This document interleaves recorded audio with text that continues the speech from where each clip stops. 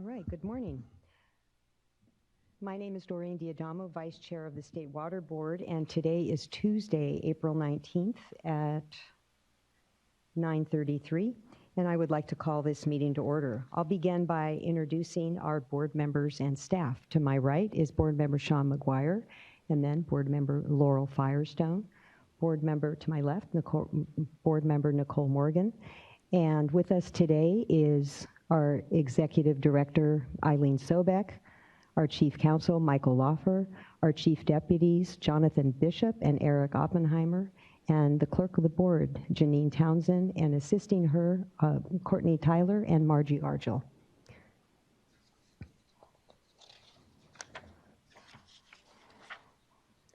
Now I'd like to go through our emergency evacuation procedure. Please look around and identify the 2 exits closest to you. In the event of a fire alarm, we are required to gather up our valuables and evacuate this room immediately. We are to evacuate to Cesar Chavez Park, which is across the street. Please obey all traffic signals and be careful when crossing the street. I also want to let you know that this meeting is being webcast and recorded, so when it is your turn to speak, please say your name clearly into your phone or on your computer if you are remoting in, or the microphone at the podium in the meeting room. We will be conducting today's board meeting with both a physical meeting location and an option for the public to participate from a remote location. For people who only want to listen or watch the meeting, the board's customary webcast is available.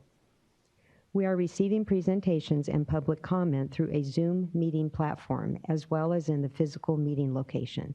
If you intend to present or comment or think you may be interested in commenting, you should already be in the Zoom meeting room using the meeting ID provided on the board's website and the password you received from our clerk. Also, at the front of the meeting room by the clerk, there is a computer to sign in to make a public comment. If you've not already received a password, you can email the clerk now at commentletters@waterboards.ca.gov, and she will email you a link to sign up on the virtual speaker card list. For those in the Zoom platform, you will be on mute and your camera turned off until it is your turn to speak. The clerk will then unmute you and ask you to turn on your camera, if you have one. When you are finished speaking and the board members have completed asking questions, you will be placed on mute and your camera turned off. And the last most important item is please be sure to turn off all cell phones and any other devices that make noise during this meeting. With that, we're on to public forum, and the board will now hear from any person wishing to speak about any matter that is not pending before the board.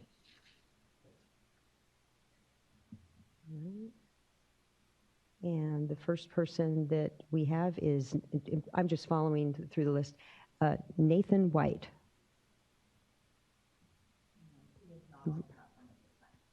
Okay, so we will see if he checks in at another time, right? And then next is Regina Chisozola with Save California Salmon.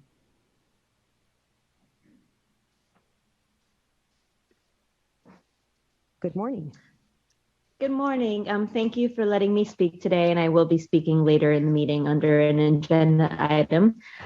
But I just wanted to bring up a few concerns that I have with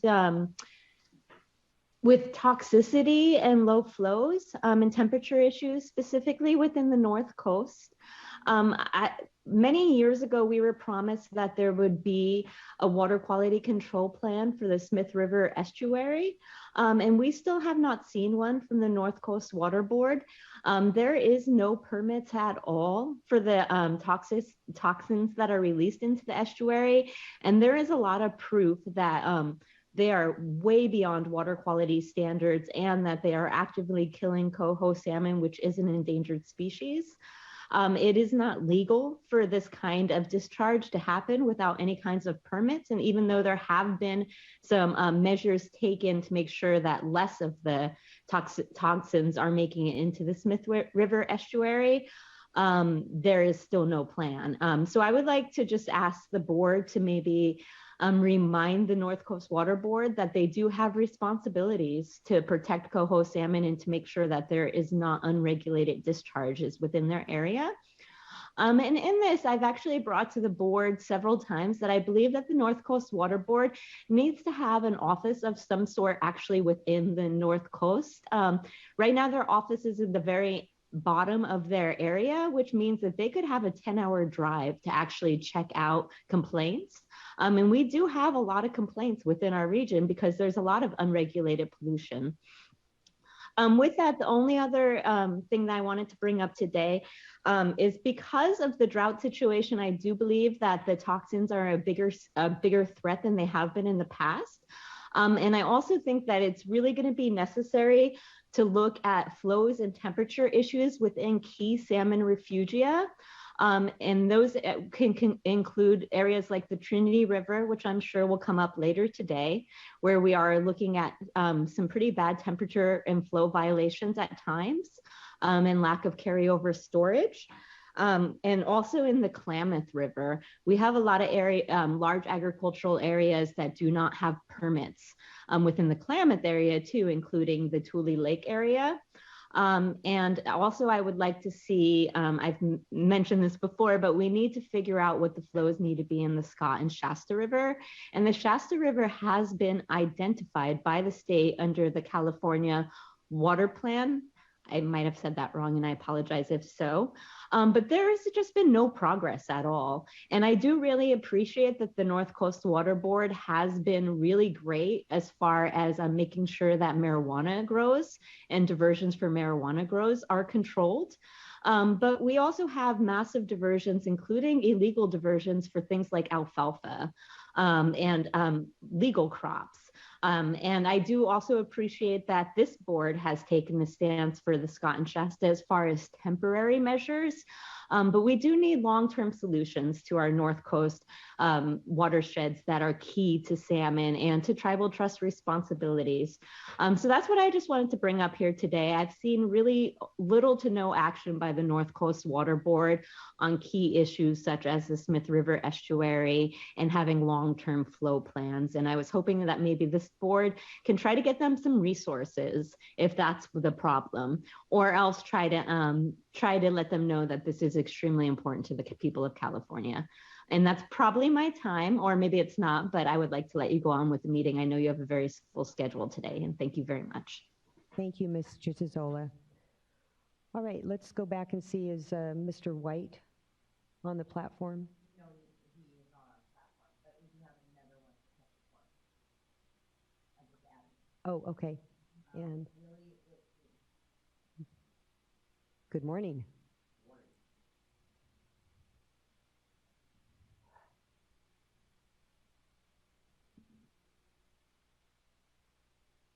Oh, mic check, okay. Vice Chair Deadamo, board members, good morning. I'm Willie Whittlesey, General Manager of Yuba Water Agency. I appreciate the opportunity to be with you to provide a brief update on efforts to improve the health of the headwaters of the Yuba River watershed. I have a quick update, but more importantly, I want to express my appreciation to this board and your staff for actions you've taken to support these efforts. In 2018, Yuba Water Agency launched our Watershed Resilience Program to develop strategies to reduce the risk of catastrophic wildfire in the region, protecting our residents, communities, forest ecosystems, and ultimately the source of our water supply. Over the past 4 years, through innovative partnerships, Yuba Water and our many partners have been able to expand our efforts to a previously unimaginable scale as we collaboratively plan, permit, and implement forest restoration actions across the watershed. The leading example of that work is the North Yuba Forest Partnership, a diverse group of 9 organizations passionate about forest health and the resilience of the North Yuba River that shares the ambitious goal of implementing forest restoration across 275,000 acres of the watershed. Last week, USDA announced that the North Yuba River watershed will be one of the first 10 landscape investments to be funded nationally through the U.S. Forest Service's new wildfire crisis strategy. We're thrilled about this development. It will result in over $25 million in federal infrastructure funding for the partnership's work over the next 3 years. That means we can treat almost 17,000 additional acres of our watershed, building on the tens of thousands of acres of work already funded by the partnership to date. Yuba Water Agency sincerely appreciates the state's support for the partnership and Yuba Water's other watershed resilience projects, including the Yuba Foothills Healthy Forest Project. This project is a Yuba Water-led initiative that is working to improve forest health and reduce the risk of wildfire within a project impact zone that spans more than 71,000 acres and includes thousands of structures in Yuba County. That state support has been key to moving the project forward, with assistance including CAL FIRE funding and the Board of Forestry and Fire Protection's CAL VTP permit streamlining process. The State Water Board's Vegetation Treatment General Order, adopted by the board in July of last year, is a key component of that VTP program. We sincerely appreciate the work of the board and board staff to streamline permitting approaches for this important work. Simply put, CAL VTP, including the State Board's General Order, has enabled us to ensure we can continue to advance the pace and scale of this critical work. In closing, our collective efforts in the North Yuba watershed, the state, federal, and tribal governments, local agencies like Yuba Water, NGOs, and others demonstrate that comprehensive and collaborative approaches can help us tackle even the toughest natural resource issues. It isn't always easy, but success breeds success. I appreciate your role in making that possible. Thank you for your time this morning. Thank you, Mr. Whittlesey. All right, just checking to see if we have any others.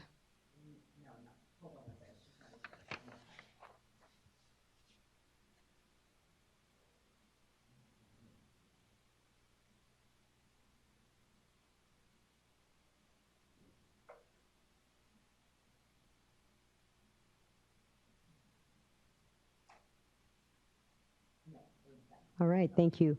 All right, next we normally would be considering adoption of the minutes, but we'll be doing that tomorrow at the beginning of, before our workshop. Next, item 2 will be taken up and voted on, the uncontested item, unless there is a request for it to be removed from the uncontested item calendar. Do we have anyone that's signed up to speak on this? Would any board members like to make a motion? I'll make a motion. I'll second. All right. We have a motion and a second. Ms. Townsend, if you could call the roll. Board Member Morgan? Aye. Aye. Aye. Aye. The motion carries. Item 2 is adopted. Next, we have item number 3, a consideration of a proposed order for the State Water Board review on our own motion of general waste discharge requirements for discharges from irrigated lands, Central Coast Regional Water Quality Control Board order.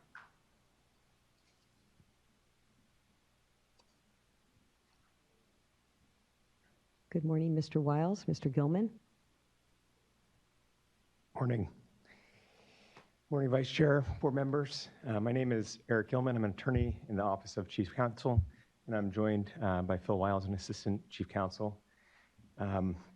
As you noted, we're here to discuss consideration of a proposed order for State Water Board review on its own motion of general waste discharge requirements for discharges from irrigated lands that was issued by the Central Coast Regional Board back in April of 2021.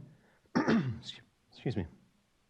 We received 2 timely petitions which were deemed complete and consolidated back in July of last year, which set forth a 270-day timeline that is close to expiring, which would be on April 26th, later this month. If we were to reach that timeline, the end of that date, without taking this up on our own motion, the petitions would be deemed dismissed, which would set off a 30-day timeline for the petitioners to seek review in Superior Court. Staff anticipates that the State Board will issue an order addressing at least some of the issues raised in the petitions, but not by the 26th. So it's our recommendation that we adopt this own motion order at this meeting. I believe we do have some commenters that will be chiming in, but I did want to let you know about one comment letter we got from council representing the agricultural interests. And while they were supportive of the adoption of the own motion order, they did point out some timelines that are going to be taking effect towards the end of next year. So, we are, as staff, committing to move this through as quickly as possible following the adoption of this item. So, if you have any questions.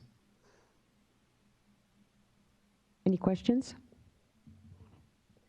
I do have a question on the timelines. Could you provide a little more detail on? Sure. In terms of the timelines facing the upcoming dates and what is required. Okay. I think that the key timeline at issue, let me pull up the letter here, is December 31st of 2023, at which point certain aspects of the Central Coast order would start to kick in related to reporting of nitrogen discharges. And I believe at that point, that information that would be reported would be used as sort of a target, as a regulatory tool, which would later turn into a limit. So that's the focal point at this point. Great. Okay, and I just wanted to share with my colleagues my concern, and I do really appreciate staff committing to move expeditiously on this, just because of those timelines coming up and just the instability that it can create in the meantime. And also it takes quite a bit to be prepared, not able to just report the day of, but a lot of coordination, and then if there are any changes, the need to get the word out. So thank you for your commitment to move this along. All right, with that, unless there are any other questions, we will go to comment. Sean Bothwell, California Coastkeeper Alliance. Good morning, Mr. Bothwell. There we go. Good morning, Vice Chair Diadamo and board members. Sean Bothwell, Executive Director for the California Coastkeeper Alliance. I'm here today on behalf of the environmental petitioners. We do not oppose the specific State Water Board draft order to review Ag Order 4.0 upon its own motion. That said, we do disagree generally with the approach of the State Water Board taking up appeals on its own motion and then allowing the appeal to languish for years without any action at all. These agricultural WDRs are significant and a critical tool to restore our waterways, and thus acting upon them in a timely manner is always important. Therefore, we do strongly encourage the board to resolve our challenge provisions in a timely manner, and we do appreciate staff's commitment to doing so here today. So thank you very much. Thank you, Mr. Bothwell. Next is Carrie Fisher, California Farm Bureau Federation. Good morning. I actually am just here as needed if there were any specific questions. Tess Dunham will be speaking on behalf of the agricultural interests. Thank you, Ms. Fisher. All right, Tess Dunham with Consories and Conway. Good morning. Good morning. What a pleasure it is to see bright, smiley faces. I love it. So nice to be back in person. Tess Dunham, Consories and Conway, here today on behalf of the Ag petitioners, and appreciate the comments from your staff with respect to timeliness and the comments from you, Vice Chair Diadamo. Clearly, we are concerned about the timing. There are some very significant requirements that have been challenged that will come online as of December of 2023. I know your process takes time. This is a very significant order. We always know when your process has significant orders, it tends to take a little bit longer than others. So we are hopeful that we can move this in an expeditious manner. As you indicated, Vice Chair Diadamo, we just don't flip a switch, right? There's a lot of planning and time and effort that goes into new requirements. The order is already in place. A lot of work and time and effort and resources is being spent on items that have been challenged even today. So we are hopeful that we can have a chance for you to all consider these challenges sometime in the near future. And hoping that, as time goes on, if it looks like that there is going to be some issues on timing, that we will come back and we will seek a stay of certain provisions, which you have the ability to do, to stay those if you need extra time in order to consider them, so people are not harmed. It's very difficult to file stays timely when we don't know what timely is with respect to a review in this type of process and on a known motion review. So we have you're worked with your staff and hope that we can make sure that in the event that we need to file a stay, that we have proper notice so we can have that done and it would be considered timely for your consideration. So thank you, and we look forward to hearing from you all and working with you. And I can answer any questions. Any questions? All right, thank you, Ms. Tenham. Oh, I'm sorry. Yeah, I was thinking if I'd actually like to ask a question. So, you bring up the critical deadlines and the notion that you can't just flip a switch. And so there's some date here between now and December 2023 where that type of decision making and calculus has to be kind of incorporated into this process. So I was wondering if you have some sense of what that timeline is as we're looking at resources and our staff working through this petition. Yeah, very difficult to know the exact date. I mean, my guess would be, if we don't think you might have a decision within, 6 to 8 months of that, I think then we'll have to come back before you and ask you to stay those, right? Because we don't want to wait to the last minute. That puts us just about a year out. And knowing your process, we don't know when a draft order will be out. Typically for these significant orders, you will have a workshop and a process. So I would imagine that if there's not a draft out by the end of this year, then there's going to be some problems as far as timing. And so we will then be back seeking a stay probably in that time frame. And just to reiterate the provisions, as Eric indicated, your staff indicated, there are some nitrogen application limits and nitrogen discharge limits that are new in the agricultural world and in ag orders that are significant, which is why we filed our petition. And we would definitely want to have some hearing and consideration on those significant issues before they come due. And if you don't grant a stay, then we would need time to to potentially go into Superior Court to see if we can obtain a stay in that manner as well. Just don't want to go down the road of having things applied that then get pulled back, like TSA travel mask mandates when people are in the middle of airplanes. Anyway, just trying to avoid that if we had significant time so we all know what the playing field is. Obviously understanding things are constantly changing. Appreciate that. Thank you. All right, any other questions? I have a question. Mr. Wiles, could you just remind us and the public about ex parte communications? Yes, thank you, Vice Chair D'Adamo. So this is a petition of a general waste discharge requirements issued by the Central Coast Order. There is a special water code statute that deals with ex parte requirements for general waste discharge requirements. We apply that same statute here for the petition review of general waste discharge requirements. And essentially what it says is that ex parte contacts are permitted. We have a requirement that they be disclosed, and so we actually have a disclosure form on the State Board's website. So anybody who is attempting or interested in contacting a State Board member on this matter may do so, but is required to file a disclosure statement shortly after that contact. Thank you. All right, with that, we have a proposed order before us. Do we have a motion? I'll be happy to make a motion, but first I would just like to say just one thought here, and that is not directly on this petition specifically, but the State Board, we do receive a number of petitions, and over the years, I've been on the board for 3 years now and have experienced this process, and so I do recognize that it oftentimes can take multiple years to move through the petition process. And, there are dischargers or other folks who are impacted by that timeline. And I respect and appreciate that Mr. Wiles, Mr. Gilman, and your staffs, are constrained. You have a large backlog of work, not the least of which are these petitions, which are incredibly important in nature to review and move forward.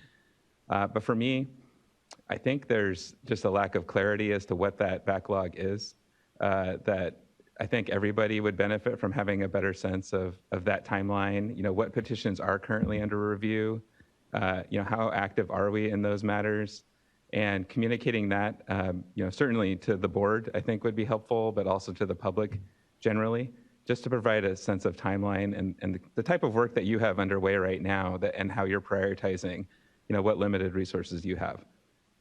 So if that makes sense, not necessarily looking, I'd happy to hear any input today, but at a future discussion. I'll just say that I absolutely agree with you, Board Member McGuire. We do have some fairly significant staffing constraints, and we also have not been able to post the petitions online under our current process because they're not accessible. So we are looking at some ways to remedy that, but they are taking longer than I would have hoped. And so, but I agree with you, and we are taking steps to try to fix that. Thank you. And with that, I will move to adopt.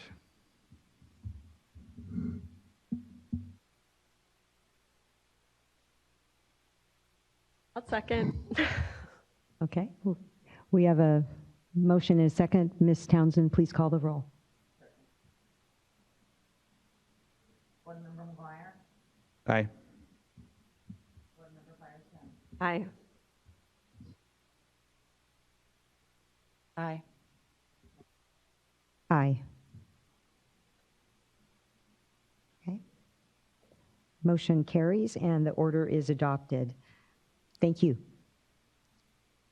Look forward to getting our briefings on this soon. All right, next is informational items. Item number 4, drought update and current hydrologic conditions.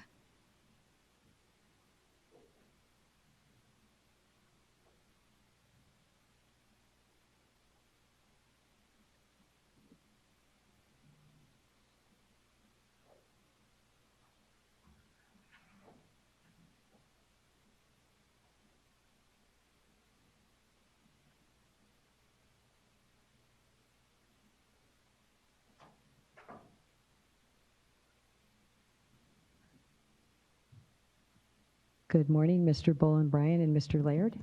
Good morning, members of the board. Happy to be here today for the first time in a while. I'm sitting in for Eric Ekdahl. And my name is Sam Bolen-Bryan. I'm a program manager in the Division of Water Rights. And we'll be giving a drought update. To my left is Jeff Laird, a water resource control engineer. And he'll be starting off with the hydrologic updates for this item. If we could bring up the slides, and then I'll hand it over to Jeff. Thank you. Good morning, Vice Chair and board members. Could we move on to the next slide right away? I'm just going to start this off. We're going to start with the precipitation summaries in the 3 main indices, starting with the Northern Sierra.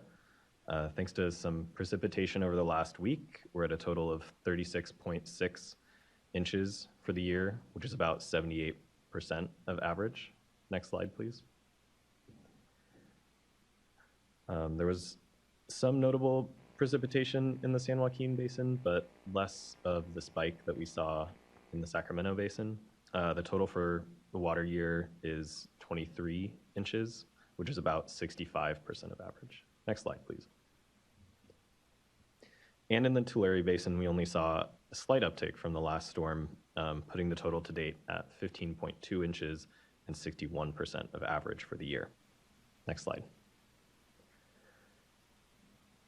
Looking at the snow water content in California's north, central, and southern regions, those are at about 24%, 32%, and 22% of the April 1st average, and that puts the overall statewide percent at about 28%. Again, that's of the April 1st average for the year. Next slide, please. We wanted to share here the Bulletin 120 forecasted runoff as of the most recent update on April 1st. For both the Sacramento and San Joaquin basins at both the 50% and 90% exceedance levels, water year 2022 will likely be a critically dry year according to the total annual runoff. Next slide, please. Here's a familiar overview of conditions for selected water supply reservoirs. Statewide, most reservoirs are still below historic averages, although we do see the effects of snowmelt runoff in some watersheds. Next slide, please. Looking specifically at Lake Shasta now, there's just above 1.7 million acre feet of storage, which is about 47% of the historical average. The current year is shown in the solid blue line, and that's kind of right above the driest year of 1977, and still well below average for this time of year. Next slide, please. At Lake Oroville, also at about 1.7 million acre feet, 66% of the historical average. Next slide.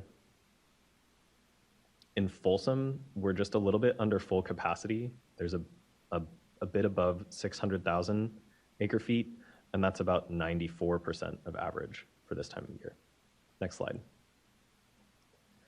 And in New Melones, we're looking at a bit over 900,000 acre feet and 62% of average. Next slide. In some other reservoirs around California, we have just under 90,000 acre feet in Cachuma Reservoir, in Diamond Valley Lake, just above 560,000 acre feet, and in San Luis Reservoir, we have about 930,000 acre feet. Next slide, please. Moving on to an update for Term 91. Supplemental project water values are still very negative for the time being, and Term 91 is not in effect. On the graph, you can see here, the lighter dashed line is the previous water year, and the vertical red dashed line is when Term 91 curtailments went into effect last year in 2021. So this was in early May. Next slide, please. This is the US Drought Monitor for California as of April 12th. Most of the state is in the severe to extreme drought tiers, with a small portion of the state in the moderate drought tier. Next slide. In the Colorado Basin, we're looking at similar conditions. Almost all of the basin is experiencing abnormally dry conditions, with most in the severe to extreme drought ranges. Next slide, please. Taking a step back, this is an overview of the US seasonal drought outlook. This outlook shows that for the western US, and that's all of the areas shaded in brown here, the drought conditions are expected to persist over the next few months. Next slide, please. Looking at the monthly temperature outlook for April, this was released at the beginning of the month. We have expected temperatures in the southwestern United States to stay slightly above average. Next slide. And for the monthly precipitation outlook from the beginning of the month, California has been expecting slightly below average precipitation, but thankfully we got some rain over the weekend. Next slide, please. These next few slides are looking at the groundwater levels in California based on monitoring well data. This map shows broadly how groundwater well levels have changed relative to last year. The wells that show here as red or orange points, I understand it's hard to see, those have seen a decline in their groundwater levels by at least 5 feet, and some as much as 25 feet or more. Wells that are yellow have shown no significant change. Next slide, please. This chart simplifies the data you saw on the last map into kind of statewide aggregates. We see that most of the groundwater wells had either no significant change or saw levels decrease over the past year. Those are the left 3 bars. wells that had an increase of 5 or more feet in their water levels are the two rightmost bars, but made up a minority of the overall data. Next slide, please. And this graph shows the groundwater well conditions compared to what would be considered normal levels. On the left, in the bright red, those are wells that are at an all-time low. And then moving from left to right from there, we have wells that are at far below normal, and moving into the normal and above normal on the right. Next slide, please. And this last graph that I'm presenting shows the wells that have been reported dry throughout the state, as well as the total reports of dry wells quarterly over time. Throughout the state, we had reports of dry wells during last year at rates similar to what we saw during the worst point of the previous drought. And with that, I'd like to thank you, board members, for your time and pass it back over to Sam, Bull, and Brian. Thanks, Jeff. Could we go to the next slide? Okay, I'm going to give an update on kind of current division activities across the watersheds where there's implementation of emergency regulations, starting with the Delta watershed. And so kind of the current status as of last week is that there's 3 project rights curtailed, but a few curtailments have been recently lifted due to the precipitation events we've seen over the past week and hope to see continue. This, however, if that precipitation doesn't continue, the curtailments may expand. We continue to update the analysis to support the level of curtailments on a weekly basis through that water availability methodology that I'll get into in a following slide. The reporting compliance update, these are numbers you've seen before. They've stayed the same since the last update. And more detailed information is available on an interactive tracker that kind of visualizes all of the data in terms of response rates we've seen. Next slide, please. Getting into kind of looking ahead, there's a number of activities planned in order to readopt the emergency regulation for the Delta watershed, starting today with release of the Delta water unavailability methodology report update, and then also a release of the draft emergency regulation text.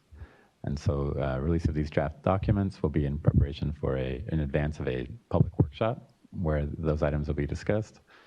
And there'll be an opportunity for discussion, questions, and comments. And then the timeline for readoption or renewal of that emergency regulation is in mid-July, the board meeting. Next slide. I will not be discussing the temporary urgency change petition or TUCP or the temperature management plan. That'll be the next agenda item. Next slide. On the Mill and Deer Creeks, within the Delta watershed, they have their own emergency regulation. The 50 CFS requirement of the minimum in-stream flow has been met since October 15th. Pulse flows have not been requested yet. However, they may be requested within the coming weeks. And then as kind of the last couple meetings, the voluntary actions continue to be discussed. Stakeholders in each creek, those meetings are still ongoing. Next slide. Getting into the Russian River, the temporary suspension of curtailments continues until May 1st. The staff are kind of currently crunching the numbers based on the recent precipitation. We were anticipating additional curtailments to start for the month of May, but we're kind of yet to be seen what the level of curtailment will be and how that will change based on the recent precipitation. The Russian River team is also in the process of preparing to bring readoption of the emergency regulations to the State Water Board. So some of the steps we've done in preparation for that is we released a draft regulation on April 1st. We had a public workshop last week in Santa Rosa that went well. And then the comments on the draft regulation were due yesterday. And so the team is currently in the process of reviewing those. And then we plan to bring a resolution to readopt the regulation to the May 10th board meeting. Next slide. This is kind of looking at Lake Mendocino as kind of an indication of conditions in the watershed. We can see the storage conditions remain stable, and there's some flow coming in. However, even since this graph was made, we've seen an uptick in flows due to the precipitation. And I want to note that while we're seeing stable levels here, conditions through the summer, at least as we're kind of seeing the forecast now, are really going to be driven by the availability of flows from the Potter Valley project, which is transfers of water from the Eel River. And those are a bit in flux. So we have kind of assumptions of what they will be for the year, but really it depends on what kind of variance Pacific Gas and Electric files with the Federal Energy Regulatory Commission, or FERC. And so I think everyone is sort of waiting to see what that variance will be and what they will be requesting. Because right now the flows as required under the FERC requirements are for a normal year type. So the flows could be quite high coming from the Potter Valley project until they file that variance. And so there will be a lot of water and then potentially very little water. And I think predicting when that will happen is something we're all trying to figure out. Besides just outreach, we're sort of waiting for documents to be released. So that's sort of the current status. Just to note, I wanted to note that little bit of uncertainty there. Next slide, please. In the Scott and Shasta watersheds, all curtailments in the Scott have been suspended until April 22nd. Staff continue to monitor conditions and are kind of watching the recent precipitation. As a reminder, the April flow requirement is 150 CFS. And in the Shasta, curtailments were reinstated March 15th, and those have been kind of steady at that level. It's been steady at that level really because the precipitation over the past week has helped conditions. The April flow requirement there is 70 CFS. And then the other big activity is the local cooperative solutions. There are, I think last time reported 1 approved, there's now 4 approved, and there's 24 in process. And so the staff are working hard to process those. Those approved local cooperative solutions are posted on the webpage. So as they get approved, they're going up there. So I think that link is kind of the best place to stay up to speed on what's being put out. Next slide, please. These are graphs of conditions in the Scott River. As a reminder, the red line shows the flow requirement. The green arrows show when curtailments were partially or temporarily suspended. And then that blue line is kind of actual observed flows, showing that conditions are above the minimum. Next slide, please. So again, same icons with the red line showing kind of a stair step down in the flow requirement down to the current 70 CFS. And the flow conditions are kind of closely tracking the minimum flow requirement. Next slide, please. As always, I think this is the last slide, and just a reminder that we continue to improve our drought website. I think it looks really nice. And that I encourage everyone listening to sign up for our email subscription list. That's where, for all the watersheds, where announcements on curtailment status are put out. So please sign up for your subscription list. Next slide, please. I'll hand it over to the Division of Drinking Water, if they're here. I am on the webcast, but thank you for handing that over. If there's no questions for water rights, then I'll continue. So good morning, everyone. I just wanted to say hello from sunny Southern California. I walked outside, I saw my lawn was getting a little brown, so I am doing my part to conserve water in my area down here. So let's go to the next slide, and I just wanted to give a quick update and then share with you the map I didn't share at the last board meeting. Just where we're at right now, we've had some shuffling within the numbers of the drought watch systems. We still have a total of 113. Just to understand these numbers better, the drought watch is the list of everyone who is required to monitor, everyone that's been issued a drought monitoring order. I'm going to discuss a little bit more about just how this drought monitoring order came to be and just what it is and what it requires. I'll talk about that a little bit later. And a subset of these systems are flagged. They have calculations that indicate that they have a high potential for water outage in the next 90 days, and that's how you would get on a drought warning list.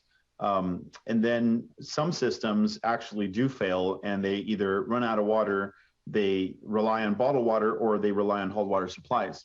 And for that reason, we have these lists to try to coordinate our efforts, to try to target funding, target technical support and assistance, and make sure that that we take care of everyone depending on their vulnerability to drought. Next slide. This is the map of just kind of how widespread things are for the state. We had initially a high concentration of drought orders for the Russian River. That may play out a little bit differently this year, just to see, it is a widespread impact that we are anticipating for this year, as typically a couple of years into the drought is when we start seeing groundwater impacts start to come out, and those we're tracking very closely. Next slide, please. So I'm going to give a little story about how we got to this point. So the drought orders were issued actually before I took this position.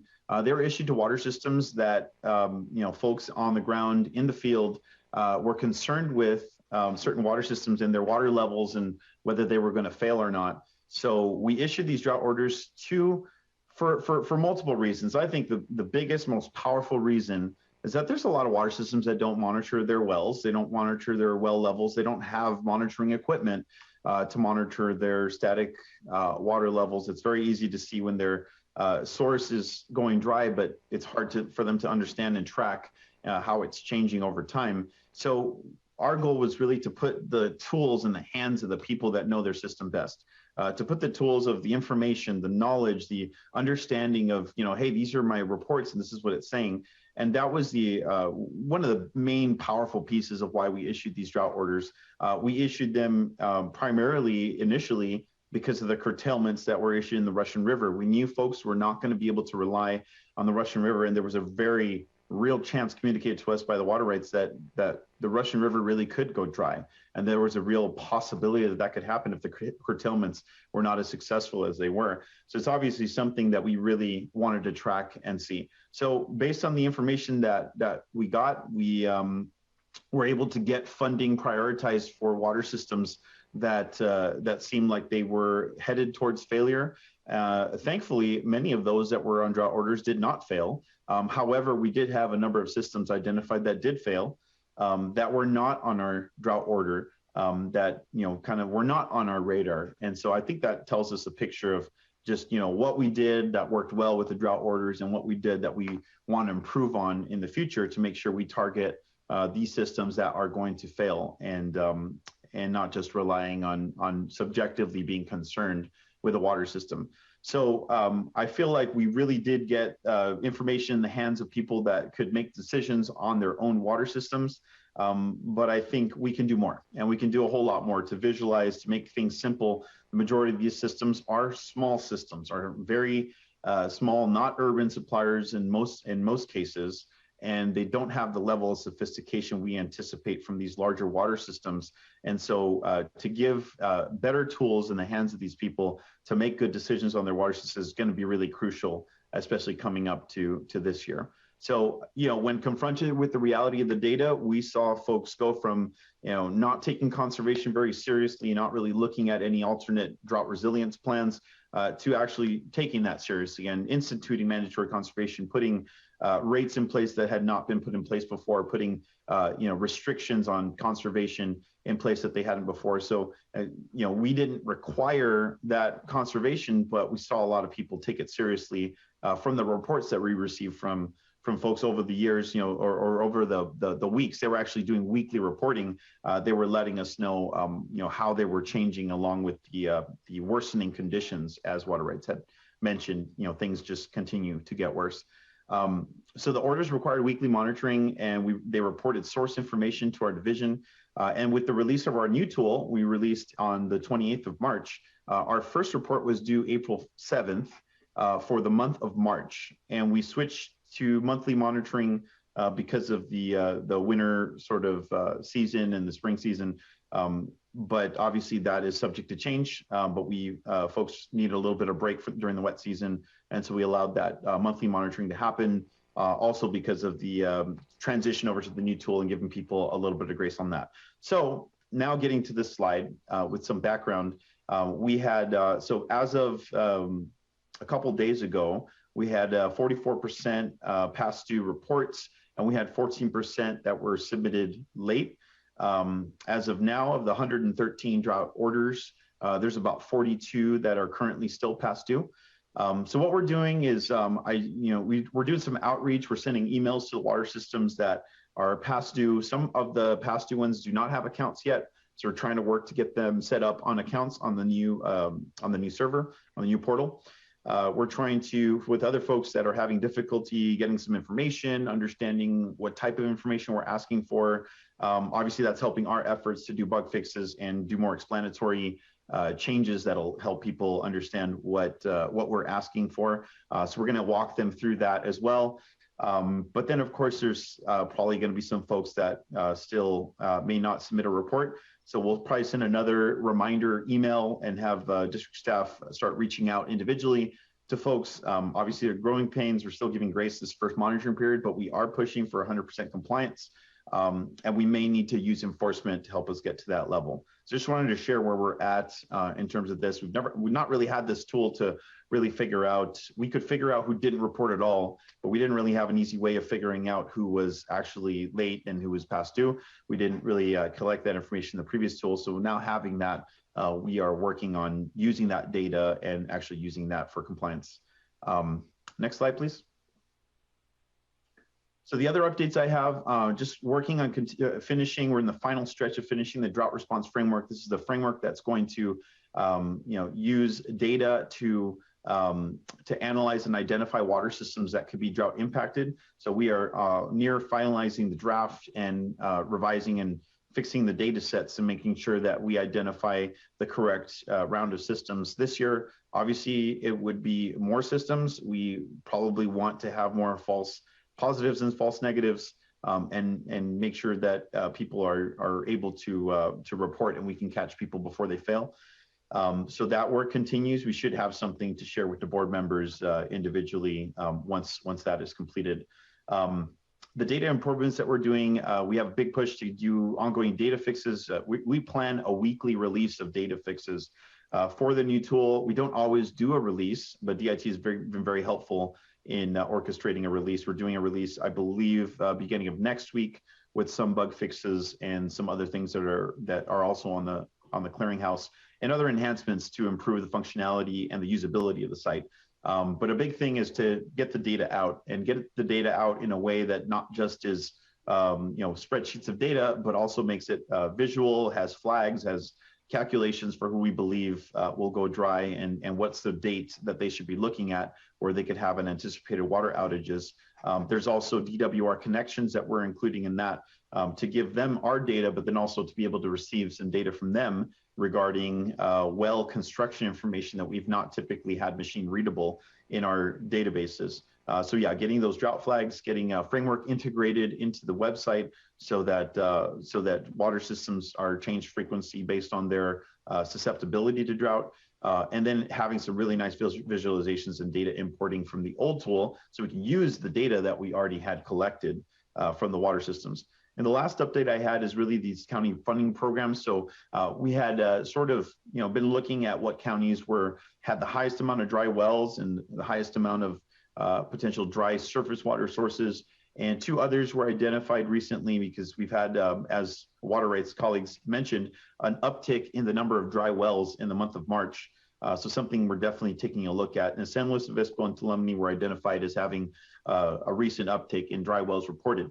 So Division of Financial Assistance is working with them, has initiated outreach with both San Luis Obispo and Tuolumne to get a safety net regional funding program in place before the summer and to start helping folks that are starting to go dry right now. And I received word this morning that Tuolumne is very interested in continuing with one-on-one outreach and constructing a program for them. And I have not heard back about San Luis Obispo, but we'll be continuing that outreach to ensure that they have a safety net for these counties for the folks that are going dry. And this, of course, benefits domestic wells, but it also benefits state small water systems. And it can also benefit some of our smaller water systems as well that fail if we find that that's the best fit for them. And next slide, I think, is questions. Thank you, Mr. Zuniga. Did we have anyone from Division of Financial Assistance?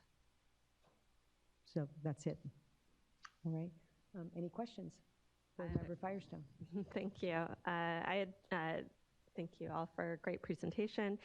I had some questions really on kind of connecting the drought update on the groundwater hydrologic update and drinking water.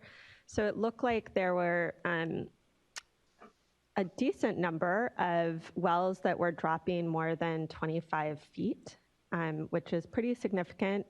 And I'm wondering if with drinking water, if when, looking at the maps that were presented, which are small and hard to tell if there really are overlaps, it seemed like a lot of those areas didn't have drought watch or reporting requirements in those areas for systems. So I guess I'm wondering, I know we're doing, as Eric, as you said, a lot of work on updating and improving our, and having a more data-driven prediction approach for how to put systems on watch and require reporting. And I'm wondering what you think the timeline will be on that, and if there's something we're looking at maybe in the interim, if there's levels in areas that are dropping so significantly, where there's systems that may need to go on watch more urgently. Thank you, Board Member Firestone. It's obviously, we are trying every which way to get information from water systems. We're trying the data approach. We're trying to do some outreach to systems as best as we can. And we're really looking at the funding that folks have applied to. And actually, that's something I'm working on right now, is trying to get a list of everybody who's applied for funding, who have stated potentially that they're in a terrible situation that they need drought funding for, as being a good identifier that this might be a system that we need to track. That's something that we hadn't done fully. We've done partially, but we hadn't done fully. I'm going to make sure that we didn't miss anyone in those. I'm continuing to ask the districts if they hear of something or if they have specific concerns about a water system, especially ones that have had concerns in the past. But we continue to be not on the predictive side, but more on the reactive side. And that's just to be transparent about where we're at. I will continue to outreach. I believe the drought framework will be revised and finalized in the month of May, and we should be able to do a release in the month of June. And in the meantime, we've looked at preliminary forecasting from DWR. We've looked at some preliminary stuff that we've been working on internally, and we will continue to use that data even before it's vetted. And, and I asked the question to folks like, hey, this data indicates that we might have we might need a drought order. And that is, very slow process. It's very much individual. It's very much as we're aware of things, which is not where I want to be. But that, that work of identifying systems on the drought watches has to continue. We have to keep adding folks to it. And we have to keep collecting the data and keep telling that story of who's going to fail before they fail. So definitely you caught us right in the middle of the work in progress, right? But it's something that has to be done for this summer.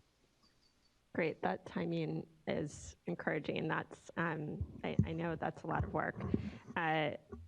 So related and building on that is, there's as you've said, there's a lot of integration going on between Division of Drinking Water and Division of Financial Assistance. We have started, I think, doing a great job of being able to track where projects are in terms of funding. And I'm wondering what we're doing in terms of tracking whether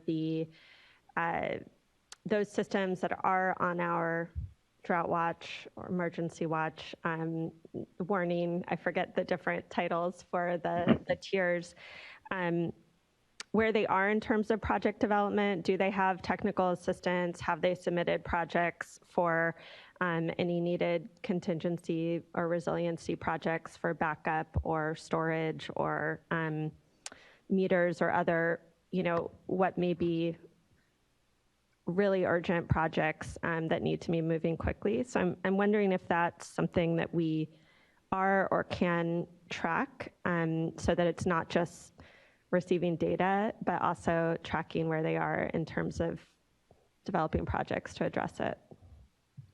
Yeah, excellent. We don't want to be a black hole of data, just receiving data for data's sake. Absolutely.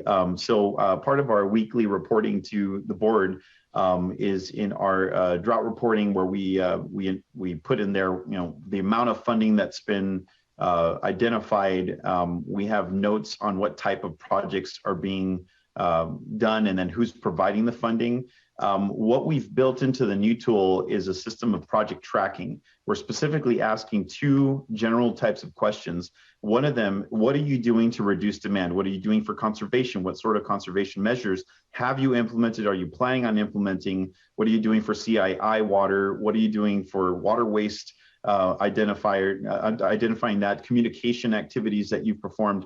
So we're really concerning ourselves in that set of questions on the defense, like what are you doing to reduce demand? And there's some folks that by reducing demand, they can weather the drought and then they're back to next year, maybe next year it'd be a different situation. But the other tab is super important. You can't have all defense and no offense either, which is the source augmentation question. It's really asking them, what are the things you're doing to augment your source of supply?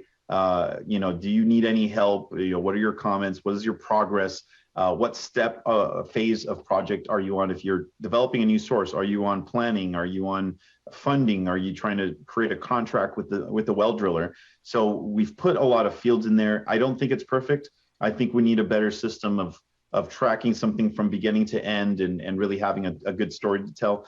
But it's definitely a step forward in the right direction. And I was ready for that question, I guess, for that one, because we were thinking about how can we make this more useful and really tell a story? And I think we really got to tell a good story. Thanks. Thank you. Other questions? All right, I have a few questions. If we could go to Ms. Townsend, the slides on groundwater. I don't know how far back that was, but the first part of the presentation.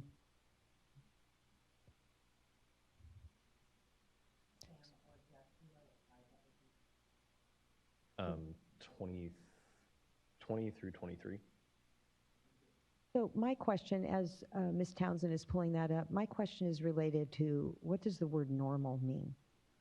So, and I appreciate Board Member Firestone, your questions. Any loss where we see wells failing is of concern, but during drought, we would expect that groundwater use would go up anyway. So I'm trying to get a sense in looking at maybe the next slide where there are the bar charts, the next few. I'm trying to get a sense of what sort of response are we seeing in communities as they are either working on a groundwater sustainability plan or already have, to get a sense of, what does this mean? What sort of behavior change are we actually seeing out there? So normal compared to 2014, normal compared to, pre-Sigma, just trying to get a better idea of what this means. I'll let Jeff go first on what the definition of normal is, and then I can take the other parts. That's helpful. This data is from California's Groundwater Live page, hosted and published by DWR, and those normal values are relative to, I believe it's 1966 to 2011. I may be a little bit off on that range, but it's in that general area. The normal there is a long-term average condition, not kind of a normal relative to drought conditions. I'd like to punt some of the question to a future board item where I believe the staff from the Sustainable Groundwater Management Program will be providing an update on the implementation of SGMA. But I do see these numbers as concerning. I mean, we're seeing similar drops to the last drought. And then what wasn't shown here is the 2-year change. And so, it's the drought conditions they particularly add on groundwater into a cumulative effect. And so I think there's also instances of subsidence that weren't seen in the last drought in different locations. And so groundwater conditions definitely are concerning. Being no longer in the SGMA program, I can't speak to the current state of behavior change.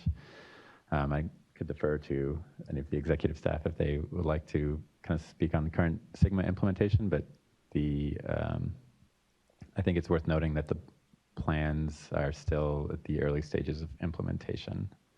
And so I think most people in their planning assumed the next drought would be further out and when they were kind of able to take more direct action on managing groundwater. Okay. And then the other question that I had, first off, want to start off with a compliment. I was able to tune in to the Russian River staff workshop and just think that you did a really good job and that I appreciated a lot of good questions, good answers, and productive discussion. So we've just really come a long way since the first draft was launched last year, and it's a very short period of time to see such a turnaround. So thank you and everyone for all of your efforts there. And then a request, and that is, I know that the division is moving quickly and have a lot of irons in the fire.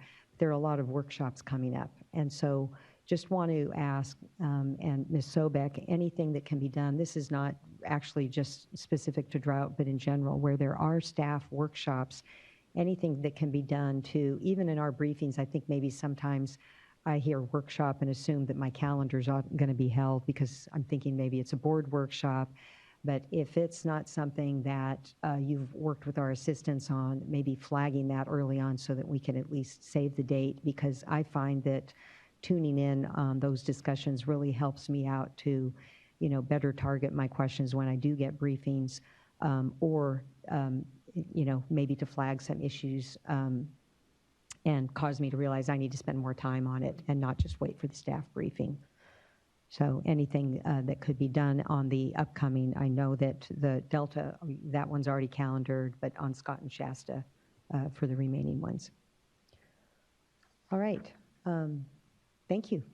Thank you for the compliments. All right. Our next item, item 5, temporary urgency change petition and associated conditional approval of the temporary urgency change petition to modify delta flow and water quality requirements, and also Sacramento River temperature management issues. Good morning.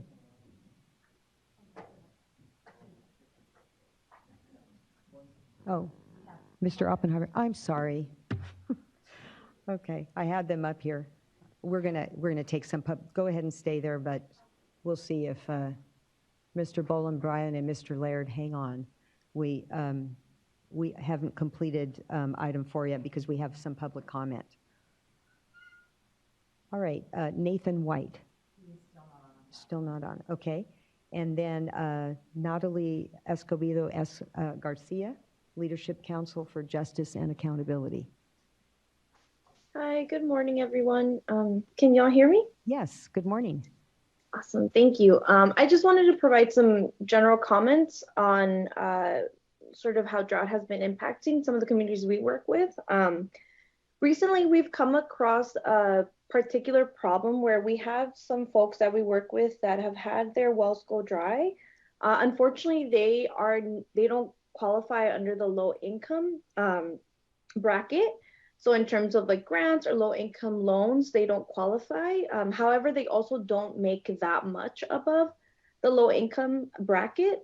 So unfortunately, they're in a difficult situation where they don't qualify for state assistance at the moment, but are also unable to pay for their well to be deepened. And it is also an issue that the organization we work with, Self-Help, has been running across as they're supporting communities whose wells are going dry. And then to the point, the questions asked earlier about groundwater sustainability agencies and what they're doing in regards to wells being dewatered. Unfortunately, we haven't seen the adoption of very many well mitigation programs.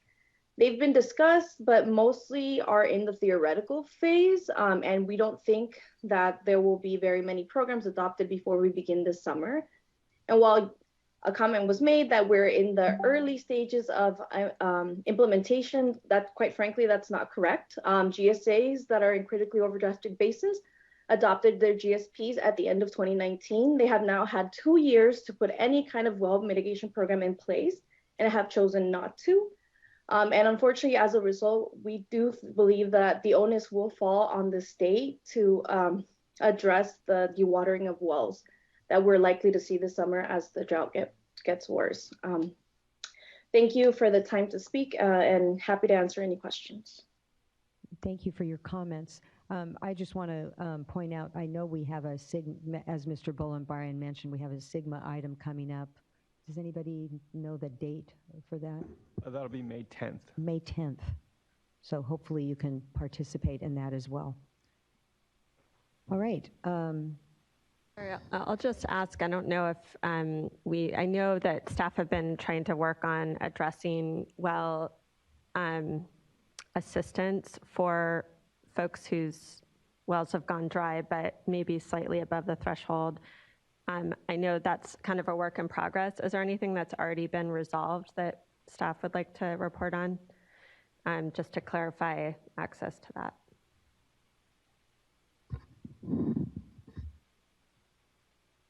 Good morning. Megan Tosney. I'm an Assistant Deputy Director in the Division of Financial Assistance. So we're evaluating kind of what we can do with the funding sources we have and potentially including higher income bracket folks. In the short term, though, we have been working on extending the period of time that we can provide bottled and hauled water to those households as a sort of interim step to keep them in decent shape until we can determine what options we have for the actual, well installation, which is a bigger decision. I think that's for now what I can say. All right. Okay. Thanks for coming back. Sorry about that. And now we will, again, move on to item number 5. Ms. Riddle. Good morning, Vice Chair D'Adamo and board members. My name is Diane Riddle. I'm an Assistant Deputy Director in the Division of Water Rights. It's very good to see you all in person again after so long. With me today for this item are Aaron Forsman, an Environmental Program Manager in the Division of Water Rights, Michael Macon, an Environmental Scientist in the Division of Water Rights, and Dana Heinrich with the Office of Chief Counsel. So today we will present to you an informational item on the temporary urgency change petition that was submitted for April through June to modify Delta water quality requirements and flow requirements, as well as the draft Sacramento River temperature management plan that we received recently. After the staff presentation, we will also hear from Kristen White with the Bureau of Reclamation and Molly White with the Department of Water Resources on these items. Next slide, please. So we'll start with some background information. We'll quickly move through this since we've talked about some of these topics a number of times. Just update you on some drought conditions, a little bit of background on the Water Quality Control Plan and Decision 1641 that were the subject of the temporary urgency change petition. Then we'll talk a little bit about the actual temporary urgency change petition requests that we received for the April through June time period. We will then discuss the order conditionally approving the temporary urgency change petition, including the conditions of approval. Then we'll go over some of the major themes of the comments that we received on the temporary urgency change petition. Then we will also discuss the order on reconsideration that the board adopted in February of 2022, addressing petitions for reconsideration of the 2021 temporary urgency change petition and Sacramento River temperature management plan, and provide you an update on some of the compliance requirements in that order. And then we'll talk a little bit about next steps, and we will turn it over to the Department of Water Resources and Bureau of Reclamation to provide an update from their perspective. And with that, I will turn it over to Erin. Good morning, Vice Chair D'Adamo and Water Board members and meeting attendees. As Diane mentioned, my name is Erin Forsman and I'm in the Division of Water Rights. My colleague Michael and I will be presenting the slides to you this morning. Next slide, please. Oh, nope, keep it here, sorry. This slide provides background information regarding the submission of a temporary urgency change petition by the California Department of Water Resources and the United States Bureau of Reclamation. As many are aware, and as we've already discussed a little bit this morning, water years 2020 through 2022 have been extremely dry. This 3-year period is the driest on record for California, though recent storms will change the cumulative total.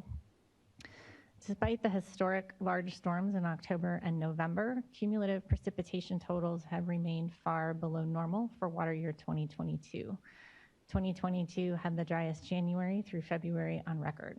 In addition, major project reservoir outflows substantially exceeded reservoir inflows in water years 2020 and 2021, leaving major State Water Project and Central Valley Project reservoirs depleted as water year 2022 began. As drought conditions evolved during the spring and summer of 2021, Governor Newsom's administration took various actions to respond to the dry conditions, including 4 proclamations of a state of emergency due to drought conditions, eventually covering all of the counties of the state.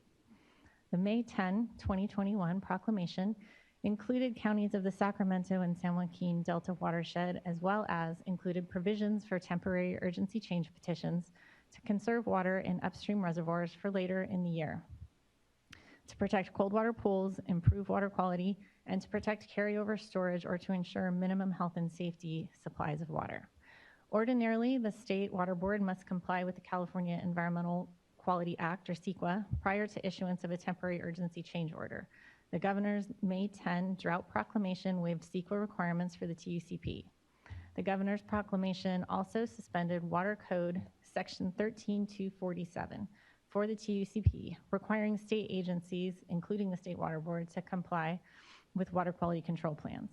Absent suspension of Section 13247, the board could not approve a petition to modify Water Board Decision 1641, or D1641, the requirements in the way that does not provide for full attainment of the Bay Delta Plan's water quality objectives. The Governor's drought proclamations also included provisions for other actions, including curtailments of water rights when water is not available under a water right holder's priority of right, and to protect previously stored water releases made for downstream needs, including salinity control. The State Water Board adopted curtailment regulations and issued curtailment orders for Delta watersheds starting in August of 2021. The emergency curtailment regulations remain in effect until August 19, 2022, unless renewed by the State Water Board and approved by the Office of Administrative Law. Next slide, please. This slide provides a very quick review of the Bay Delta Plan.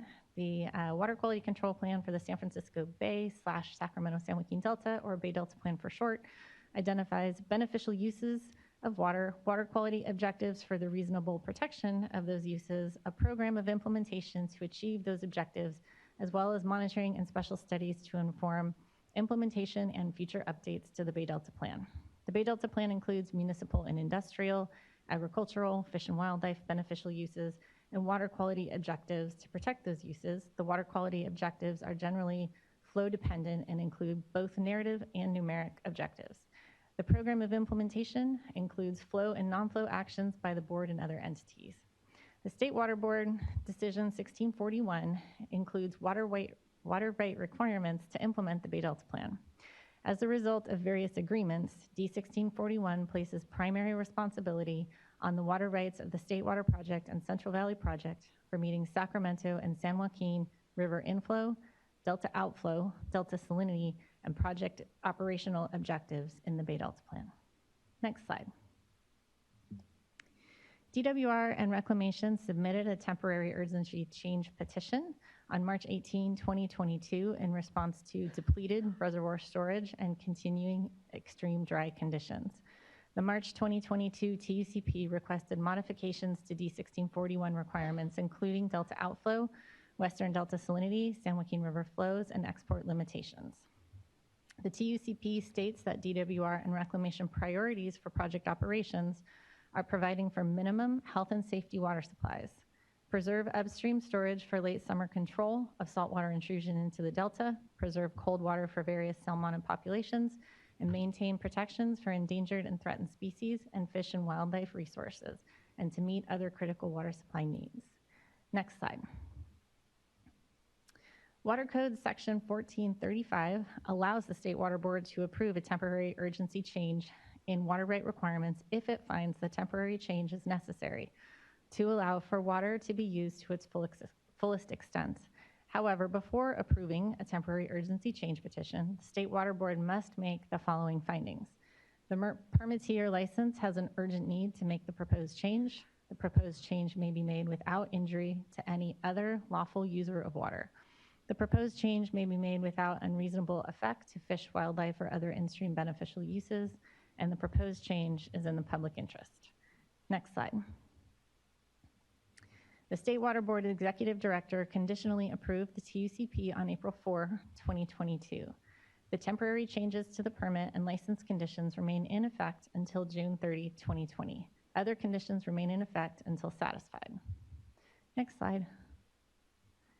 The next 3 slides summarize conditions in the April 4, 2022 temporary urgency change order. Condition 1 allows for the requested modified water quality standards and requires advanced accounting and scheduled exports and transfers. Condition 2 limits non-health and safety project deliveries and exports to be no greater than those that would have occurred without the approved changes in the order. This condition recognizes that the primary purpose of the TUCP and changes approved in the TUCO were to provide water for minimum health and safety supplies, preserve upstream storage for controlling saltwater intrusion into the delta, and preserving cold water in reservoirs for various runs of Chinook salmon. Similar to prior temporary urgency change orders, there are subsequent conditions that require regular consultation with the State Water Board and fisheries agencies, monthly reporting on operations outlooks, and a record of volumes conserved as a result of the temporary urgency change order. Next slide. Condition 6 requires a report on feasibility of directing the water that was conserved as a result of the TUCO to pulse flows or other flow enhancements. Condition 7 requires petitioners to monitor, model, analyze, and report impacts of the TUCP and TUCO and other drought actions to implement the IEP work plan and to make these products available as needed to the State Water Board and fisheries agencies. A final report is due January 15, 2023. Next slide, please. Condition 8 continues and builds on the special study regarding the prevalence and extent of harmful aquatic blooms and expansion of aquatic weeds in the Delta. A final study plan is due in May of 2022, cyanotoxin monitoring to begin in May of 2022, final report due in 2023, and a report on the long-term monitoring needs and implementation options for HABs by February 15, 2023. Again, consistent with prior TUCO's, implementation of the Sacramento River Temperature Management Plan and Emergency Drought Salinity Barrier Monitoring Plan are required. And with that, I will transition to Michael, who will review comments received on the TUCP and TUCO. All right, thank you. Good morning, Vice Chair Diadamo and other board members.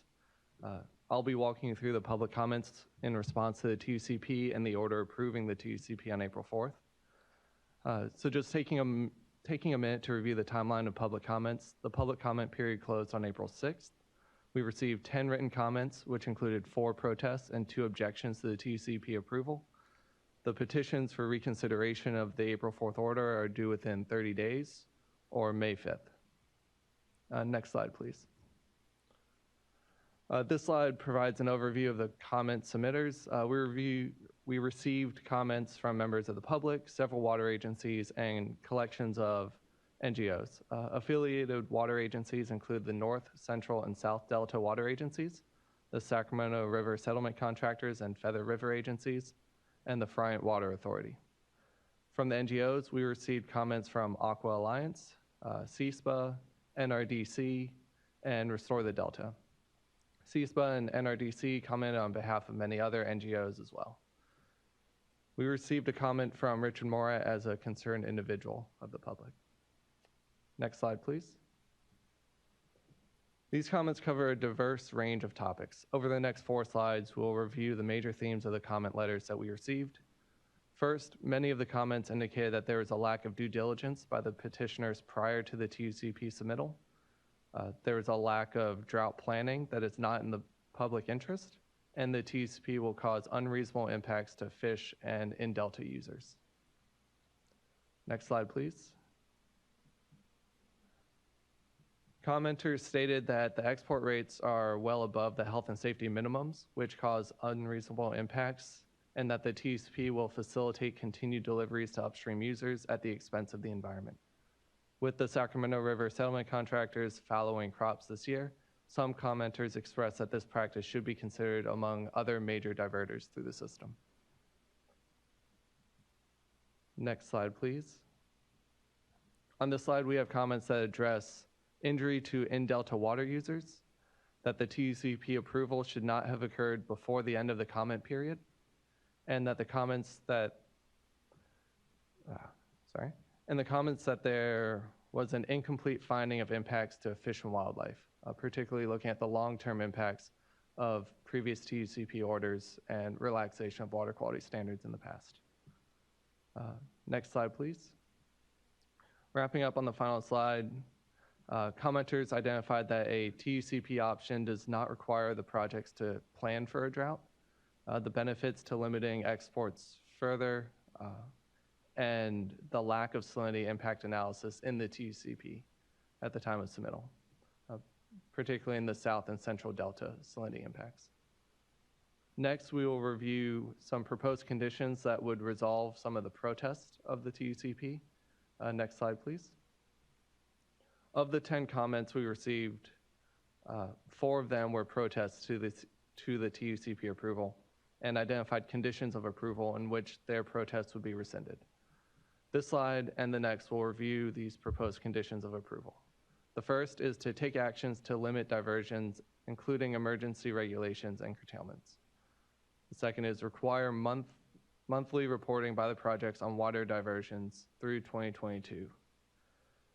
Third is modify the delta outflow averaging period from 14 days to 3 days. Next is establish a higher carryover storage requirement for Shasta in 2023, which is based on the water year type in 2023. The fifth is monitor and mitigate for harmful algal blooms and fishery impacts below the reservoirs. Next slide, please.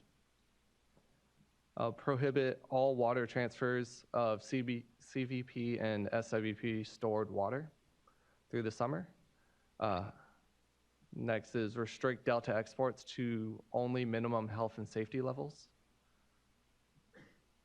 Next is prohibit diversions of water from the Delta for health and safety, habitat, or other uses unless water is not available locally for those uses. And finally, allow restoration and other habitat flows to reach the Delta for recirculation. Some of these proposals are partially addressed by the conditions of the TUCP approval order. Next slide, please. So following the submission of the TUCP, the board received letters from the fisheries agencies. From the U.S. Fish and Wildlife Service and National Marine Fisheries Service, we received comments that addressed the urgent need for the TUCP and confirmed it was necessary to improve upstream storage and conditions for fisheries. From CDFW, we received the following recommendations. full system modeling that quantifies the upstream benefits of the TUCP that was absent in the petition, initiating a drought modeling effort to support ongoing CBP and state water project operations and inform future operations during drought conditions, and to improve California's water resilience portfolio as a result. And to include the life cycle models for endangered winter run Chinook salmon and Delta smelt in any future TUCP analysis and requests. So this concludes a review of the comments received by the board in response to the TUCP and TUCP order.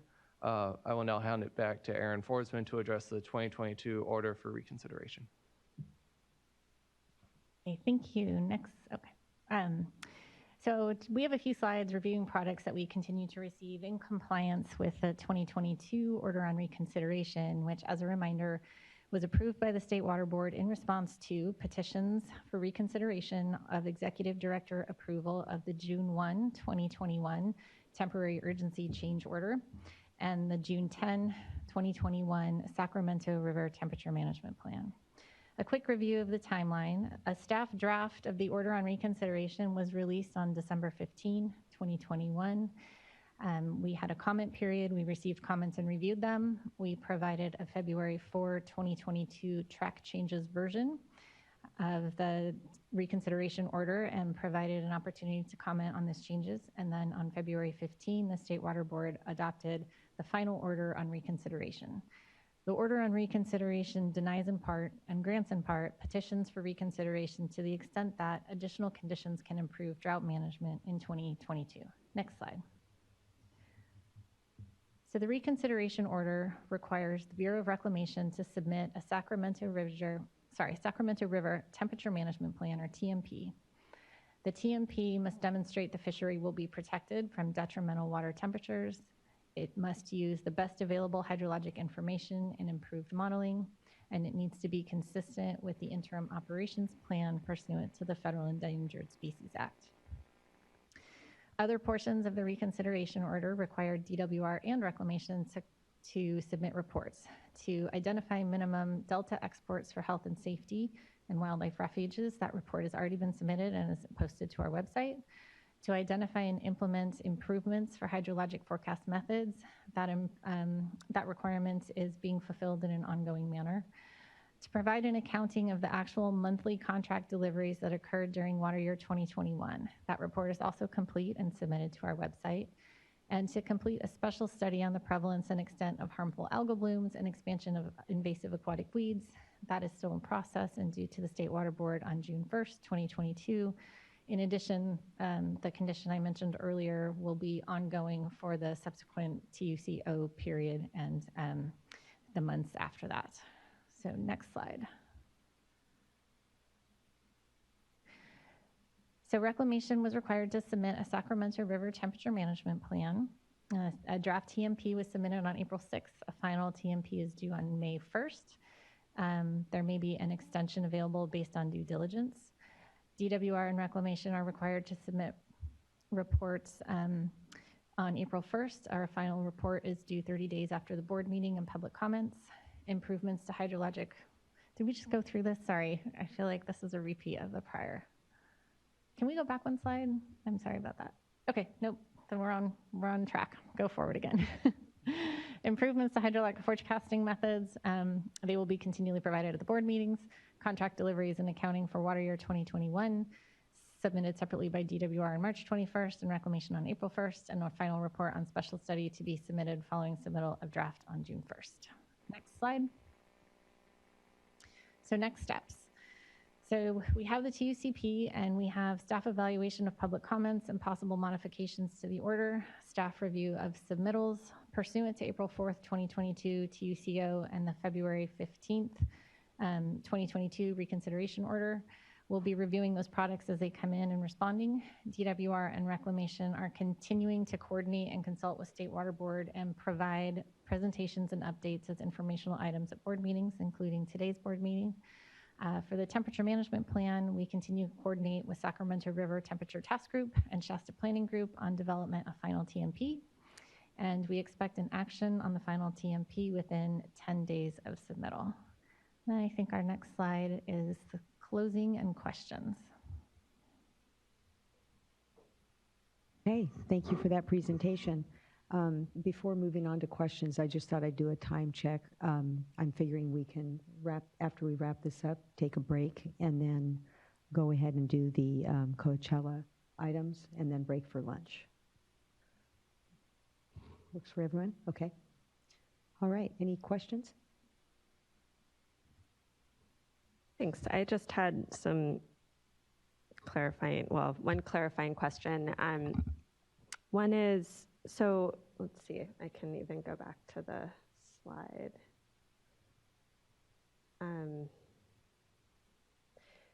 One of the conditions that you went over was, this is slide 8, I think, on conditions.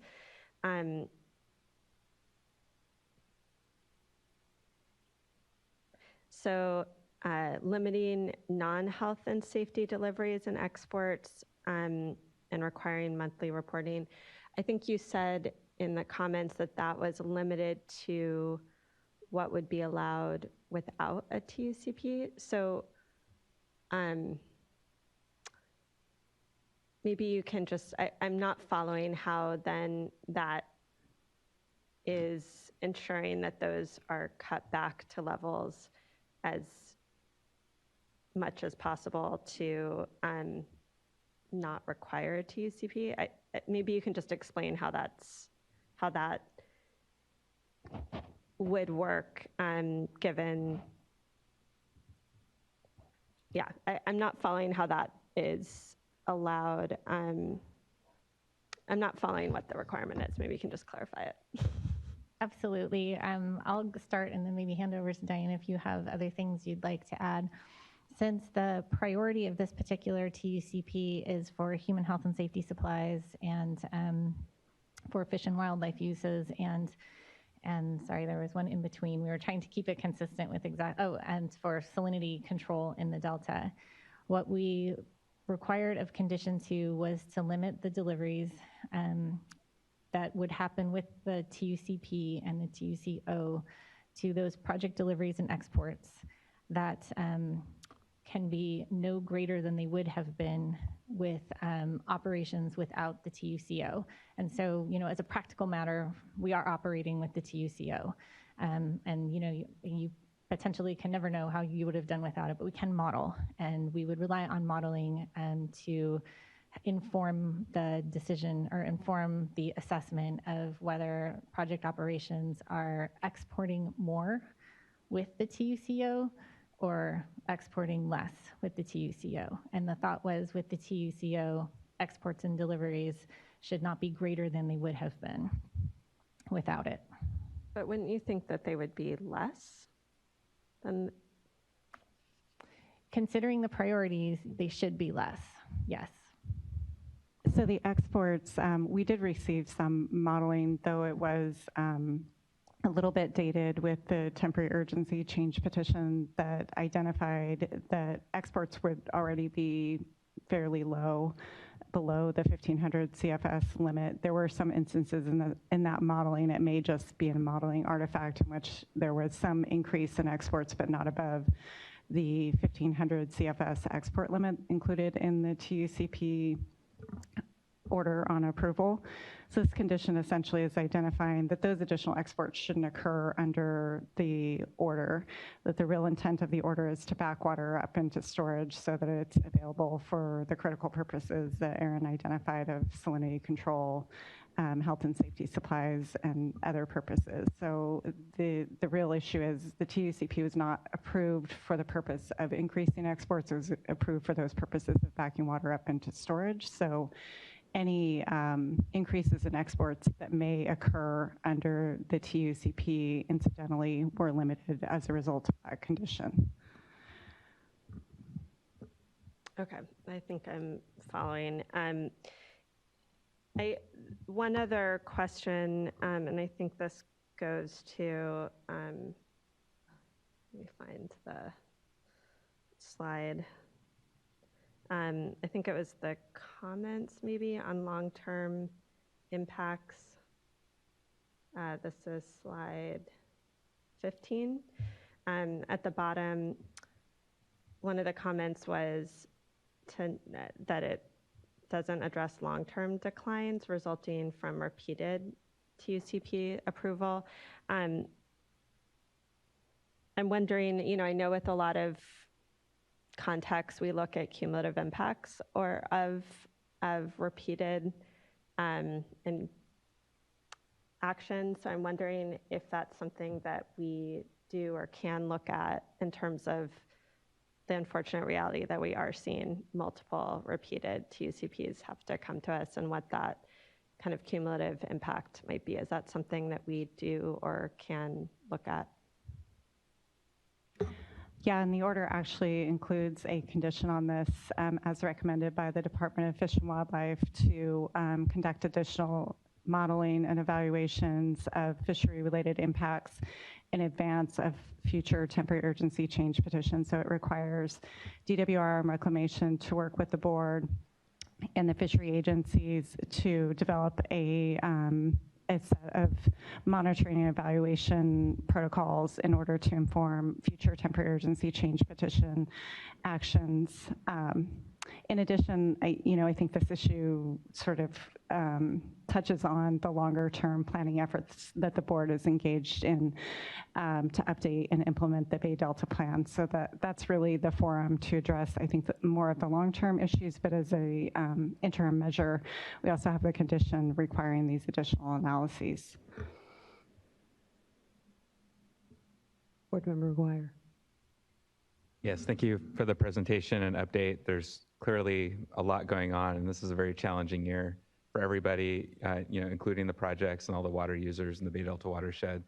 So, certainly, these decisions and how we operate the system this year, isn't being taken lightly, and I appreciate you walking us through, the comments that we've received on the order and your thinking here. And there's, quite a bit of information here to unpack, but I really just want to focus on slides 17 and 18, where you've listed a number of proposed conditions for rescinding protests.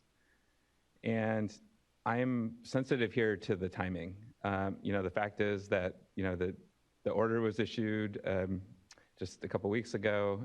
We're here in that space now for the next couple of months. And and there's a number of actions on here which I see as potentially fairly significant. And I'm not exactly clear which of these proposed conditions are, you've, in your opinion, addressed with the existing order, or would require some modification to the order, or would potentially require being addressed through the temperature management plan approval or conditions. But I think it's really important to get some clarity on that and a little bit better understanding of the timing and the process here in the coming weeks or months. You also mentioned that there's, a deadline for petitions for reconsideration as well. And so I am mindful of the fact that last year, it did take quite some time to work through that process. In fact, we didn't make any decision on that petition for reconsideration until this year. So if you could just speak to the timing and how you see these types of decisions being made here in the coming weeks, I would really appreciate it. Sure. Maybe starting with the petitions for reconsideration that we received last year, I can comment that we review all of the comments and petitions that we receive immediately upon receipt and consider whether they merit immediate action or not. In the case of the comments that we've received so far on the temporary urgency change petition, this is a public opportunity for us to hear from some of those commenters again, and perhaps receive some input from you all on your thoughts on some of those comments. We haven't come up with any specific proposals relative to possible modifications to the order. As Michael indicated, some of the requests, the comment period ended shortly after the order was released, so not all of the commenters had the advantage of reviewing the order. Presumably, in the comments that we may receive today, those commenters would have the opportunity to review the order and can provide us some input on whether they believe that their comments are addressed or whether additional changes are recommended to the order. There are certainly some of the comments that are not recommendations for conditions that are not currently included in the order, further limiting exports and other such changes. Some of them are, again, partially addressed. So our hope today was to hear from those parties, further input, consider those comments further. They can be considered in the context of the existing order. That order can be modified at Eileen's discretion with input from you all as appropriate. In addition, there's a possibility for future TUCPs this year. DWR and Reclamation will be commenting on that. I think they're still evaluating the hydrology, but they can provide an update on where that stands. That would be another forum possibly for considering some of these matters into the future. And then with respect to any petitions for reconsideration that we receive for this temporary urgency change petition order, we will review those immediately upon receipt and consider whether any of those merit changes, more immediate changes to the order versus the process that we went through last year in which the order was considered later in the year. That order, as you're aware, was focused on the proactive planning aspects of addressing drought conditions. So had less of a timing concern than some of the immediate requests for limiting diversions or not approving certain changes that some of the commenters have raised. Okay, thank you. And just to be clear, these are, I know that you don't have the details on all of these conditions that are proposed, but these are conditions you're proposing to include, or are these potential conditions that you're weighing based on stakeholder input? These are conditions that the commenters proposed.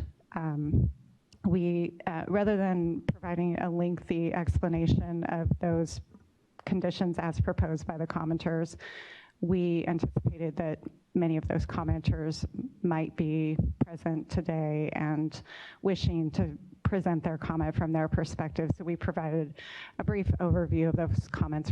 We've reviewed them all and we are considering them, but anticipate that those commenters may wish to represent their comments from their perspective versus us kind of elaborating on them more specifically. Thank you. So just to be clear, these aren't proposed conditions by staff. These are just comments, summary of comments. These are, and sorry that isn't clear in the slide, these are proposals by the commenters for conditions that would address their protests or concerns with the TUCP. Okay, any other questions? Other questions? All right, let's go to public comment then. I believe we have DWR Reclamation. Oh, may I'm sorry. hear from them before we go to public comment. Yes, thank you.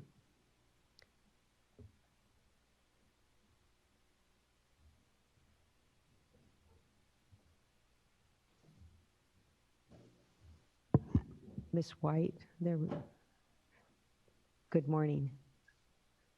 Hi, good morning. There we go. Good morning, board members, Vice Chair Diadamo, board members.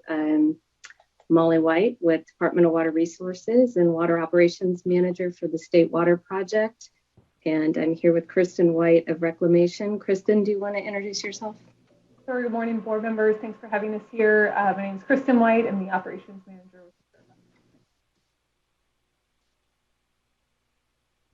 So next slide, please. Understanding board staff went through a hydrology update. We do have a few of those similar slides as well, but I'll walk through them here real quickly. This is Northern Sierra Basin. Precip is widely publicized January through March. Has been the driest 3-month, January through March on record for the Northern Sierra. The graphic to the right, really, it displays a monthly breakdown of actual precip compared to average. So the most exciting thing here is to report is a rainfall we have seen this April through Sunday. We were at 3.4 inches to date, which is more rain than we have seen all year. And it's just a shy inch of average for the month. In addition, we have an additional 3 inches forecasted to be added to the Northern Basin later this week. So April will certainly line up to be well above average.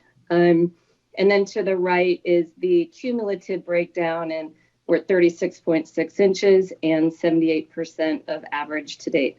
Next slide.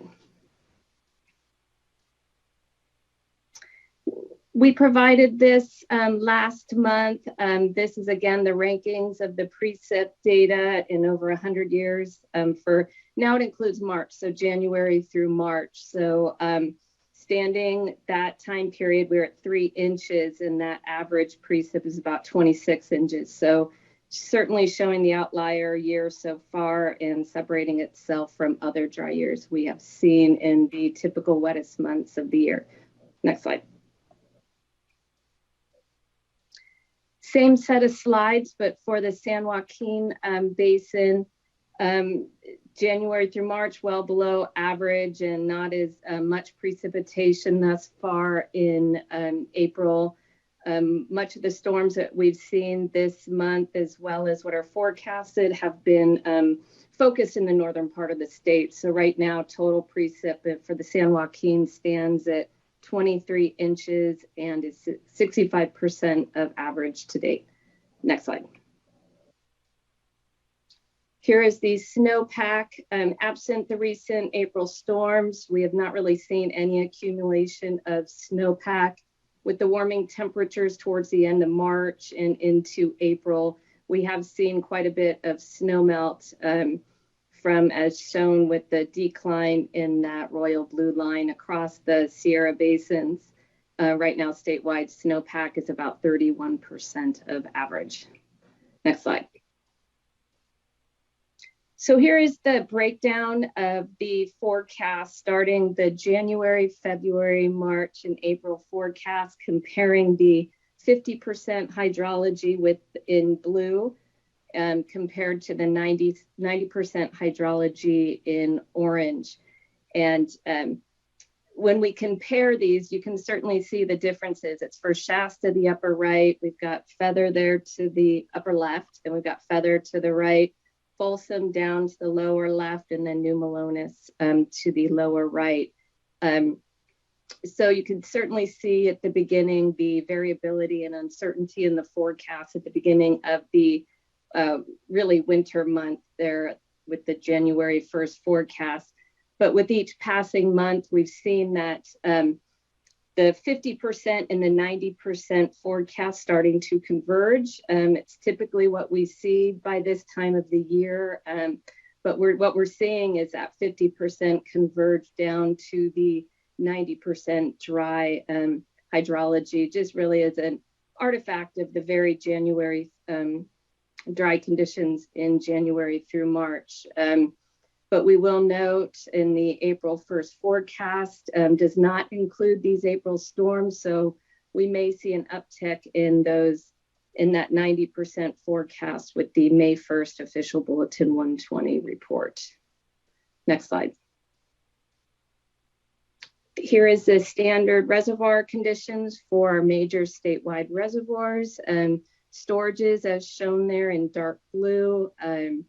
And as shown, many reservoirs are well below historical average, which is depicted here by the green line. And so with that, I will jump into our respective project reservoirs. Next slide. Here is the Lake Oroville storage. We're at 1.75 million acre feet, about 50% of capacity and 67% of average for this time of year. Our current releases to the Feather River are at minimum of 800 CFS. And prior to the storms, we were tracking about 3,000 cubic feet per second coming into the lake. We were seeing gains in storage just due to that snow melt. But with these recent storms, the inflow is upticked to about 8,000 CFS, and do expect that higher inflows for the remaining period of the week, with the next set of storms coming in later around Thursday. Since April 1st, we've seen an increase of about 85,000 acre feet in storage gains. attributed just to being able to drop to the minimum release, as well as snow melt and the direct runoff from these recent rainfall events. Current storage at 1.75 there in the dark blue. The green line is last year's storage. And around this time, we're at about 1.5 million acre feet and hit our peak. So we're about 250,000 acre feet higher than we were this time of year last year. And if we can advance to the next slide, and I'll hand it off to Kristen. Thanks, Molly. So continuing on with that, looking at Shasta, I think Shasta and Orville are right now in a neck and neck race, also at 1.75 million acre feet. Unfortunately, that's a much lower percent of capacity for Shasta, only at 39%. We are seeing our releases right now at 3250, and we'll be holding that for at least the next few weeks with the storm events, or I should say the next couple of weeks with these storm events coming in. Our inflow has been ranging between 3,000 and 5,000. So as you can see from the graph, we're not gaining much storage.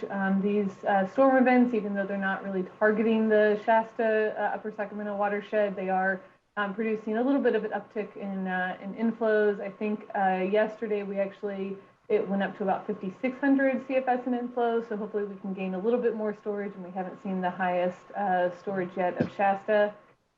These graphs are showing that we are pretty far below where we were this time of year last year, when we were over 2 million acre feet and above the 1977 historical dry, although that was our historical low. That was very, very low, and definitely well below average.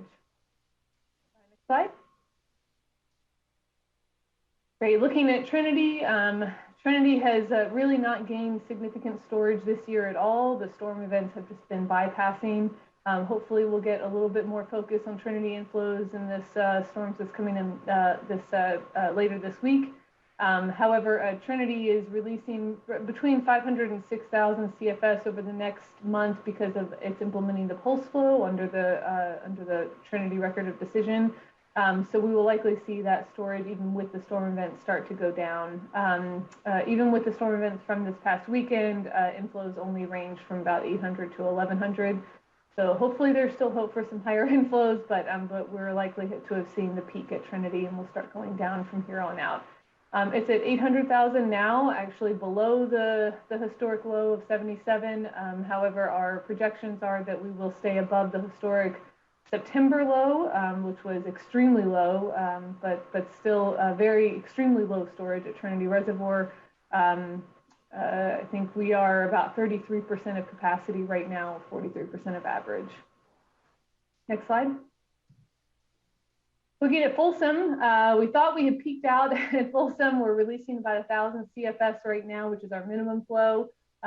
We have inflows that have been ranging from they've been roughly in the 2,000 to 3,000 range until the storm events came in, and the storm events are creating some higher inflows around 5,000 to 6,000 CFS, kind of bumping around that range. Hopefully that continues for the next few days with the subsequent storm events that are coming in. As a result, we're actually storing quite a bit of storage. I think we've stored about 66,000 acre feet since April 1st. A lot of that, as you can see from that sharp angle at the last few days of the line there, a lot of that coming in the last few days from these storms, and hopefully that's not the end of it. The storm events that are coming in later this week, just like the ones that came in December, are really focused in the American and Feather River watersheds. So that's where we'll see the biggest benefit. Folsom may very well actually get to average or get back to average from kind of being the only reservoir in that space. Right now, the total capacity of Folsom is 977. Due to our flood control limitations, the maximum storage is 860. We are well below that, so there's no concern whatsoever with being able to store every ounce of water that we can coming into Folsom. We'll be relying on Folsom heavily for meeting our delta salinity requirements this summer, so every drop that we can get there is very beneficial, and we also hope to have significantly better temperature management at Folsom, so getting higher so that we can be able to have full use of our shutters there for temperature management is critical. Next slide. And then going into New Melones, similar to Trinity, I think we've already seen our peak storage in New Melones. It's seen a tiny uptick from the storms, but inflows are still in the 700 to 1600 range. Don't expect to see that jump too much. As of yesterday, we implemented the spring pulse flow, which has releases ranging from 200 to 1250 CFS. That'll be going into mid-May, so we'll likely see the reservoir continue to drop as we implement those. Next slide. Okay, talking about system objectives, I think these are going to be very similar, if not the exact same as what you would have seen in last presentations earlier this year, as well as last year with one minor difference. Basically, we are focusing on meeting the immunized salinity standards and the outflow objectives, having those minimal exports. I think that was already discussed, and then really conserving upstream storage. I think that's a primary goal here. We have storage conservation as a goal everywhere, including New Melones, which is a different from last year, because last year New Melones had a lot more storage in it. But New Melones is lower now, so it's kind of included in the club now of focusing on storage conservation. At Trinity and Shasta, we also have temperature management as a top goal. Trinity's temperature management due to the very low storage is expected to be very challenging this year, so that's a top priority there, as well as Shasta. And we'll talk about the temperature management plan in a minute. And then at Folsom, we'll be looking very similar to last year, making sure that we have adequate storage to get through a dry fall while being able to meet our public health and safety demands out of that system. Next slide. Okay, so looking at some of the key drought actions we have, and there are quite a number of discussions going on with a lot of basin-specific drought actions, but these are kind of a big picture overview. So as already been discussed, we have our temporary urgency change petition, which was approved with the order received on April 4th. That focuses on April through June 30th and includes a relaxation of delta outflow, salinity, and Bernalis modifications. This period is where we're going to get kind of the biggest benefit from relaxations, and we'll talk about the additional periods in a minute. We also backfilled the West Falls River drought barrier that was done in mid-April, and we'll be evaluating conditions for future TUCPs. For allocations, those have been reduced significantly. The State Water Project reduced from 15% down to 5%, primarily focused on meeting public health and safety.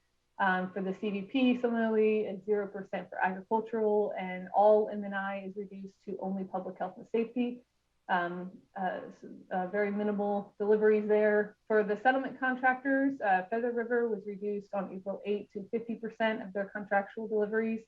Sacramento River settlement contractors were reduced to only 18% based on availability from Shasta, very limited availability due to the very low storage up there. And then the San Joaquin River Exchange contractors are reduced to 75% on their contract, but that's based primarily on availability from the upper San Joaquin River. So water is being released out of Millerton Reservoir to meet the majority of those demands now. Next slide. Okay, so I think we've already covered the current TUCP, so I won't spend too much time on that. But upcoming TUCPs, we're looking at two kind of distinct periods. One is July 1st through August 15th. It's a potential modification of the July delta outflow, although usually in July salinity is controlling. So I think what usually becomes results in a higher storage savings is the relocation of the Western Agricultural Salinity Control Point from Imiton to 3 Mile Slough. Comparatively, this is a much smaller storage benefit than we see from that April through June period. So with the storm events that we're seeing in April, we're evaluating whether or not those can offset the need for that future TUCP. Of course, we only want to be asking for a TUCP if it's absolutely necessary. So once we see the effects of these storm events, we'll be analyzing that and determining whether or not that's something we need to be requesting. And then September through November 30th, we are considering a modification of the Rio Vista minimum flows. These are primarily met through operations of Delta Cross Channel gates, not usually through additional upstream releases. If they can become a challenge when we have low amounts of water in the system and it doesn't rain in the fall. So we'll be evaluating those as well and determining what the appropriate request, if anything, is for that period. Next slide. Okay, getting into the Shasta temperature management plan. So I think at the board workshop, it was discussed that there's an interim operations plan process that came out of litigation to determine what the Keswick releases would be. That was completed in late March with a max monthly average release May through August of 4,500 CFS. So that was the basis for going into the temperature management plan. The general strategy was to shape the cold water available to achieve the maximum benefit. However, that's limited by the shutter capabilities because we have certain requirements for our shutters when they have to be moved just because of a safe operation. So, so it's a little bit more limited just due to the very low reservoir storage that we're seeing. Also conserving water, cold water for the fall to ensure operations of Livingstone National Fish Hatchery. So they need certain temperatures going into the fall to ensure that, that they can continue to operate, and then building a buffer for risks and unknowns. This is a very severe drought. Despite the rain that we might be seeing later in the week, it's still a very severe drought, and we're talking about conditions that haven't been experienced a lot in California. So we definitely want that buffer to handle risks and unknowns. So the general process is to agree on modeling assumptions and the shaping approach. That's happening between last week and this week. And then to run temperature models based on those agreed assumptions. That's running Reclamation's HEC 5Q model, and then NIMS Southwest Fishery Science Center and the Sacramento Settlement Contractors each have a CE12W2 model. Those will be ran for comparison, and we'll be reviewing those results through the Sacramento River Temperature Task Group and determining what to include in the final plan.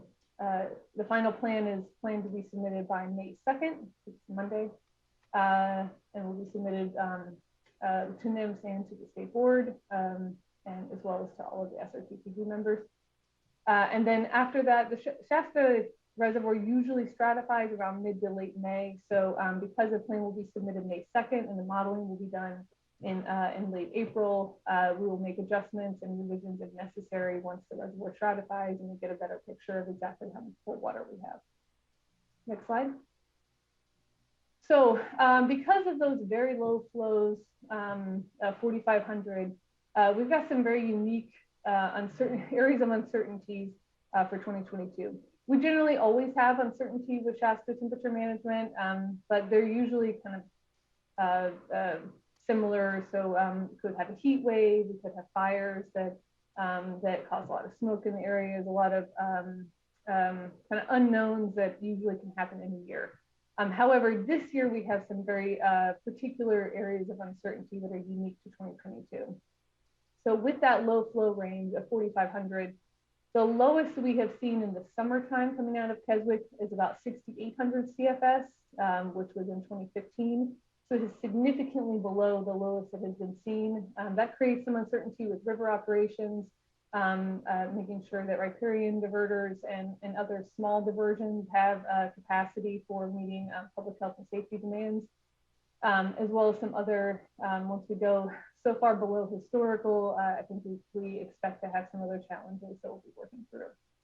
Our temperature models are also not calibrated for this flow range.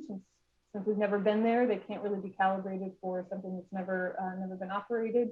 So we do have some uncertainty with the flow temperature relationship, as well as the warming in Keswick Reservoir. So because of the low flows, the time that the water comes out of Shasta and sits in Keswick will be longer than it is with the higher flow release. We also have a lot less water coming over from Trinity, so that affects that as well. So, there's a little bit of uncertainty with how much that water will warm up as it's sitting in Keswick Reservoir.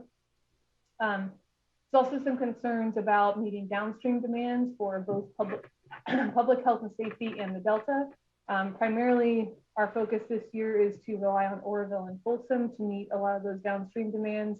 However, those reservoirs will also be limited, although the April storms are certainly helping with that. It's the benefit of having it focus on those two watersheds.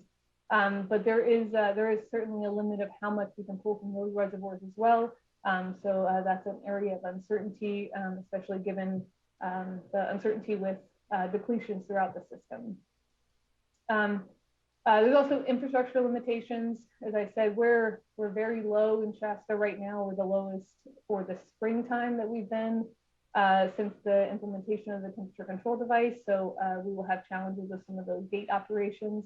Then there's Livingston National Fish Hatchery. We've got some general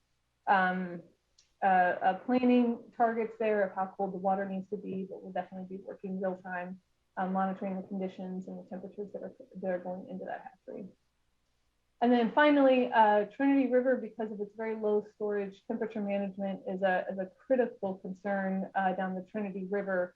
So we have minimized the amount of water that's coming from Trinity over into the Sacramento River. And right now that minimal amount is basically coming over so that the residence time, the amount of time the water sits in Lewiston, which is downstream of Trinity, before it goes down the Trinity River, we want to minimize that time. So we'll be working to refine that to make sure that we can get the best Trinity River temperature management possible this year, although it's still likely to be pretty poor given how low the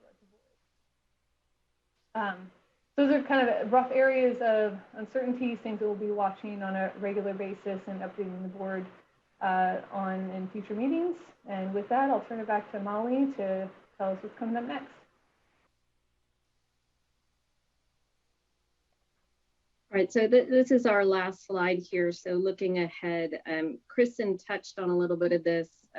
Certainly tracking system conditions, there is some uncertainty just how accretions and depletions will be affected with not only the decrease in diversions upstream in the Sacramento Valley, but also with water board issued curtailments, as well as this late spring hydrology or precip that we are seeing does really affect depletions throughout the system. Last year at this time, we were in the midst of the warmest and driest 3-month stretch on record. So we were experiencing a much higher depletion rate coupled with higher releases from our reservoirs. So we will be tracking that. And as Kristen said, we'll be making adjustments to operations, and any releases needed for the Delta will be made from, or plan to be made from, Oroville and Folsom as needed. There are many forums. Again, we'll continue our coordination and communication with state and federal agencies, water users and stakeholders on project operations.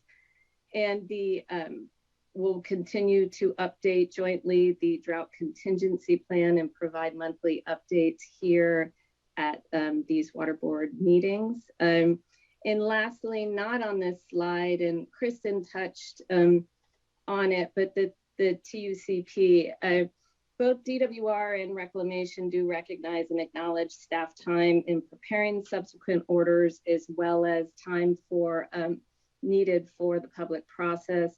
However, we don't take the submittal of a TUCP lightly and only want to submit one if it is needed. So the extreme dry January through March we experienced was certainly setting up conditions that would warrant the need for a TUCP, say, post-June. But at this point, with this April precipitation and forecasted precip this week, certainly has improved conditions. We're not out of the woods by any means. April will come in likely well above average for this month, and just the added precip and storage we are gaining may offset the need for a TUCP after June, at least for that July-August period. But we're certainly still assessing.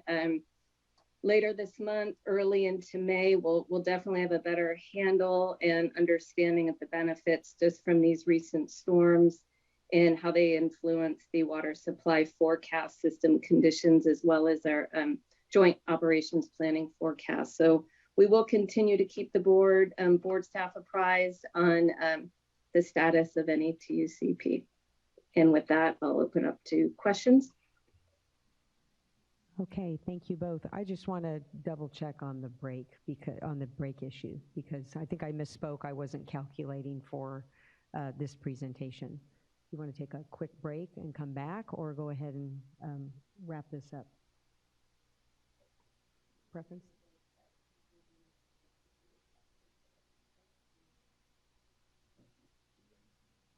Okay, all right, so we'll go ahead and take questions, hear from the commenters, and then we'll break for lunch and do Coachella when we come back from lunch. Okay, and sorry for the miscommunication in what I said earlier, that we would do Coachella before lunch. Okay, questions? Board Member Morgan. Yes, thank you. I do have a question. Within the presentation, it does include the tracking of different system conditions. Can either staff or the Bureau DWR elaborate on the conditions or the scenarios that will be included within the modeling?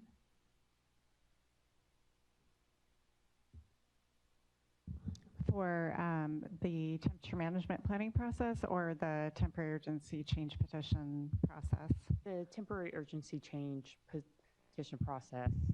And so what's included in that condition right now? So what modeling will be included within that?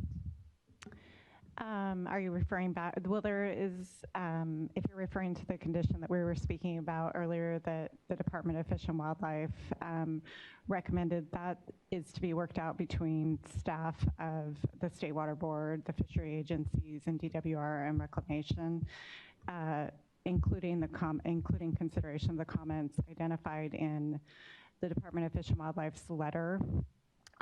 Some of those issues, I think, require more explanation. We agree that we should be doing more proactive planning, especially given the number of years that we've experienced drought conditions and the sort of back-to-back nature that we've experienced those over the past decade. So this provides for a planning process for us to work together to come up with those modeling scenarios. DFW, the Department of Fish and Wildlife, did identify some specific modeling that they recommended: life cycle modeling, temperature-related modeling, and other activities. We just need to get together and solidify a plan. So the order includes a condition requiring that to occur. Okay, thanks. So, do you know what do you know what the timeline on coming up with that is approximately?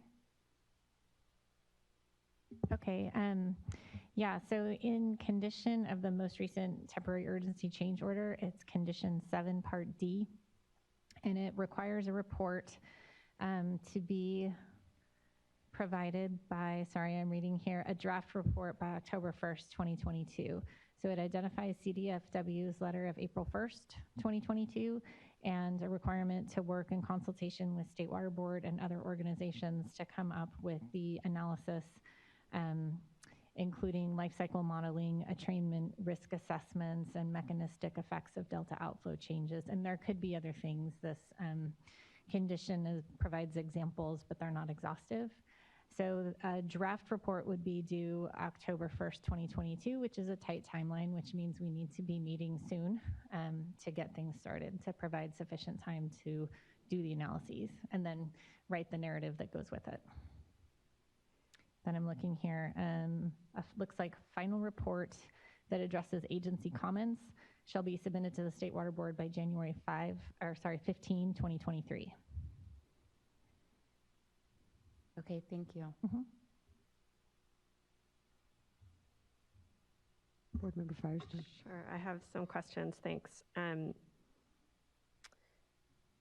So one question is, I think going back to slide 6, there was some discussion on looking at 50% and 90% forecast.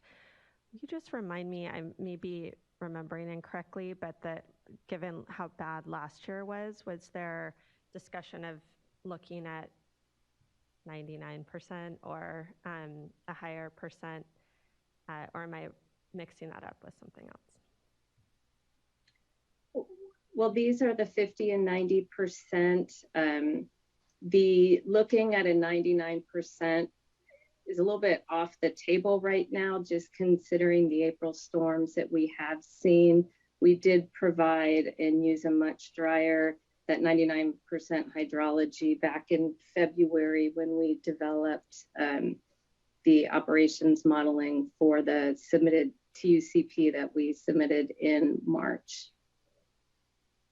So essentially this year, because of the convergence of the two and even this drier, the wetter April hydrology is putting us in a much better place, and we're really focusing on that 90% hydrology, looking for this coming few months. Okay. And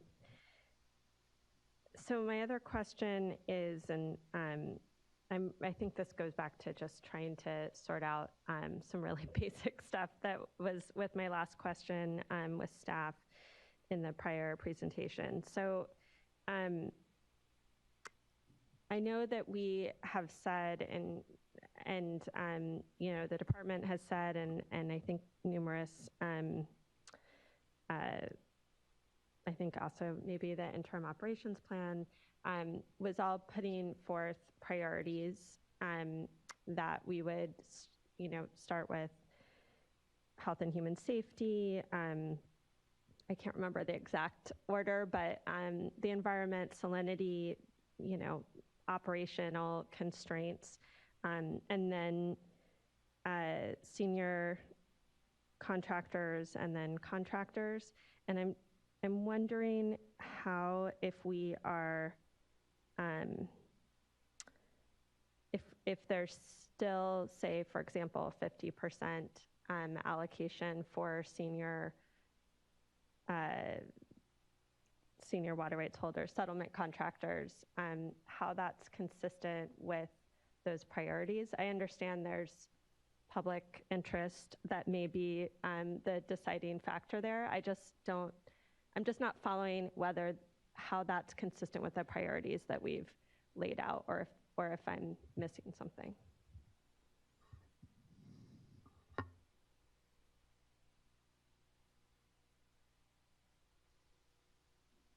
Are you referring to the Feather River contractors, or just in general, or just across the board? Yeah, I think for either, for both, I guess. You know, I know the Feather River was listed at 50%, and then the Sacramento was down at 18. I understand those are low. Certainly, I've never seen 18% before, and I know we have cumulative years there, and there may be public interest requirement or overriding considerations. I'm just trying to understand how the contract deliveries, or not contract deliveries, the settlement contractors deliveries of those percentages are consistent with the priority that we have laid out, or that the department's laid out, and I think all the two projects as well have laid out in terms of starting with minimal human health and safety, you know, environment and salinity, water quality, and you know, project operational constraints, and only then looking at other deliveries.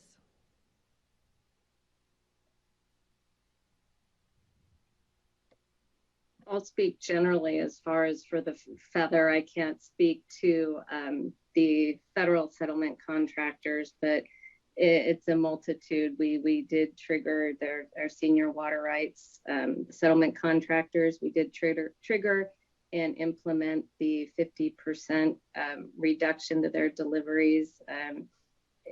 State Water Project on the other side does provide water supply to many millions of people in the state of California. So we have developed and our health and safety guidelines to allocate water to our State Water Project contractors. And the 50%, getting back to the settlement contractors, our contract with them does not allow us to reduce their deliveries beyond 50%.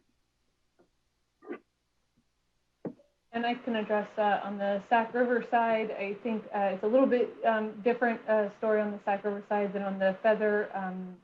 We are facing a potential third year of low egg to fry survival for winter run, which according to our 2019 biological opinion puts us in an all hands on deck approach of everything that can be done in order to support winter run if possible. So the releases that will be coming out of Keswick were crafted with the support of winter run, and basically the delivery to the Sac River settlement contractors falls out of that. So those releases are crafted for the environment purpose, which is why the resulting number is significantly lower than it's ever been historically at 18%.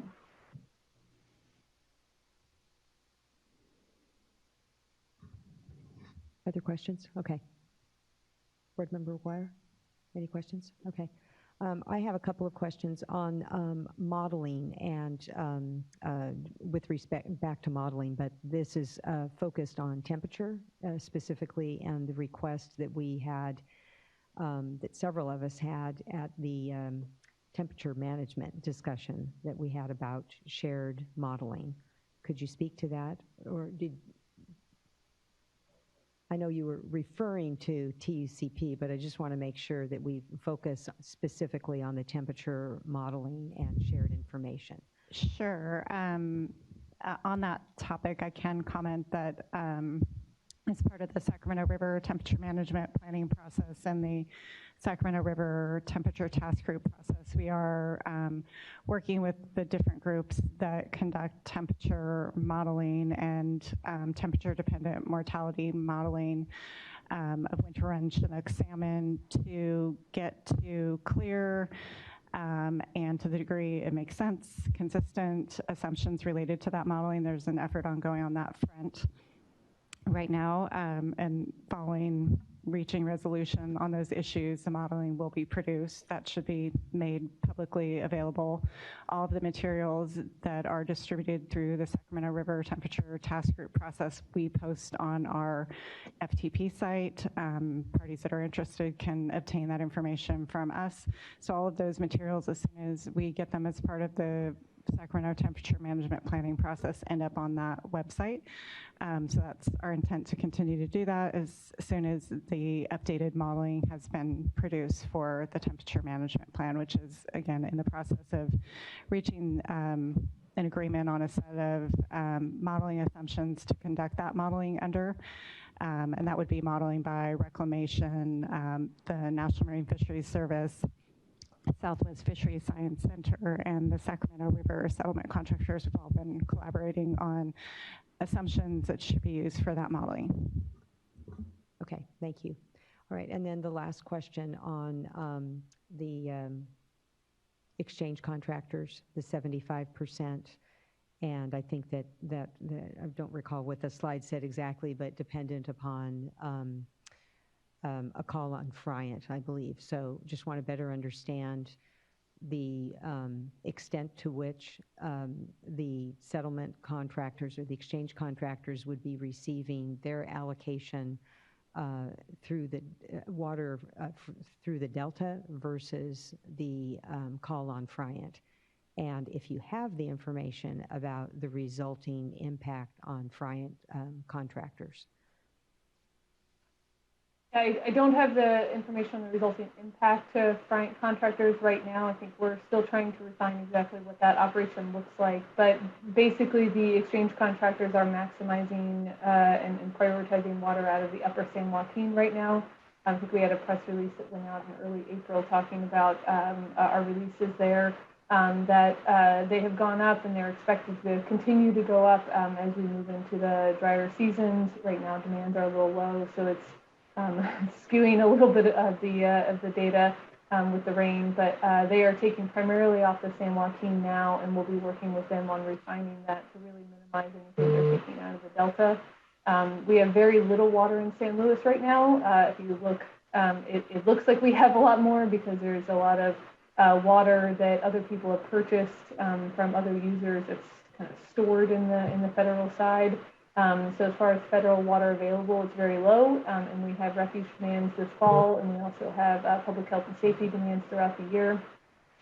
So really trying to prioritize the pumping and the little amount of water that's stored in there right now to go to those purposes.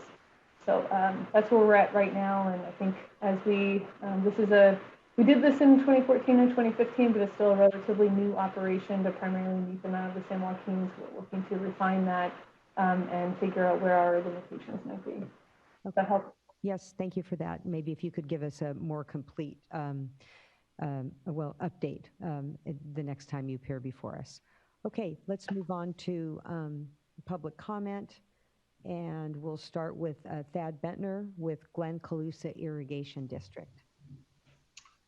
Good morning, Vice Chair and board members. Can you hear me okay? Yes. Thanks for the opportunity to provide some comments. Apologize, I couldn't be down there in person. I was actually providing a similar conversation or presentation to our local county board of supervisors on just kind of where we ended up on water supply this year. I do have a brief PowerPoint I wanted to walk through, and respecting your time. I don't know if staff has it there, or do you want me to share my screen? We have it. So we're on the first slide here. Okay, perfect. Okay, I see it now. Okay, thanks. I'll go to the next slide, please. And I'm just going to touch on the bullets that either staff or Kristen or Molly didn't touch on, just again to respect your time. But first, I did want to point out that we did work with Secretary Blumenfeld about a month ago, or a little bit longer than that, to convene some of the agencies to talk about operations this year on the Sacramento River and Shasta Reservoir. As some of those pictures shows, we haven't had rain for over 90 days. We knew this year was shaping up to be very difficult in terms of operations for water supply and also protecting winter run salmon this year. So we did kind of convene a principal group really to start to look at actions that could be taken this year, as well as work on a broader package and suite of actions and solutions that we needed to just address how critical this year has been. So we put that group together. We did kind of arrive at an outline of an operations and a few actions that I'll touch on the next slide. But the other thing that we try to do also is make sure that what we put together would we be consistent with the interim operations plan, which is the second bullet. And, unfortunately, this year is so dry that, none of the requirements actually, or very few the requirements in the interim operations plan as it relates to Shasta Reservoir could even be met. So we also tried to look at that. And then again, on the third bullet, we really focused our operations about trying to protect winter run salmon survival as much as possible, but also looking at some of the agricultural and economic impacts as well. So on March 29th, we did reach kind of a verbal agreement, and that essentially has been moved through the process that you have, the temperature management planning process, as well as National Fisheries Service process to where they would approve this plan as well. As is pointed out, it does have about a 4,500 CFS release from Shasta through the summer. Chris had pointed out some of the concerns that we all have this year about that low of an operation. But again, I think in terms of trying to maximize fishery survival, that's kind of where we ended up. It has a Wilkins Slough target, which I'll show on the next slide at 3250, just to give some spatial orientation on what we're talking about. And it, as Kristen said, we did get a letter from Reclamation that says this year we have an 18% water supply, which is a historic low.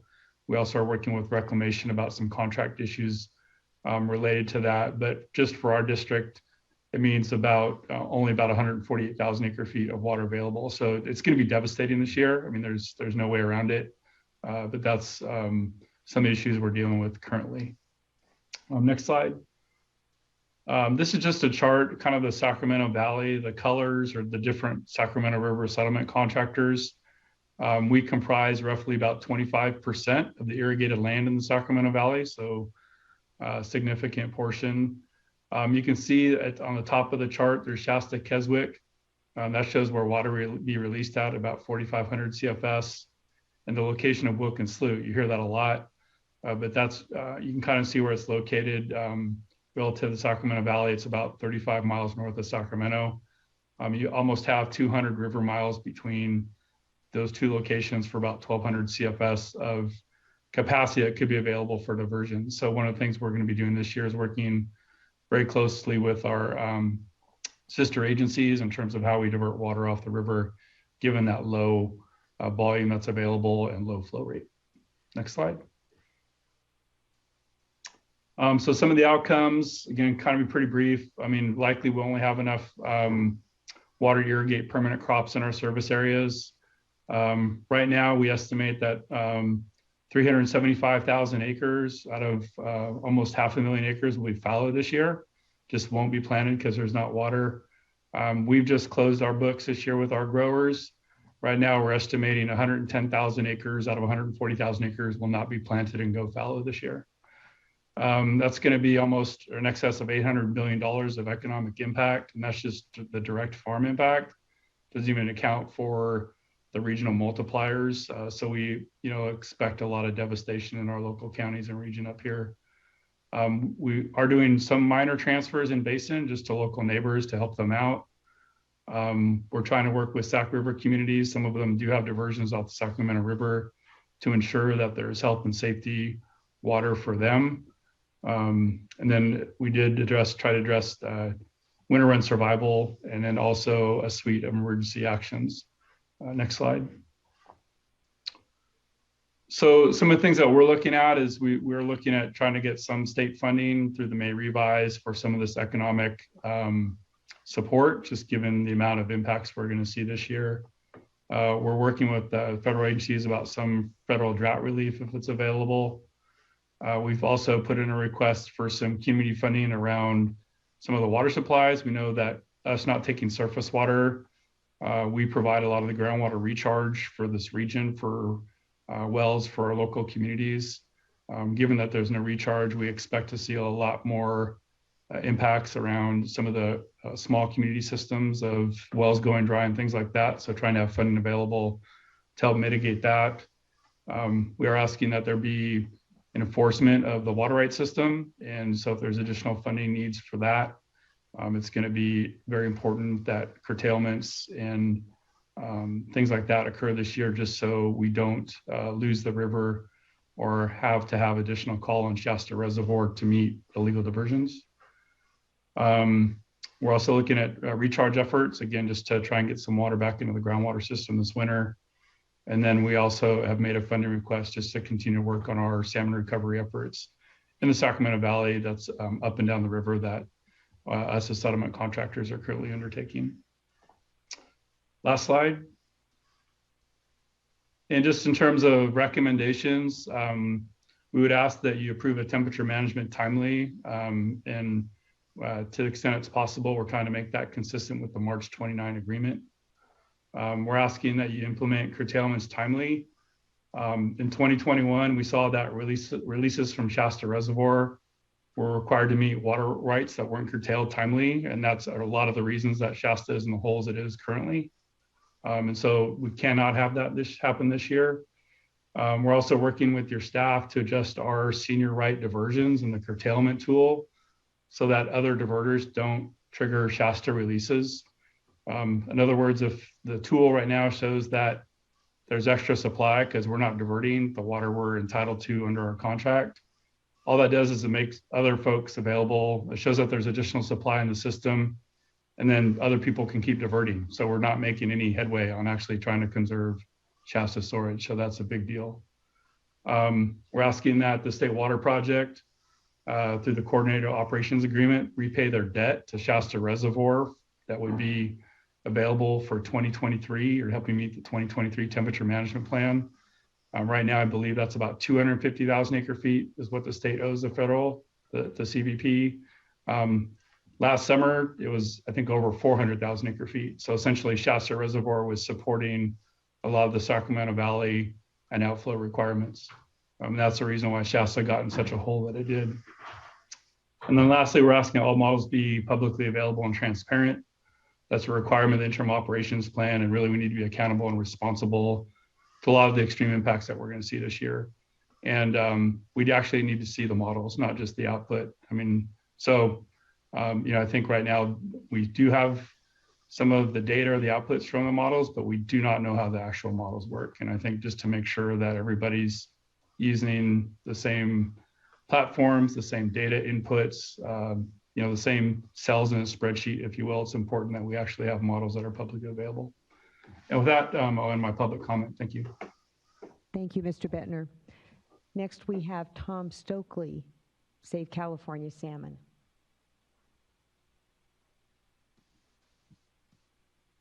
Thank you. Can you hear me all right? Yes. There I am. Good afternoon. Thank you, Madam Vice Chair and members of the board. My name is Tom Stokely. I'm from Mount Shasta, California, representing Save California Salmon. Once again, I'm here asking for protection for the Trinity River. The Trinity River is very important to many people. The Hoopa Valley tribe and the Yurok tribes have federally reserved fishing rights. Many non-tribal citizens in the region rely on salmon for subsistence, food through sport fishing activities, and the ocean commercial salmon fishing season is heavily dependent on healthy Klamath Trinity Chinook, as well as good survival of winter runs. Decisions you've made about water last year and this year greatly impacts those users. The draft temperature management plan submitted to you by Reclamation is a good example of too little, too late. Reservoir cold water storage in both Shasta and Trinity is dismal, and it's likely to kill a lot of fish in both rivers this year. The draft temperature management plan still does not report on estimated compliance with Trinity River temperature requirements in Water Right Order 9005, nor does it include any kind of estimate of temperature dependent mortality. The Trinity River remains an afterthought, but it's very clear there will be very poor spawning success in the Trinity this year. I will take a moment to remind you that last year, Save California Salmon, California Sport Fishing Protection Alliance, and California Water Impact Network presented you with an alternative temperature management plan for 2021 that would have resulted in an additional combined storage of up to 500,000 acre-feet for this year. Unfortunately, our plan was rejected, and now we face an even greater catastrophe. We are pleased that you're at least including some elements of our plan last year, like keeping flows in the Sacramento River below 4,500 CFS. The Trinity River in the past 30 years has often missed the bullet in terms of temperature emergencies. Trinity Lake has hovered around 600,000 acre-feet at the end of the water year in several occasions, which is the real limit of cold water and the ability to maintain temperatures in the river. However, this year is not the case. Reclamation has taken Shasta and Trinity to dangerously low levels in 2021, and we will see severe impacts as Reclamation takes Trinity Lake to levels not seen since 1977. I will add that Trinity was also not unscathed by last year's operations. I don't have a presentation to give you, but the National Marine Fisheries Service prepared a chart comparing coho-eyed egg survival at the Trinity River hatchery, and it was basically significantly reduced last November and December as a result of warm water from Trinity Lake. We can expect it to be worse in 2022. Coho are listed as threatened under both the state and the Federal Endangered Species Act.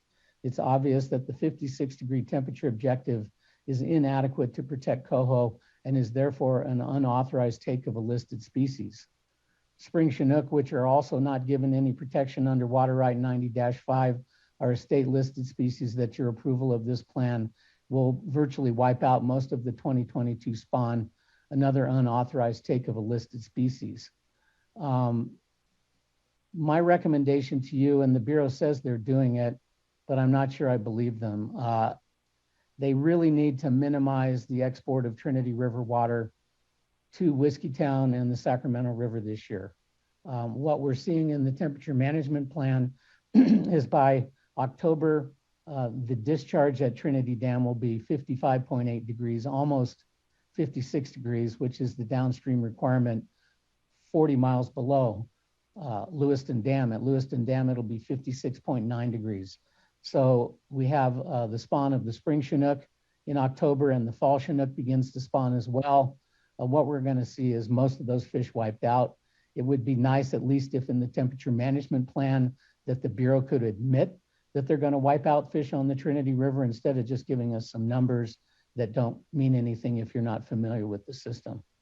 I will also add that whatever reclamation can do to minimize Spring Creek Power Plant discharges of Trinity water into Keswick and the Sacramento River would be beneficial. Usually, Trinity water is actually several degrees warmer than Shasta Dam releases into Keswick, and therefore, by minimizing Trinity exports to the minimum necessary to keep Lewiston Dam flushed is also beneficial to the Sacramento winter run. I encourage you to do everything you can to see that we have better temperatures than what they're predicting in their temperature management plan. The only way I see that they could do that is, again, by keeping Trinity storage much higher by the October spawning period so that we could actually have some colder release temperatures. I will add also that in the year 2002, there was a massive fish kill of adult salmon in the lower Klamath River. Somewhere between 35 and 65,000 adult salmon died. I think there's a good potential for that to occur this year. I think the run's supposed to be up a little. It may trigger some additional releases from Trinity and Lewiston dams into the Trinity River and the lower Klamath River, but unfortunately that water may very well be too warm to help them. So we're going to potentially see more dead salmon. So I encourage you to do what you can to protect the Trinity River and to make sure that in the future we don't end up in a situation like this where you have dangerously low cold water carryover storage. This was predictable. This was preventable. This is what they call in the basin plan a controllable factor. Please take some control of these factors. Thank you. Thank you, Mr. Stokely. Next, Chris Schutz, California Sports Fishing Protection Alliance. Good afternoon. Good afternoon. I beg your pardon. Good afternoon, Vice Chair Diadamo and members of the board. Chris Schutz from the California Sport Fishing Protection Alliance. I'm not going to summarize our protest and objection to the TUCP here today, and hadn't really planned to speak too much about it. But after hearing the presentation from staff, I do want to speak to a couple of the dismissal terms that we included and explain them a little bit. Some of them are consistent with the order conditionally approving the TUCP. Others are not. And I want to tell you some of the reasons why you might consider including others. I don't know if you all have read our objection and protest. I encourage you to do that. The staff presentation gave some of the conclusions that we came to, but not all of them. And it's good to understand sort of with the narrative why we think they're necessary. As the projects do, CSPA, Aqua Alliance, and California Water Impact Network, or CSPA et al., proposed a storage first management priority for CBP and State Water Project reservoirs. I will add that we proposed using new Melonis for salinity control, particularly. That was done last year. I think that although there's reduced storage, that's still a potential source of water for salinity control. Salinity control is extremely important. Restore the Delta talked about that considerably in its protest. And that's a management tool that you all and the reclamation consider using once again. We proposed a limit on diversions by State Water Project and Central Valley Project contractors, including settlement contractors, upstream of Delta and on Delta exports to levels needed to meet health and safety requirements and level 2 water refuge water supplies. The refuges are going to be doing very badly this year because some of the ancillary benefits of irrigation are not going to be available to waterfowl. And going to Miss Board Member Firestone's point about why for example, the Feather River settlement contractors are still allocated 50%. That's, in my opinion, something that the board has in its ability to reduce, and it's something you might consider. We're still having conditions in the Delta diminished, and salinity increased, flow reduced in order to meet agricultural water deliveries. We don't think that's an appropriate prioritization, and the question, I thought, was right on. We also asked in our protest for prohibition of transfer of water stored in State Water Project and Central Valley Project reservoirs. Last year, a lot of water, some additional water was backed up, as Ms. Real termed it, in the Shasta Reservoir, only to see about 200,000 acre feet of water transferred out of Shasta at the end of the year. That's a dig a hole and fill it kind of scenario, or fill a hole and dig it if you want.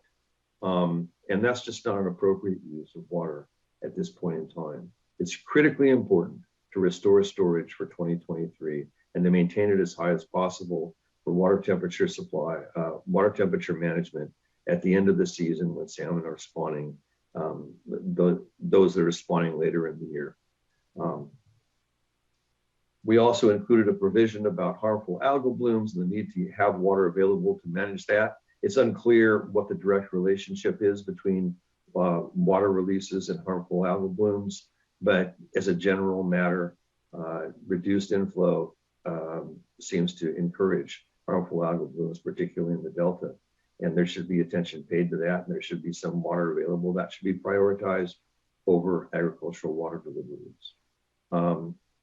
One of the issues that we raised and we described in our the technical basis for in our protest is reducing the averaging period for Delta outflow from 14 to 3 days. We should have a series of graphs about what happened during 2014, 2015, and 2021 when there was a longer averaging period. And what we see is two things. One, over the length of the spring and into the later in the year, later in the summer, we get increasing salinity. And so you're trying to hold the line and trying to maintain it at a certain point, but the salinity at the control points, even the modified ones, keeps going up and up. And the other thing that happens is that you get wild swings in what the salinity is. So the average works, but there are a lot of days where the salinity becomes really high and salinity intrudes very far into the Delta. That means that the fish follow the fresher water and end up more in the Central Delta, where they're more likely to be entrained, or farther away from those areas where there is some smelt habitat. We want reporting. Mr. Schultz. On, yes. Yeah, I'm going to ask you, I know that you wanted to speak on temperature management, so, and you've run out of time, but I've been a bit liberal here with the commenters, so if you could, I'll give you another minute so that you can cover what I think you probably initially came for to begin with anyway. Thank you. I was just trying to be responsive to the Yes. To the way that this developed, and I'd be glad to summarize it briefly. So what we proposed last year is very close to what Reclamation is proposing for this year for deliveries and flow releases on the Sacramento River. That doesn't mean that we're getting what we wanted, because the benefits are not going to be the same. There's less water in storage in Shasta, and Trinity is particularly depleted. Mr. Stokely spoke to that. And so it's important to understand that timing really matters, and this is a triage situation that should not have come about. It takes several years to get to the position we're in, and right now we're dealing with it as a one-year crisis. That's not the best way to do it. there needs to be more detail.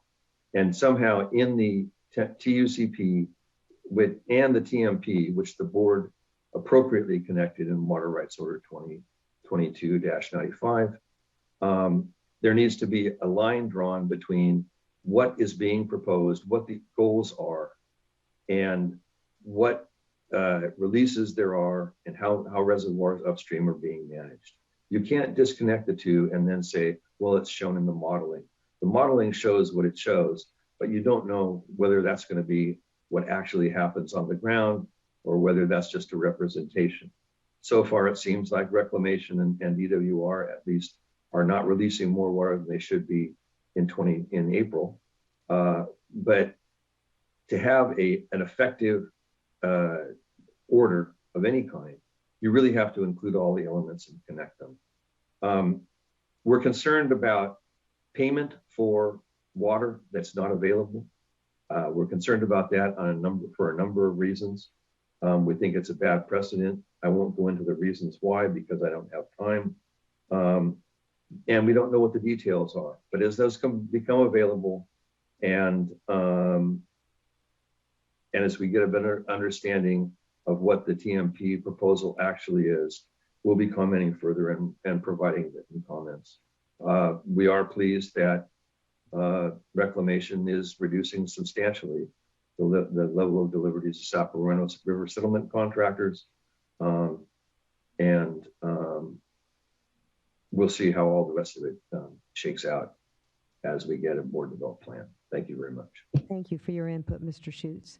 Next is Regina Chichizola, Save California Salmon.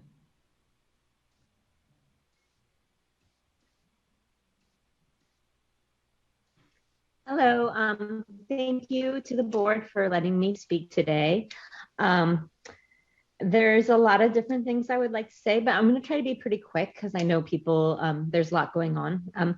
But first of all, I wanted to say, I feel like these temporary urgency change petitions are not very temporary. They're happening every year. They're happening during almost every season. And they show a terrible lack of planning in any way by the Bureau of Reclamation.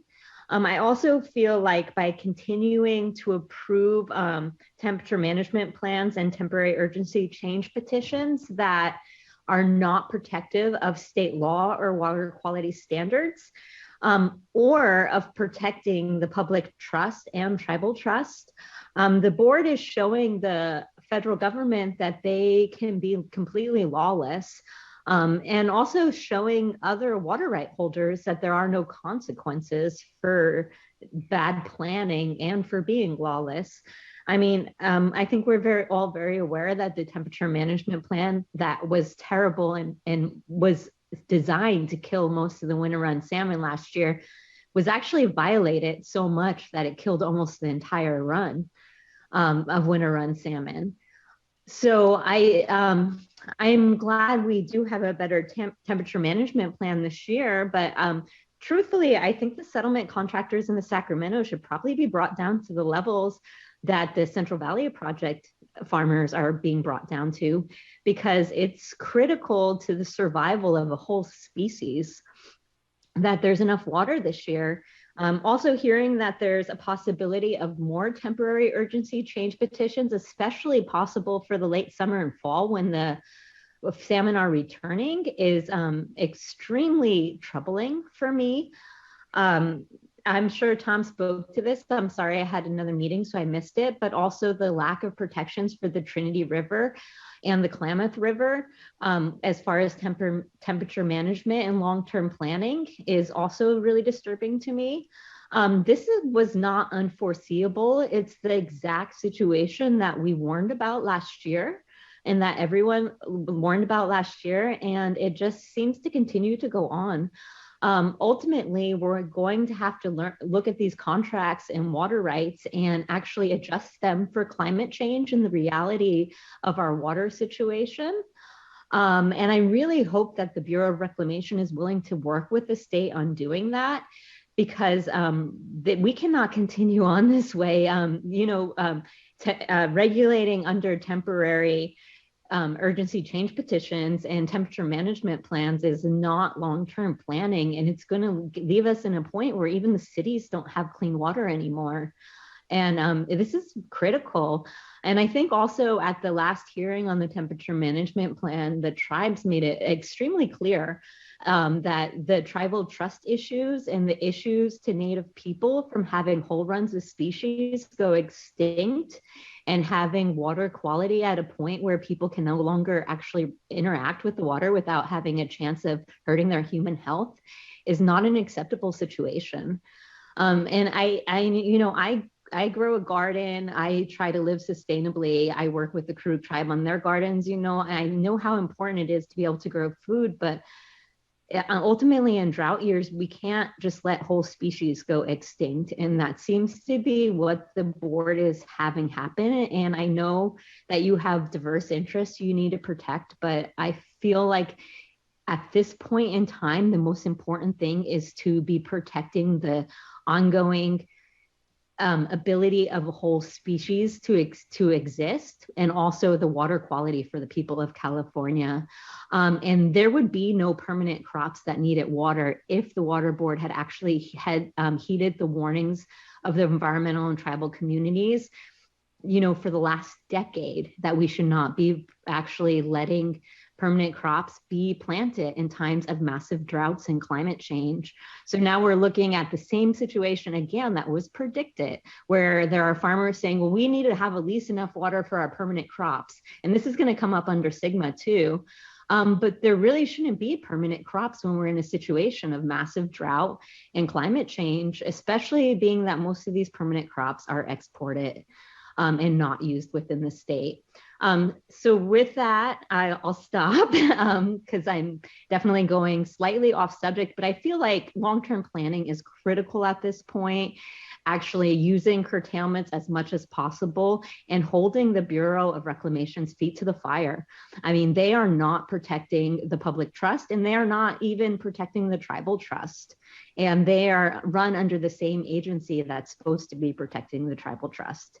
So it's up to you to protect the people of California, to protect the tribes, to protect the low-income river users, and to protect water quality. And so I really hope that this board starts learning how to say no sometimes. I thank you for letting me speak. And I also thank you for the curtailments you have put into place. And I know this is a really hard situation that no one ever wants to face. Thank you. Thank you for your comments. And last, we have Doug Obiji with the Natural Resources Defense Council. Hello. Thank you, Vice Chair Diadamo and members of the board. I am Doug Obiji with NRDC. I appreciate the opportunity to provide some preliminary comments on the draft Shasta Temperature Management Plan. We're alarmed that the draft temperature management plan does not meet the temperature targets identified in the interim operations plan and is likely to not meet the storage targets in the IOP either. In addition, the draft plan estimates that 70% of the endangered winter run salmon eggs this year will be killed by lethal water temperatures, which is significantly higher than the 50% estimated temperature dependent mortality that GCID just reported. And despite not meeting the IOP's temperature targets, it appears that Reclamation is scheduling water deliveries to Sacramento River settlement contractors consistent with an 18% allocation. Given the anticipated reservoir storage levels at the end of 2022, it's also likely that next year will be a repeat of this year.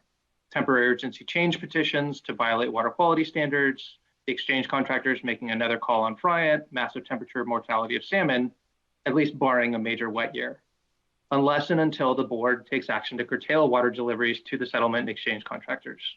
For instance, DWR's contract with their Feather River settlement contractors would not allow for an allocation less than 100% over the next 5 years, regardless of how dry conditions are. While we can't control hydrology, we do control how much water is delivered to the contractors, and those deliveries are a significant cause of the violations of water quality objectives that protect fish and wildlife and the public, whether that's in the delta or upstream temperatures. That said, we do appreciate that the board has been providing far greater transparency regarding temperature management at Shasta the past several years, and I appreciate the Vice Chair's comments about making sure that we have greater transparency and shared information. While it is important to have greater transparency, even if, as we recognize, the last year's temperature management plan and this year's plan have devastated not just the endangered winter run Chinook salmon, but also fall run Chinook salmon. And of course, fall run Chinook salmon, which are the backbone of the state's salmon fishery, aren't even mentioned in the draft temperature management plan, despite the obligations of Order 90-5. As the board considers the draft temperature management plan, and in the spirit of greater transparency, I'd request that the board require the following information be provided from reclamation and federal agencies as part of the final temperature management plan. First, the draft temperature management plan includes temperature data based on reclamation's flawed temperature model, which the draft plan admits underestimates water temperatures in the fall. The draft TMP does not include any information from NMFS's far more accurate temperature model, and we request that the board require the final temperature management plan to include temperature modeling using NMFS's model rather than reclamation's deeply flawed model. Second, the draft temperature management plan does not provide water temperature targets for the Sacramento River at Clear Creek as required by the interim operations plan. The board should simply require reclamation to provide this information in addition to any temperature targets at the Sacramento River at Highway 44. Third, the draft temperature management plan does not include any modeling of the effects of further reductions in Keswick releases on temperature-dependent mortality of winter run salmon. But we understand that the NMFS Southwest Fisheries Science Center previously modeled scenarios that capped Keswick releases at 4,000 CFS and 5,000 CFS, and those modeling runs were shared prior to the March 29th verbal agreement that Mr. Bettner referred to. The board should require that the final temperature management plan include the prior modeling, scenario modeling by NMFS, either as an attachment or in the body. Finally, the draft temperature management plan does not include any information about the steps taken by reclamation within their reasonable control to meet the requirements of Order 90-5, particularly regarding water supply allocations to their contractors. The board's done this in the order, in the TUCP order in terms of requiring specific information about allocations, and the board should similarly require that the final temperature management plan include reclamation and DWR's water supply allocations to all their contractors, the extent to which water from Shasta is contributing to those water supply allocations, and any transfers of water that is released from Shasta. All of this information would help the board evaluate whether to approve the TMP and impose conditions on it, and give the board and public more information to better understand the effects and alternative operations. Finally, I do want to thank board staff for posting materials from the Sacramento River Temperature Task Group to the board's FTP site. Because reclamation fails to provide that material in a timely manner, the board's FTP site is the only way for the public to obtain this information. I'll note that currently the FTP site is a bit out of date, and so would request that staff include the more recent Sac River Temperature Task Group meetings on the FTP site. So thank you for consideration of our views. We will follow up with written comments, but believe that these 4 informational requests should not be burdensome to reclamation and would provide far greater information to the board and the public. Thank you. Thank you for your comments. Okay, before we break, I just want to check with staff and also the department and the Bureau if they have any closing thoughts. Okay.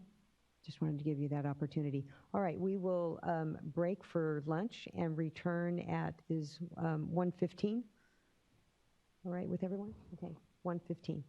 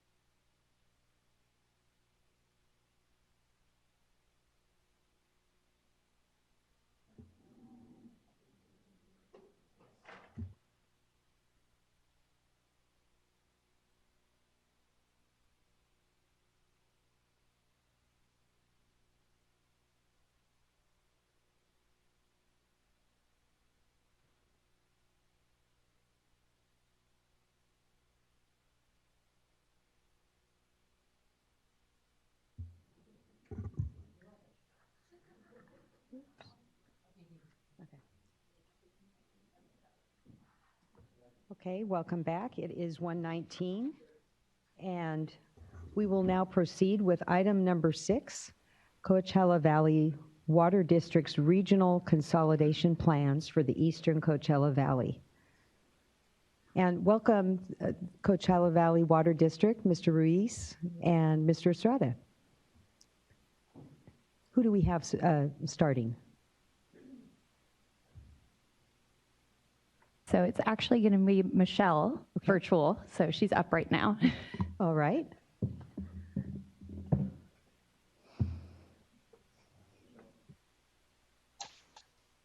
Hi, this is Michelle Frederick. Good afternoon, Vice Chair Diadamo and board members. As it was noted, my name is Michelle Frederick, and I am the supervising engineer for the Division of Drinking Water SAFER section. And I am located out of our Monterey, California Drinking Water office.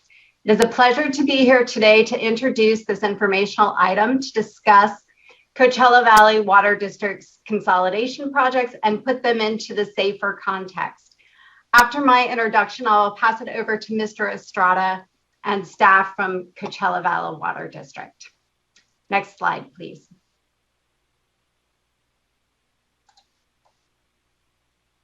So just to put the importance of consolidation and regionalization into context, the state of California has approximately 7,400 public water systems, about 900 wastewater systems, and about 75 electricity utility providers.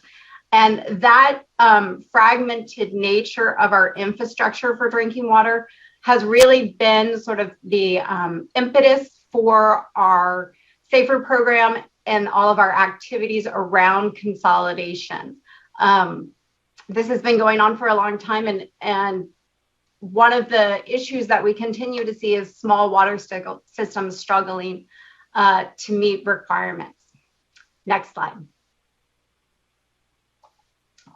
So for example, about 77% of our community water systems in California serve less than 1,000 connections. About 90% of our violations occur in water systems serving less than 500 connections. So these consolidation and regionalization projects are a huge part of our ability to address both our failing water systems and our at-risk and potentially at-risk systems. These are systems that may have problems in the future. Next slide. And so one of the things that Coachella Valley Water District has just been an outstanding leader in our consolidation efforts across the state. I actually first met Mr. Ruiz in 2017 when he supported me on an outreach program in San Diego. And they have been a leader. They're actually on our website. You can see if you look at our successful consolidation maps that they've done since about 2017, a wide variety of consolidations already. I believe it was about 8 or 9. And you can look in there. There are some significant ones like Oasis Gardens, also Thermal Mutual Water Company, Westside School. They've done a lot of really important partnerships and consolidations for us as part of their commitment to their community. Next slide. And just to kind of put the area that we're going to talk about today into context, this map is sort of from our 2022 needs assessment. It will be coming out, which is the webinar for that will be on May 5th. But it provides a map of where state small water systems and domestic well areas are statewide that either have water quality problems or have high drought risks.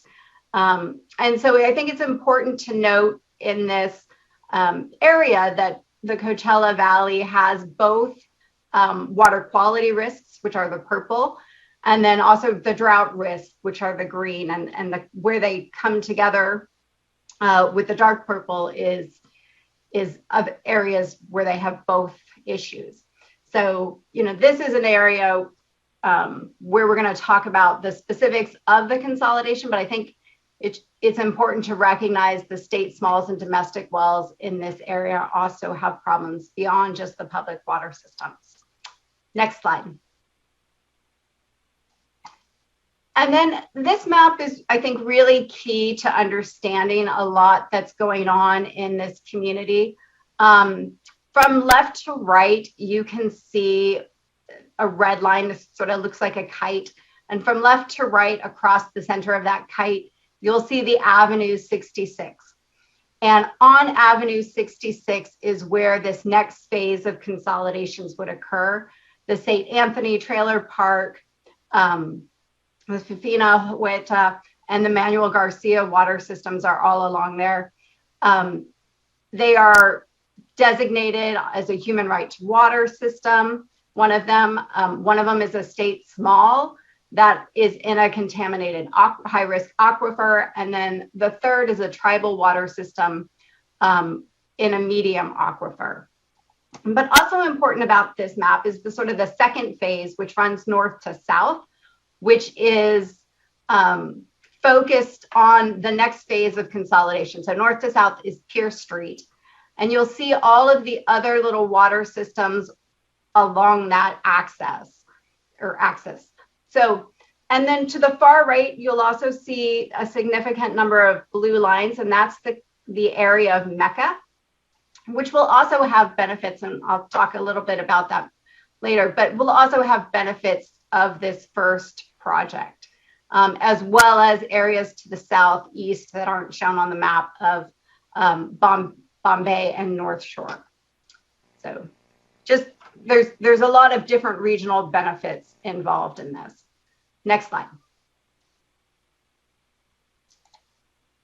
So these are just a few different pictures of the areas where we're not specifically doing the consolidation, but where there are benefits as well. You know, there is currently, and you can see on this blue line that comes down from the north and then jogs to the east and continues to come down. That's an 18-inch pipeline that in the event of interruption would leave this community of Mecca without water. They currently have a connection moratorium due to historical limitations of their water supply. And also have, you know, the only storage in that area is about 400,000 gallons, which does not meet even the maximum day demand of that community. So, but you can also see it's a disadvantaged community as well. And, you know, obviously, so the regional benefits are beyond even what we're talking about for these consolidation projects, these 3 consolidation projects. Next slide. And so this is the second phase. That's that north-south axis of Pierce Street consolidation project. You'll see that there are several state small water systems here that are red, tribal water system, either communities or small water systems. Several of these are either on our human right to water list or in a contaminated or potentially contaminated aquifer. The orange indicates that they are at risk. So just kind of to give you a broad look at the whole sort of overview of the efforts that they're undertaking here.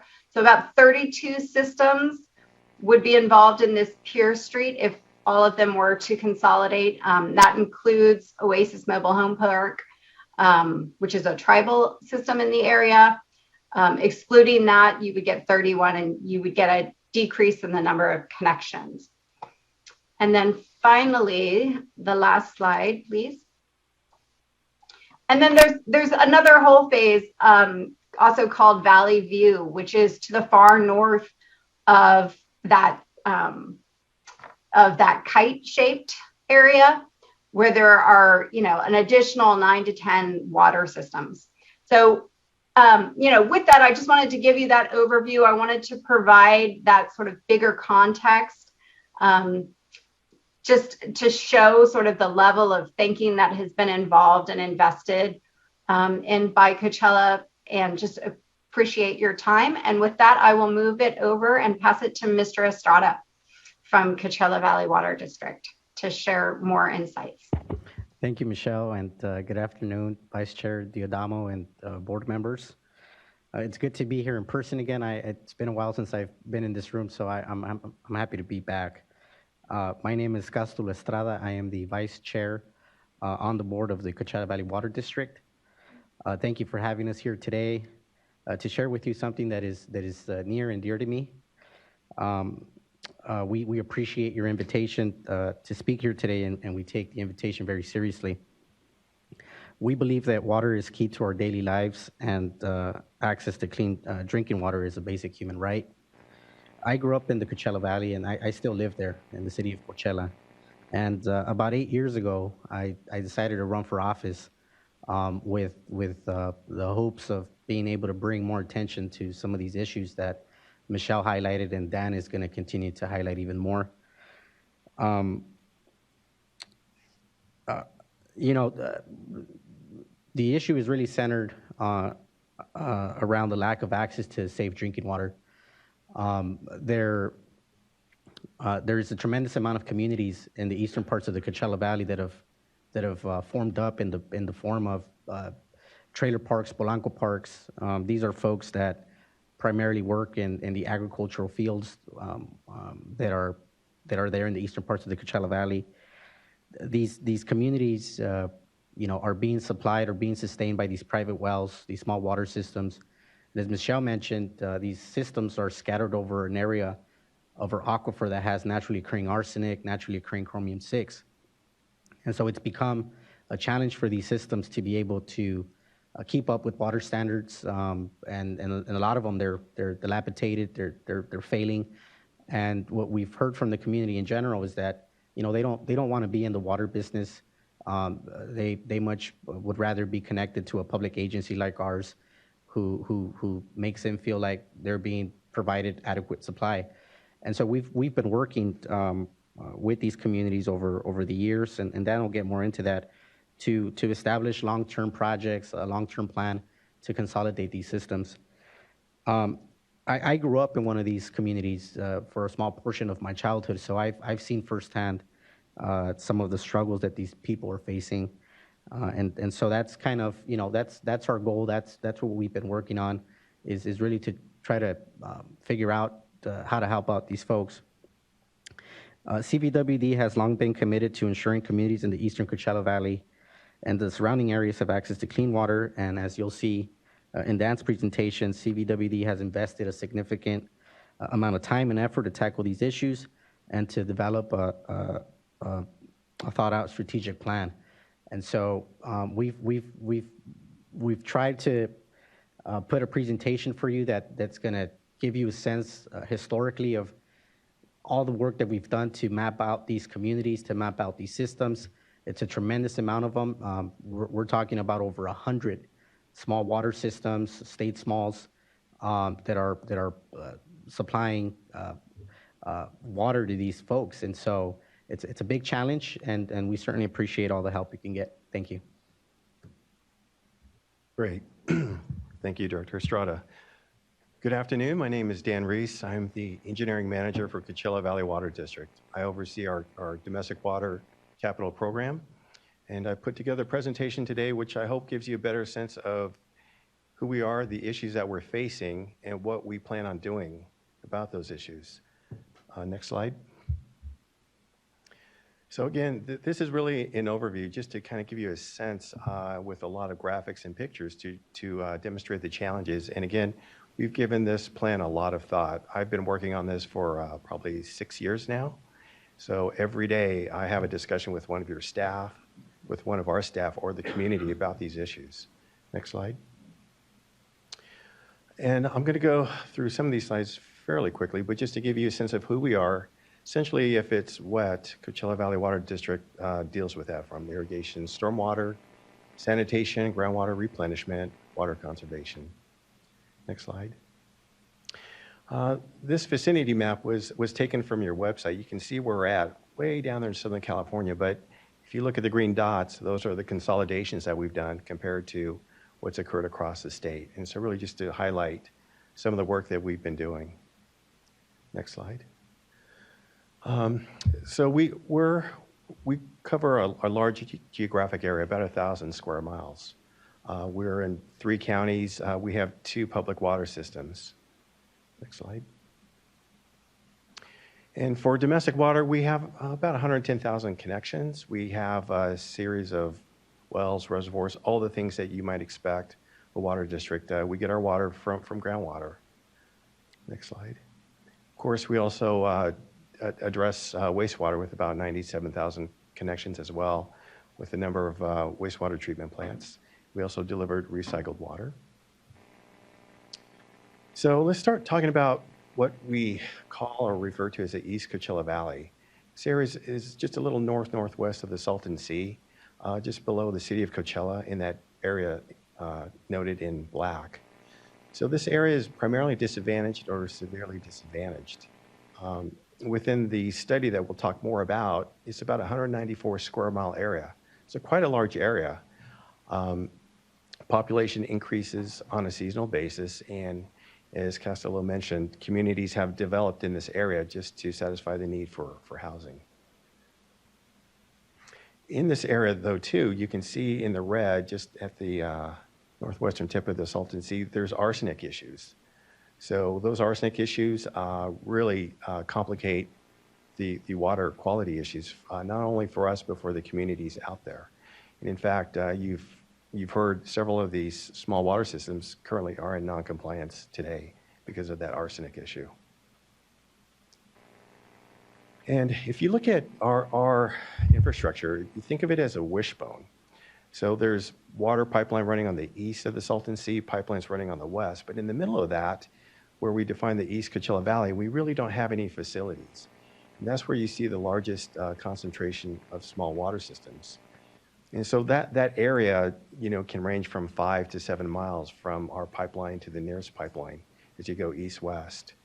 Obviously, you can see there's a lot of mobile home parks that develop in that area.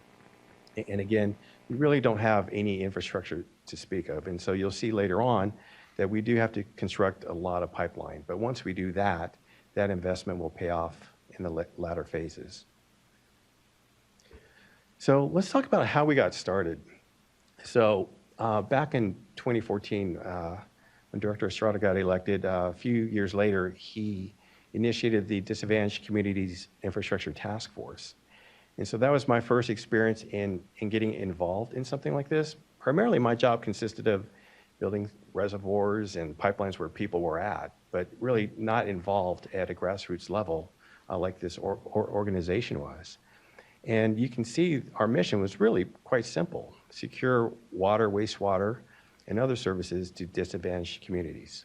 Sounds very simple. And it really is, but there's a lot to that. And so we meet on a bi-monthly basis now, and you can see there's quite a cross-section of the community that attends. We have even the Rex and Park District attends, school districts attend, and they have a voice, and they can hear updates and tell us the issues that they're facing, so that as I go back to my office, I can think about that, and as we start laying out plans and projects, I can incorporate the comments that we've heard. And so it really is a great forum to communicate back and forth at all levels. Of course, funding is always the #1 challenge for us, and hence we are always seeking external sources of funding, and that's one of the reasons why we're here today. So before I get into some of the other issues, I want to talk about what Michelle had referred to. We have had some great accomplishments, and I consider these projects as our learning curve. So we did these 4 projects totaling about $28 million over the last several years. I'm going to touch upon each of those because I think it's important to demonstrate why we're confident about our ability to move forward with future projects. So what we call our Highway 86 transmission main is about 7 miles of 30-inch pipeline. So this pipeline was installed to connect our Salton Sea communities, which are disadvantaged, with a better source of water. The wells feeding these communities had high total dissolved solids. Water quality wasn't that great. So we built this pipeline to consolidate that system, and there's about 7,400 people there. And so that was successfully completed at a cost of about $24.4 million, completed on time and within the budget that was allocated. And so that project is very successful. We're very proud of that one. That project also, we included some tie-in connections for future consolidations for some of the systems that we look at pursuing in the future. So even back then, we were thinking about our next steps. Thermo Mutual Water Company and Oasis Gardens consolidation. So this is a project where I actually got to speak to several of the neighbors of Thermo Mutual Water Company. So their issue was their well produced sand. So as they're brushing their teeth or washing their dishes, they had sand. They had low pressure. The system was always failing and leaking. I was told the husbands would go out after work, dig up a hole, pump it out, wait a day or two, and then make the repairs when things dried. And so they were routinely out of water. A gentleman told me one time he had to go carry a 5-gallon bucket of water, empty 5-gallon bucket to get water from a neighbor where we had an adjacent water system, bring the water back to flush the toilets.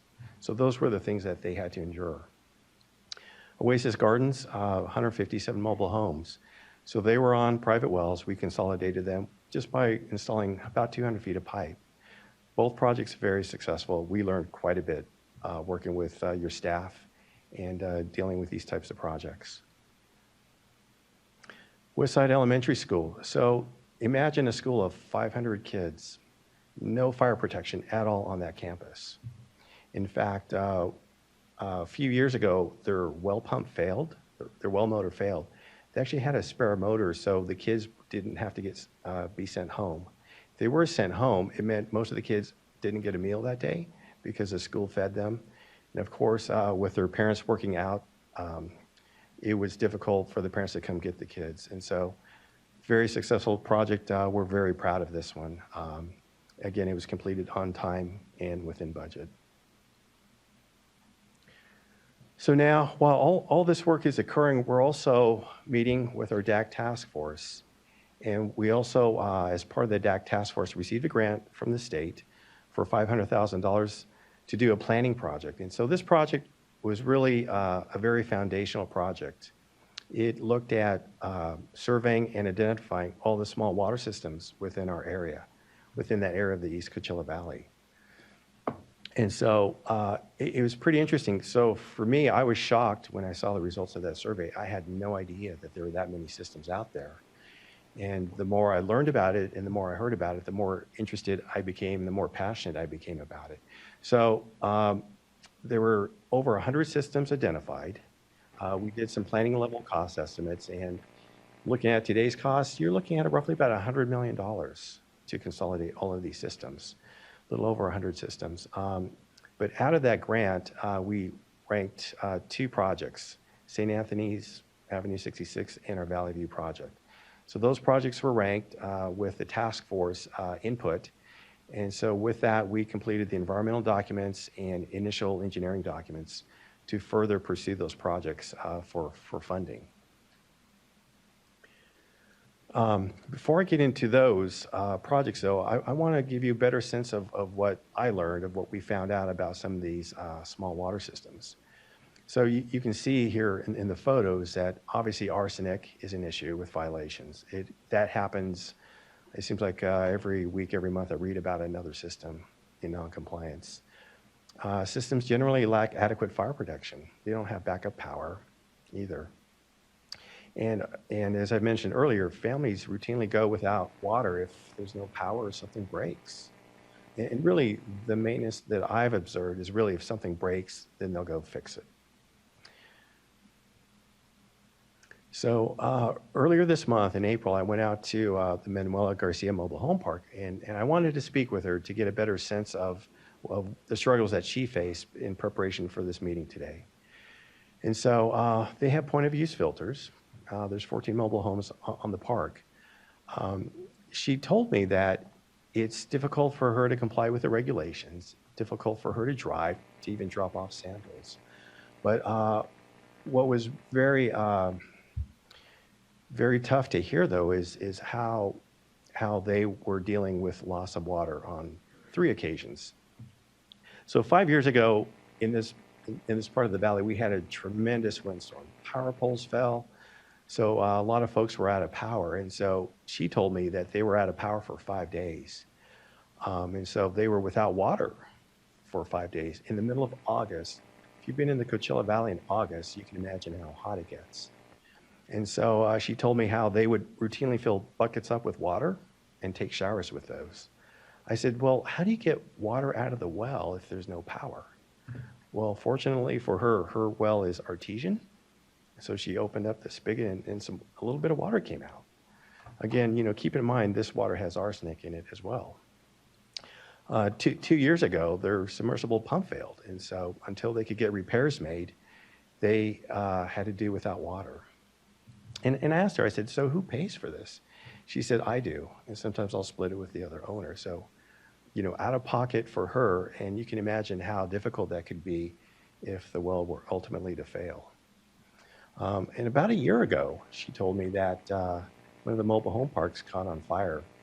The fire department came, hooked up to the only fire hydrant on site, and no water came out.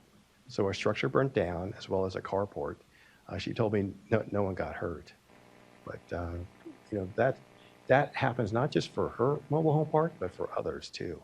So it was very, very good for me to hear that, but also very tough for me to hear that. This is in our own backyard. And these are the issues that we want to solve and address. So recently, I say over the last year or two, we've been hearing a lot about tribal and EPA water systems. And so as part of the East Coachella Valley Water Supply Project grant that we received, we did identify systems that we didn't have any information on. So to back up a bit, we received our information from County Environmental Health. We said, give me all the permits you have for all of your water systems. And so County Environmental Health didn't have permits for some of these tribal water systems, but we knew they were there, but didn't know much about them. And so as some of the issues started coming up with the tribal systems, we started learning more and more about them. The first question was, well, where's this system at?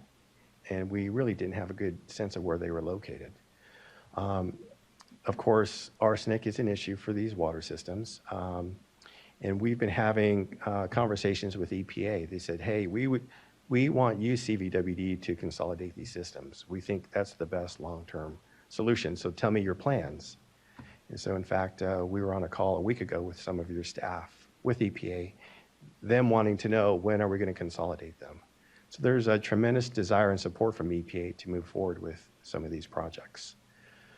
And as Michelle pointed out, to consolidate these tribal EPA systems are primarily located on Pierce Street, which I'll show you later on the map. It's that north-south pipeline that Michelle referred to as.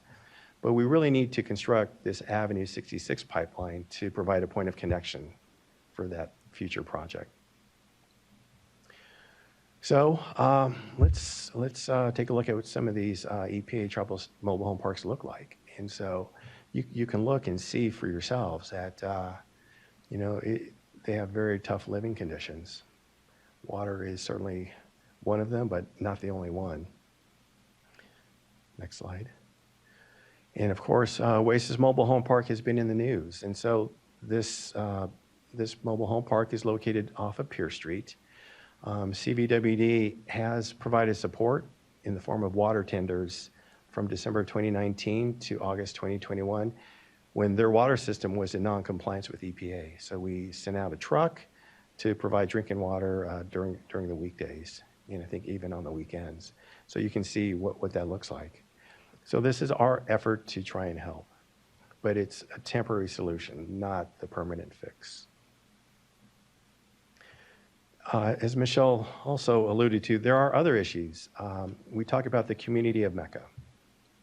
So Mecca is on the eastern end of this pipeline project, has about 2,800 connections. We acquired this system based on the research I did in about 1980. CVWD acquired this water system, paid about $151,000 for this system, built the pipeline that I'll show you north going into Mecca. We currently aren't issuing any new meters in Mecca because we can't get any more flow through that pipeline. And if that pipeline were to break, then the communities would be out of water. So this Avenue 66 pipeline has tremendous benefit for them as well, also disadvantaged community. So again, Michelle showed you a photo of this. This is just another photo to show you where the pipeline has reached its capacity. And that pipeline serves Mecca, and down to the south is also what we call North Shore and Bombay Beach. So it shows you more of a regional area. So I've talked a lot about the issues and what we've learned and what we've done. So let's start tying that together. So we feel we have a great plan for addressing these issues. So that strategic plan really involves consolidations. And so again, it's important for us to keep our maps updated as we get more information on the systems, identify what's out there. That way, as we go back and think about what we need to do in the future, we can incorporate those systems, number of connections, where they're at, and so forth. We have strong community engagement. Again, I talk to people throughout the week within the Coachella Valley about our plans and what we're going to be doing. You know, hats off to our elected officials. They're very much engaged. There's a lot of awareness on these issues. And so we've been able to not only get their support, but also they've been able to get some funding for us as well. These are large projects, again, about $100 million. So that is something that we're always looking for, is the funding. And right now I'm working on wrapping up a master plan for the area. So it's not just about building pipelines. We need additional storage, additional production and wells. So it's a comprehensive solution for the future. And of course, we are pursuing opportunities for septic to sewer projects. So once we completed the East Coachella Valley Water Supply Project, we also then took a look at the septic to sewer conversions based on that groundwork that we already did. So that is currently ongoing. And we have about 4 or 5 projects that we're working on right now. In fact, one we have an application for with the state to fund. And so finally, we want to seek funding sources for our top 3 projects. So St. Anthony's, Valley View, and Pierce Street. So that's our focus, and that's what we really want to move forward with. And so, again, Michelle showed some of this, but I want to get into just one more level of detail here. So this is a 30-inch pipeline to connect from our existing system on the west into Mecca on the east. It's broken up into 3 phases. Phase 1A is already constructed. That is already in the ground. When they built a bridge over the railroad tracks, CVWD installed a water line, working with the County of Riverside at a cost of about $3.9 million. So the second phase, if you can think of it on the right-hand side, that phase, which we call phase 1B, it's about a $10 million phase. We're getting ready to go out to bid with that project here in the next month or so. And the remaining phase, what we call phase 2, will be ready to go out to bid probably towards the latter part of this year. So we've made significant progress on this. The environmental is done. We're just wrapping up design. So we are moving forward with that. Again, just to show you the benefits of this Avenue 66 St. Anthony project, it is regional. It really is. And again, it provides a point of connection for the systems that are located along Pierce Street, which is north-south there on the left-hand side of the screen. Well, I've got to show you what St. Anthony Mobile Home Park looks like in case you haven't been out there. And so it looks very similar to some of the other parks. They have a centralized water system where residents can walk up and get water, but they have had a non-compliance order though as well. And so they're planning on this consolidation. And of course, St. Seferina, Huerta, and Manuel Garcia, they have arsenic issues. Their systems are rusting, not well maintained. The fear for them is if their well goes out and they can't afford to replace that, or let alone the lead time to get someone to drill a new well, is just tremendous. So high risk for sure. So I want to spend a little bit of time on this map. It looks like a kite. And so east, west, right, left, that's Avenue 66. So yes, it's only going to consolidate 3 systems, but this is really a significant investment in this whole region. Again, it provides benefits for Mecca, but it also provides opportunities for this Pierce Street pipeline, which you see. And if you see the cluster down where the little square is, that's where you have a lot of the tribal systems that are in non-compliance today. And for Pierce Street, that design has been started by a group called Pueblo Unido. They've received a technical assistance grant, So they are working on portions of that project. So these are things actively being worked on right now. We're doing what we can to assist them. And we talked about the benefits for Mecca. Again, there's about 2,800 connections. As soon as this pipeline is constructed, or we get more water into this area, an affordable housing project is scheduled to move forward. And that's by the Coachella Valley Housing Coalition. In fact, they wrote a letter of support that you'll see in your packet. So our Valley View project is our #2 top ranked project. So I'm currently looking at taking a design contract to our board here in the next month or two. It'll consolidate a total of 13 systems. And this is, again, a little bit north of Avenue 66. We have started the funding application with the state, and the environmental has been completed. And so we hope probably in about a year or so we'll have the design completed, and we'll request construction funding for this project. So there's certainly a lot. There's a lot of issues out there. And so here's our focus right now for our next steps is, one, obtain funding for St. Anthony's Avenue 66. Let's get that pipeline in the ground. We have partial funding, but not all of it. We want to complete our SRF application for the Valley View project and complete that design effort. We're also working with your staff on a comprehensive planning grant. So about 2 months ago, we spoke to your staff, and there's funds for a comprehensive planning grant, which would help us even pull in some other projects and look at some of the other systems that we're not consolidating right now, but figure out the steps to consolidate those in the future so that we have a blueprint that goes beyond these 3 projects. And then again, assist Pueblo Unido and others with the Pierce Street Pipeline project. As soon as we're done with that design and environmental, we plan on applying for a construction grant with your staff.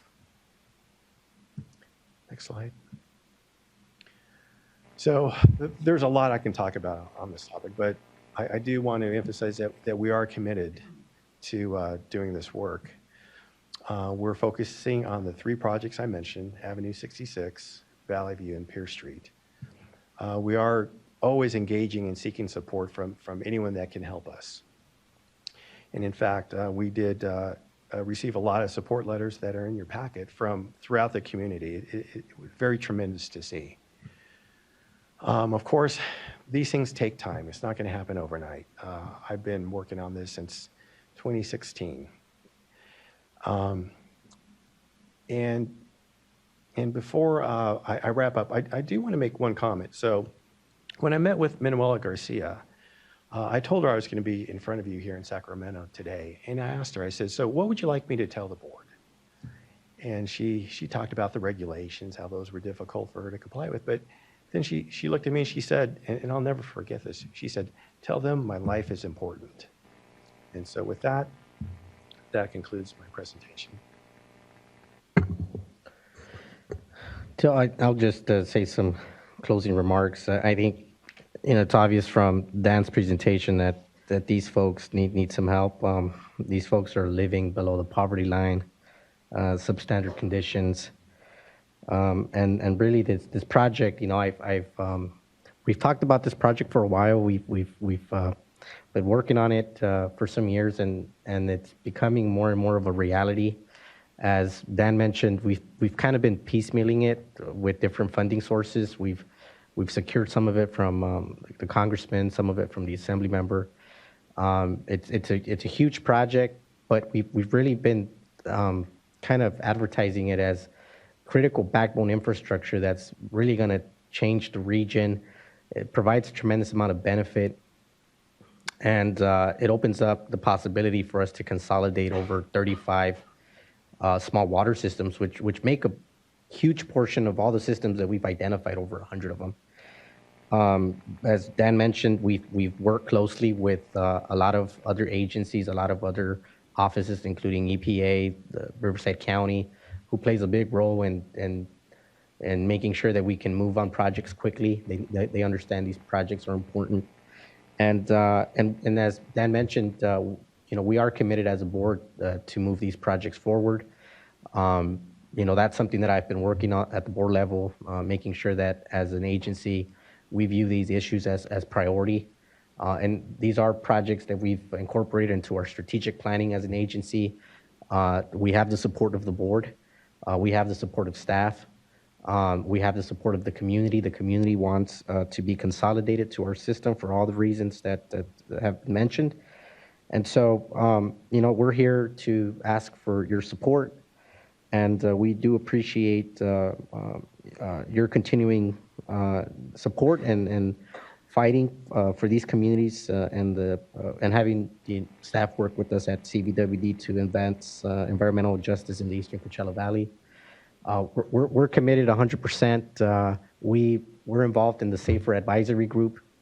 And so we're here to do as much as we can also to facilitate whatever your plans are at a state level, which I think are in alignment with what we're trying to do here. So thank you so much for giving us the opportunity to come here before you. Thank you. Well, I just have to say how inspiring it is to hear from you. Thank you so much for taking the time to come and be here in person and to share with us an update on your efforts. And just really want to thank you for your leadership and vision, strategic plan for, broad, regional, and comprehensive. And I think that we can learn throughout the state, from what you're doing, and really glad that for also your commitment to be involved in the statewide effort as well. So did you have anything else? Did staff have anything else that they wanted to share before opening it up for questions? Not for this item, no. Okay. Yes, and just reminding everyone that our next item is on St. Anthony's Mobile Home Park Consolidation Project, so one of the specific items. Any questions? I don't have any questions, but I echo Vice Chair's comments, and thank you both for being here and sharing your vision and what's happening in the community. I think it's important to get that out and to share. And I also just wanted to take a moment to thank staff for their continued hard work to deliver safe drinking water and for working with the district over the past couple of years to work on this vision and to identify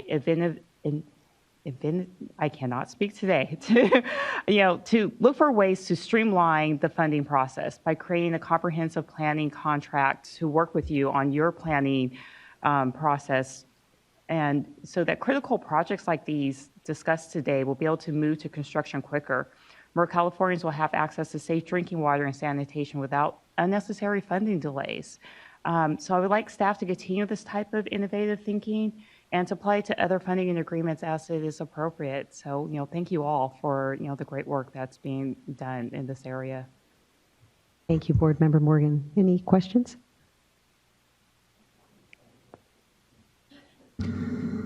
Ditto all those comments. I really commend you and the district for all the efforts that you've put in here.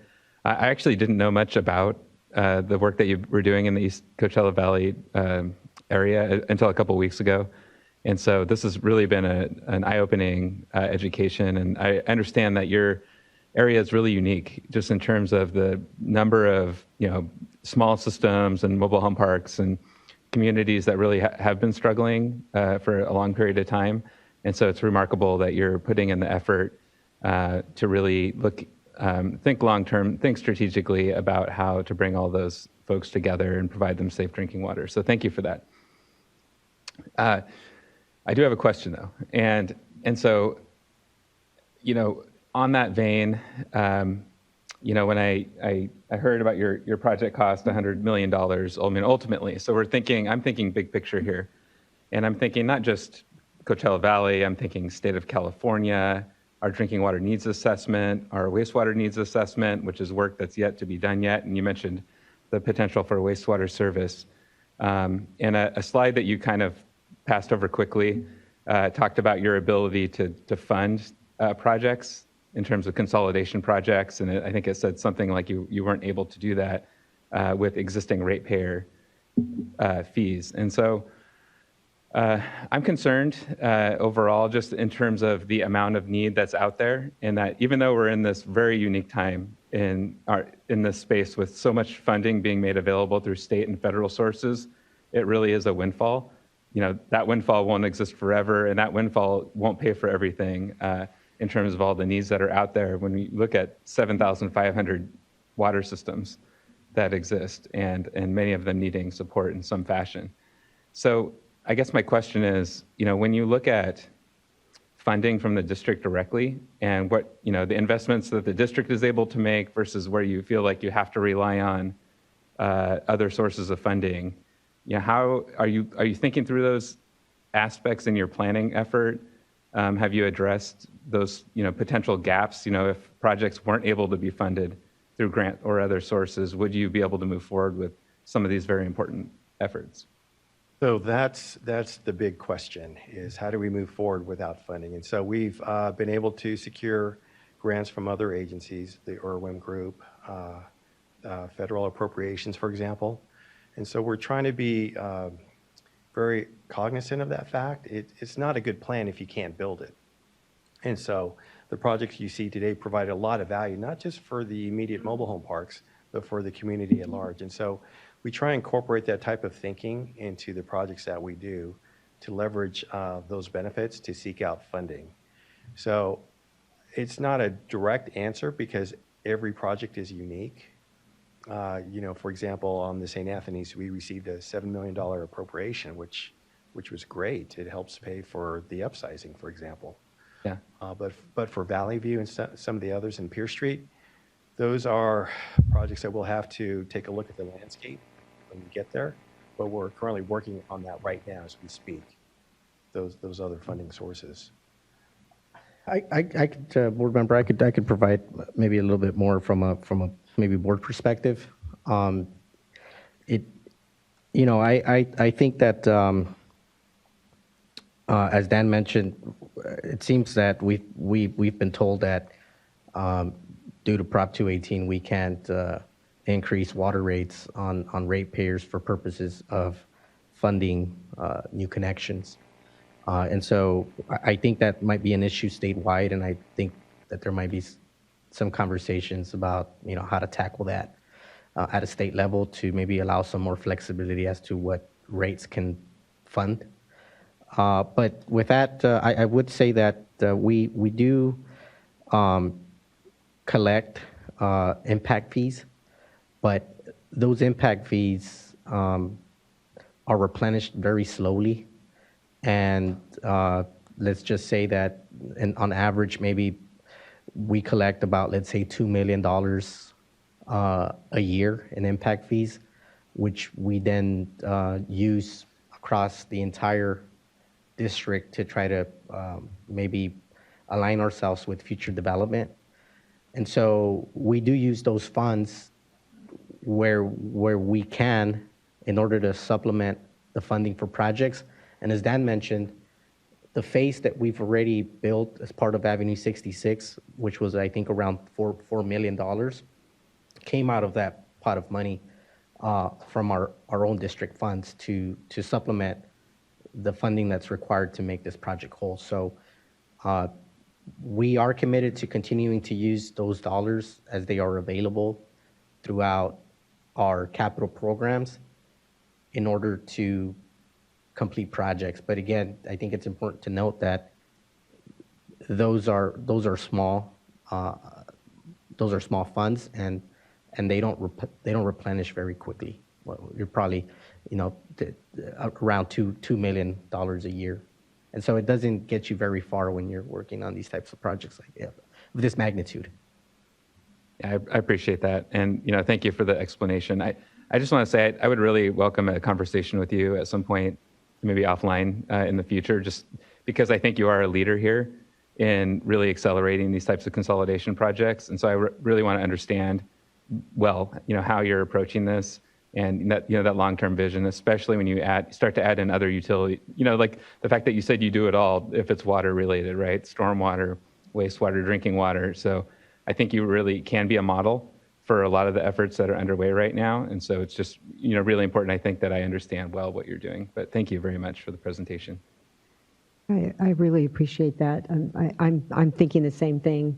Board member or Vice Chair Denise Caldera is involved in a similar project in Allensworth, looking at regionalization and really kind of getting a slow start. And I'm just thinking we could really tap into your energy, your passion, and your strategic thinking elsewhere in the state.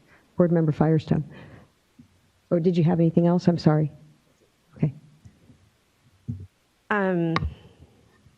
I keep strangely emotional on this. You all are really the epitome to me right now of leadership around achieving the human right to water in the state and bringing that to a reality. I mean, we can create funding programs, we can set priorities, but unless you have folks like yourselves actually developing and implementing projects for, the folks in your region that have been disinvested in, that bear the brunt of so much of the wealth and income inequality, various pollution, and socioeconomic challenges. I think, you are the reason that I have hope that we really will be able to achieve this in our state. And I just so, echo the thoughts around just needing your leadership as models around the state with other partners. I will also just say, I think both of you in particular, and I know there's others certainly on the ground that you've been able to bring in, have just been incredibly transformative. And I've known this region now for a bit. The idea that now Coachella Valley Water District has been, creating this incredibly grassroots and comprehensive task force to identify how to ensure everyone in the region can access safe, clean, affordable drinking water reliably, as you put, that we, I definitely don't think I would have imagined this happening, how long ago is it? 15 years ago or so when I first started working on this. And I think it's because of your leadership. I think it's because of the leadership that you've tapped into locally and the momentum and sort of cohesion you've developed to make these projects happen. And I certainly think we need to be supporting that at the state. I think that's exactly what our funding and, SAFER program is intended to do. I do think we have this amazing window of funding right now and more coming with federal funding. If we, everything we can do to make sure that we can meet the timelines to be able to, I think, accelerate and actually fund this project while we have this window of funding is critical. So certainly you all are, that's one of the reasons I have a lot of hope. You all are incredibly effective builder, maintainer, and operator of systems. So I think we all, as a team on our end, as well as you all, just to make sure that we can meet those deadlines and get the funding, full funding for a project while we still have this window of funding available. I also, I guess, lastly, I wanted to say that, SAFER originally, and when I first worked down in the San Joaquin Valley, was really focused on water quality, and arsenic is a major problem in the region, as you said. But I think, as your presentation pointed out, and as is, a new major focus of our needs assessment, this issue of reliability and resilience measures are just as critical in many ways. I mean, if you have no water coming in to your house, or if you have arsenic water, either of those are unacceptable. And I think we haven't necessarily incorporated all of those on, say, the human right to water list. We're working on that, but it's certainly just as much of a critical priority. So, I guess I just, want to echo thank you and just incredible gratitude for your leadership and for all that you're doing for the folks in your region, and I think model in the state. Thank you. And Vice Chair Diadamo, I want to just make sure to say that you have wonderful staff at the state, and we wouldn't be able to do what we're doing in our region without their help. They've been amazing, and they've been a tremendous help. So we really appreciate your staff also being available to us and providing the support that they have over these years. So thank you. Thank you for that. We think that too, and it's great to hear others say that. I think the division is hearing this, Division of Financial Assistance and Division of Drinking Water, Ms. Sobek. We really want to have you back. And so maybe sit and think about how we could best tap into your energy and your passion. I mean, it just strikes me in the many meetings that I've been in the San Joaquin Valley, sort of this loss of hope and sense of, that's too bad, but it's not my problem. And you've done the opposite. You've said, that is my problem, and we have an opportunity for solution. And, this can-do attitude. And I think that the best way to spread that is from hearing it directly from people such as yourselves. I think it'll create an openness that doesn't currently exist and a sense of hope, as Board Member Firestone said. So thank you so much. Well, with that, let's, Mr. Long. Do have, Vice Chair Diadamo, we do have one speaker who had requested to speak if necessary. On both items, right. Thank you. So I will go ahead and unmute her to see if she would like to speak. Hi, can everyone hear me? Yes. Hello. Hi, good afternoon. This is Natalie again with Leadership Council. I work across the San Joaquin and Eastern Coachella Valley's office, and I'm based in our Eastern Coachella Valley. We'd just like to say we're encouraged to see the focus on the ECV and are very supportive of expanding with water and wastewater infrastructure to the ECV. The Avenue 66 project could have the potential to connect 32 small water systems, and once CBWD actually has a project proposal for those systems, we hope to see both technical support and connection fee support for those systems, as well as the inclusion of unpermitted parks, which are often missing from consolidation plans. And we look forward to supporting those systems in their consolidation efforts. And since Oasis Mobile Home Park was brought up a number of times, we'd just like to state that we would not support a consolidation of Oasis Mobile Home Park. This park is massively dilapidated. We are actively working to relocate Oasis Mobile Home Park residents, and adding drinking water infrastructure wouldn't even address a fraction of the issues in that park. Thank you. Thank you for your comments. All right, so we'll now move on to item number 7, which is consideration of a specific project. Proposed resolution to approve 100% grant or principal forgiveness funding for Coachella Valley Water District St. Anthony Mobile Home Park Water Consolidation Project. Right, can everyone hear me? Wait for the, okay, good, there we go. Good afternoon, Vice Chair Diadamo, members of the board. My name is Marine Siddiqui. I am the Senior Water Resource Control Engineer of the Small Community Water Unit in the Division of Financial Assistance. Also with me today is Bridget Chase, Supervising Water Resource Control Engineer, and from the Office of Chief Counsel, Anthony Austin. Item number 7 on the agenda is consideration of a proposed resolution to approve 100% grant or principal forgiveness funding for the Coachella Valley Water District's St. Anthony Mobile Home Park Water Consolidation Project. First off, I want to thank Michelle Frederick from the Division of Drinking Water, as well as Vice President Estrada and Dan Ruiz from Coachella Valley Water District for their presentations on item number 6. Certainly a tough act to follow, but I'll do my best.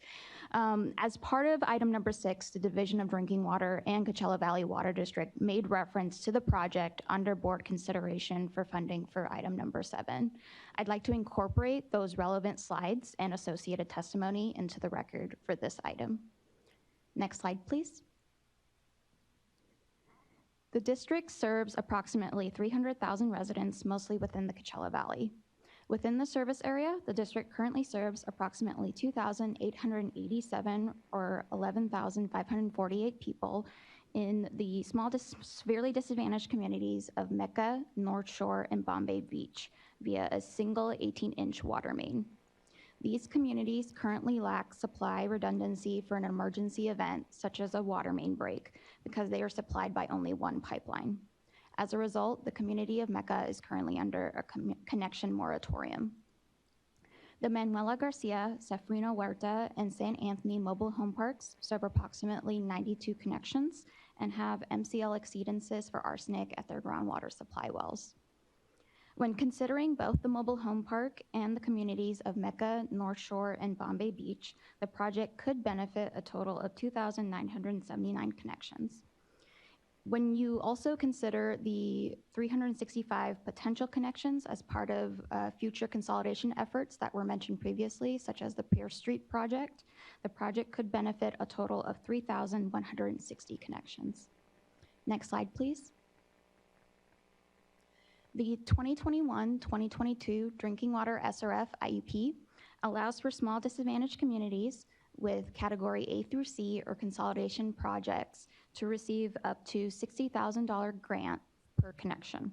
The project is classified as a category C project. The district has requested $23,439,658 for the project from the State Water Board. That equates to $254,779 when considering solely the 92 mobile home park connections. However, there are existing and potential regional benefits that may also be considered in weighing the overall value of funding for the project. When including the communities of Mecca, North Shore, and Bombay Beach, the cost per connection is approximately $7,868. When also including the potential consolidations as a result of future consolidation efforts, such as the Pierce Street project, the cost per connection is $7,418. Next slide, please. Here is a map showing the project. The primary purpose of the project is to consolidate the 3 mobile home parks I mentioned previously into the district's public water system. The infrastructure needed to consolidate these mobile home parks include an upsized 30-inch pipeline along Avenue 66, and that's running east-west here, as well as a 12-inch pipeline along Lincoln Street, which is just on the far right-hand side in pink down there. Next slide, please. Not only will the project address the arsenic MCL violations at the mobile home parks, but it will also provide a more robust and reliable means of fire protection for the communities. The project will also provide a backup water source for the communities of Mecca, North Shore, and Bombay Beach by looping the water system. The project will additionally provide critical background infrastructure needed to potentially consolidate 20 additional small water systems on Pierce Street through the Pierce Street project. There are also 16 public water systems regulated by the United States Environmental Protection Agency, or EPA, identified in the Torres-Martinez Reservation that could also potentially benefit from this project once the Pierce Street project is built. Next slide, please. This table shows a summary of the funding sources acquired for this project. The requested amount from the Drinking Water SRF program is dated as of February 2022 and may be subject to change once the project is advertised for construction bids. Next slide, please. The proposed action would waive the cost per connection threshold in the IUP as it applies to this project, and would authorize the Deputy Director of DFA to enter into an agreement with the district to provide subsidy of up to $23,439,658 for the project. The resolution also includes authority for the Deputy Director to approve up to a 20% cost increase for good cause. DFA staff are supportive of approving the requested funds for this project. And as Dan touched on, we did receive 11 letters of support, and I just want to acknowledge them here at this time. We received letters of support from Congressman Raul Ruiz, Senator Melissa Melendez, Assemblymember Eduardo Garcia, and from the Riverside County Board of Supervisors, Supervisor V. Manuel Perez. We also received letters of support from City of Coachella, its Coachella Water Authority and Coachella Sanitary District, the Coachella Valley Housing Coalition, the Coachella Valley Regional Water Management Group, the Riverside County Environmental Health, India Water Authority, Lift to Rise, Pueblo Unido, and Union de Palancos Association. Next slide, please. That concludes my presentation, and I'd be happy to answer questions at this time. Thank you. Any questions? Board Member Morgan. So again, I'd like to thank staff and the district.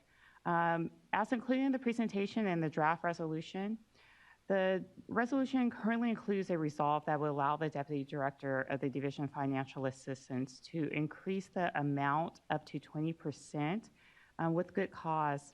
While this project has a high per connection cost when only considering the mobile home park, I believe that it is a critical project that should be funded. With this year being the 40th anniversary of the Safe Drinking Water Act and the 50th anniversary of the Clean Water Act, far too many communities in California do not have access to clean, safe drinking water for their, at their faucets. It is also important for us to not only look at the success of these acts, but also look at where we can have opportunities to do better. This is an example of where I believe that, we can do better to equitably provide safe drinking water with this critical project.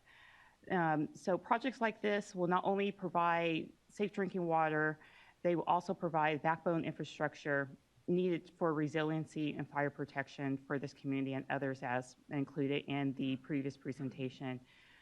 It's also a critical step towards providing safe drinking water to neighboring communities, which is especially critical in this area where housing is also concerned, something that's also been brought up today. Therefore, I'm concerned with that setting the amount that the Deputy Director can increase in funding to 20% could potentially delay the project, seeing that we have seen construction bid,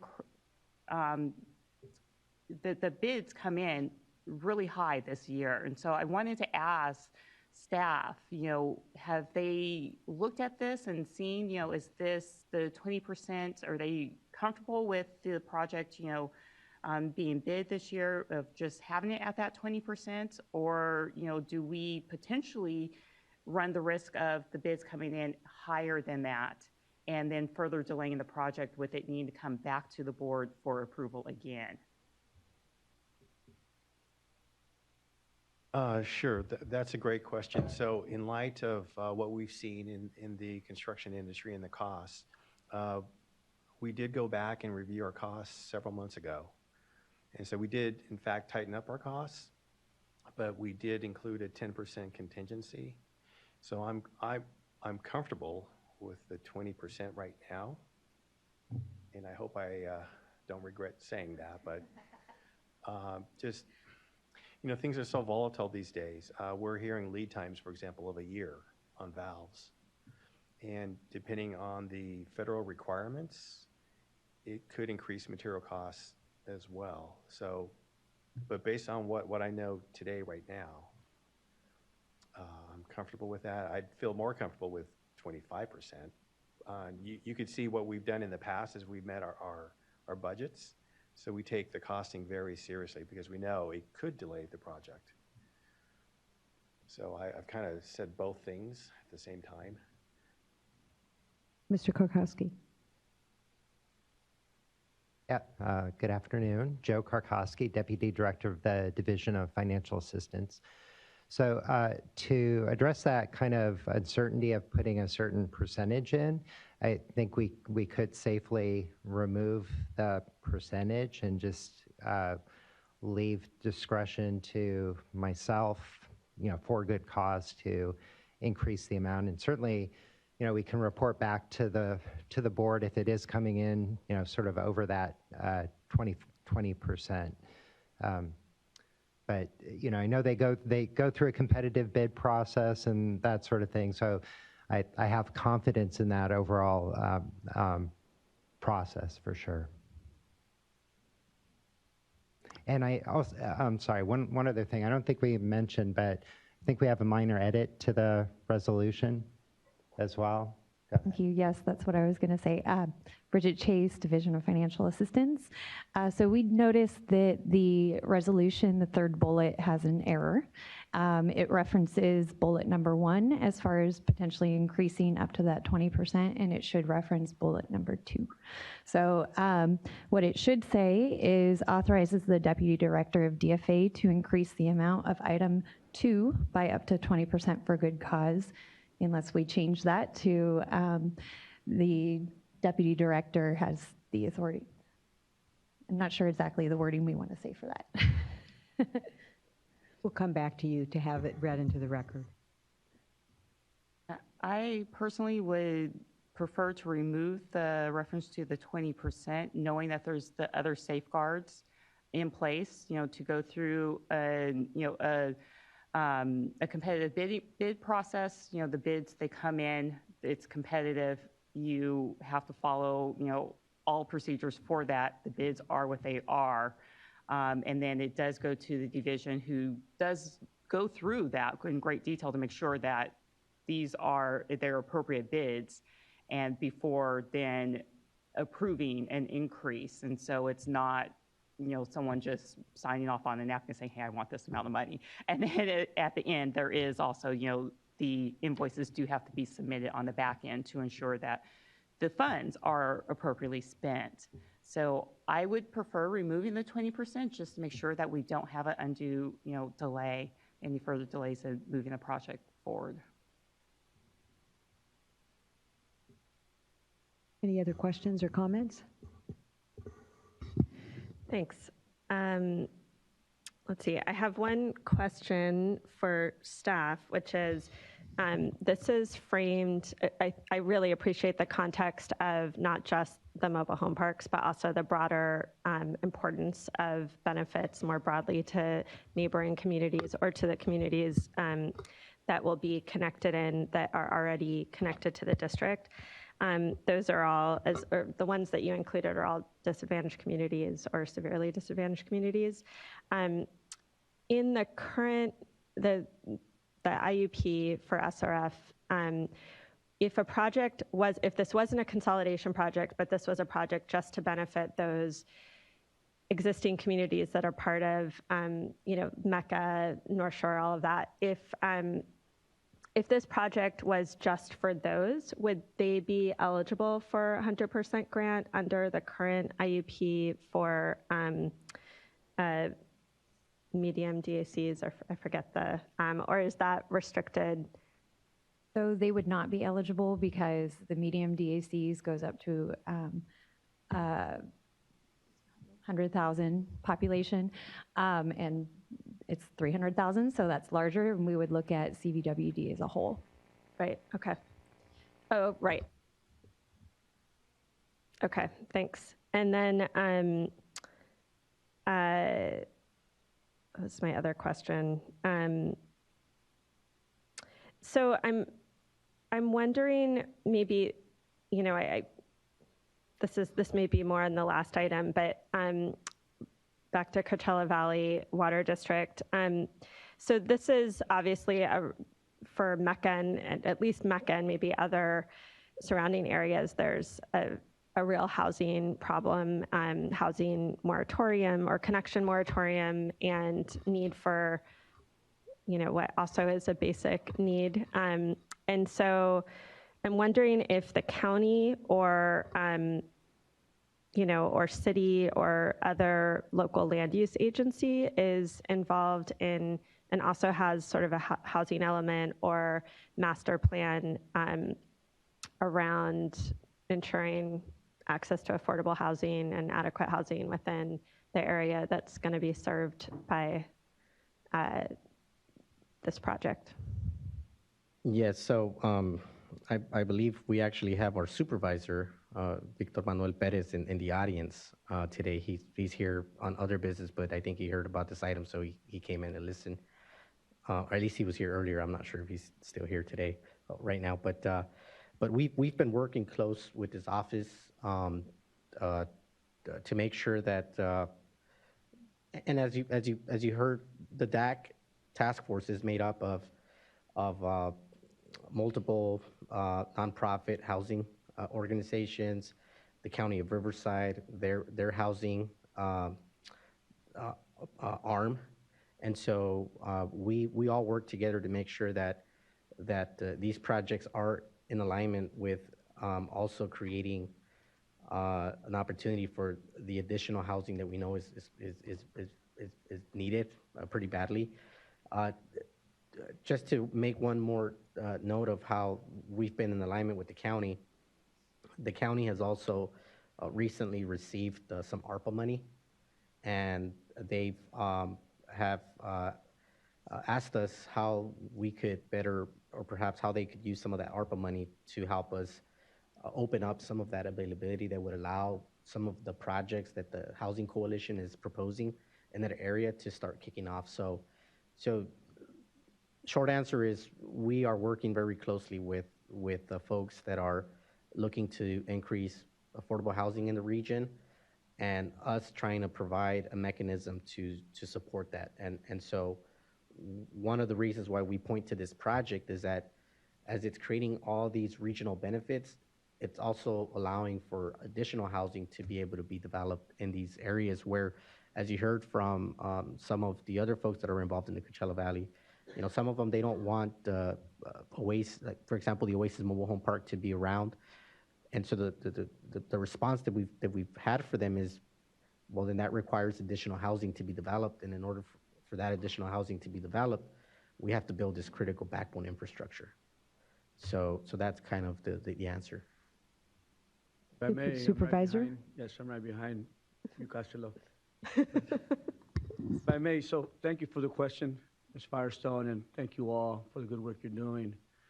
And the reason why I'm here is because I'm here to support my colleague. I'm here to support CVWD, obviously our residents out in the eastern Coachella Valley. And we've come a long way, and I think, although through a lot of struggle, years, decades, I think we're finally at a position where we can transform that area. And so I made it a point, as far as the ARPA money that's coming from the federal government, all our money is going to go towards infrastructure. At least the funding that I receive, because we have our 5 districts, every supervisor can use those monies for whatever they so choose within their own districts. I have said and will have committed to the point that we need to make sure that this is linked to infrastructure so that we can build out the electrical needs that we have out there aside from water, and ultimately, quite frankly, the housing element that is also very necessary. Our goal is to build 10,000 affordable housing units within 8 years. And through this type of project, we will get there. It's going to take some time, but I think working in a coordinated way, a collaborative way, working with the grassroots organizations, in which I just had a conversation with them last week. I had a chance to go to St. Anthony's maybe 3 weeks ago, talking to folks on the ground about what those needs are. I think we can get there. And so, as far as I'm concerned, from my point of view, having grown up there as well, my father growing up near Oasis Mobile Home Park, it is also very near and dear and very personal for me as well as for many family members. So I will commit, and I have committed, and I will say this in front of you, in front of those that are watching right here, right now, that the County of Riverside, the 4th District, any type of funds that I receive will be going towards infrastructure so that we can build out housing. Thank you, Supervisor Perez. All right, we have one commenter, Natalie Escobedo Garcia again. Are you with us?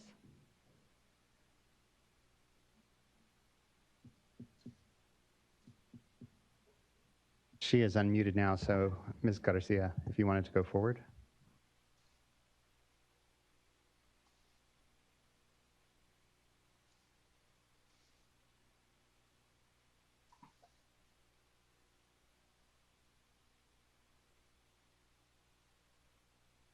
It appears that she's dropped off the platform. It could be that she got her comments in sufficiently. So. All right. Okay. So let's go back to the third, therefore be it resolved.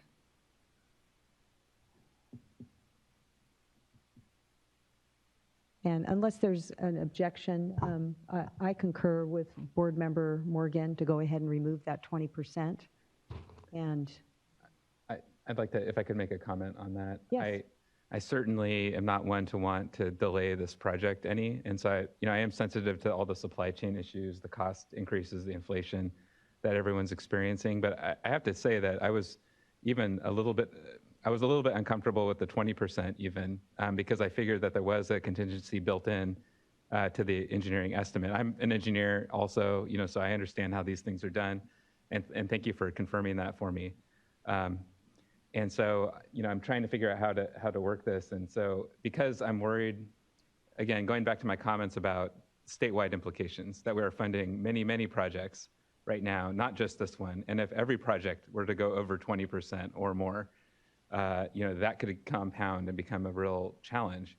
So I was thinking about this as through the comments, and I guess my conclusion is if we could just add maybe a check-in with through the executive director's report, maybe a little bit of a feedback update on the outcome of this bidding process, and possibly a report back here.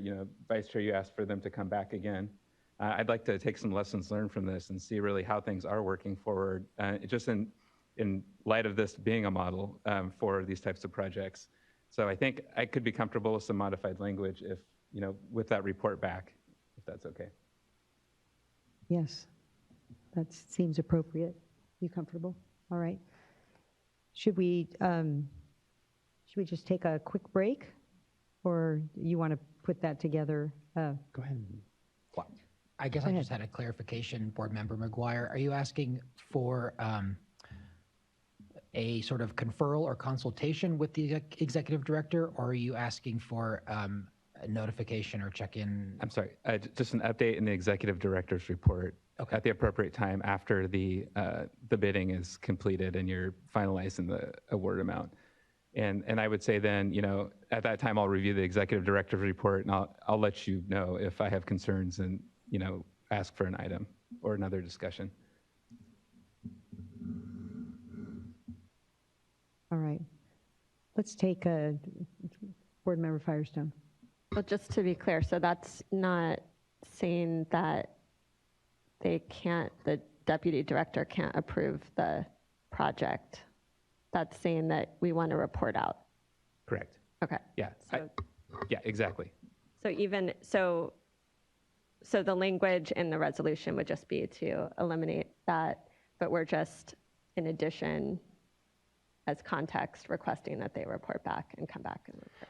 Okay. Making sure. Thank you for Can we helping me run with that. some language past you, Member McGuire, to see if it satisfies your concern? Okay. So Resolve 3 would be modified so that it reads, authorizes the Deputy Director of DFA to increase the amount in, and then we would strike item 1 by up to 20%, and then insert Resolved 2. Technically, we refer back to a resolved paragraph instead of it as an item. So we'd insert Resolve 2 and then pick up for good cause that was already there. And then we'd resume with an additional insertion and to update the board via the executive director's report if the deputy director uses the authority provided by this paragraph. Very good. Thank you. So the record, it's read into the record at this point in time. If a board member would like to make a motion, we could do that before any break. I'll make a motion with the The change is read into the record by into the record, right, council. by Chief Counsel. We have a motion. I'll second. Ms. Townsend, please call the roll. Board Member Morgan? Aye. Aye. Aye. Aye. Item number 7 as amended is approved. Thank you. Thank you so much. Thank you very We much. look forward to seeing you again soon. Thank you. Thank you.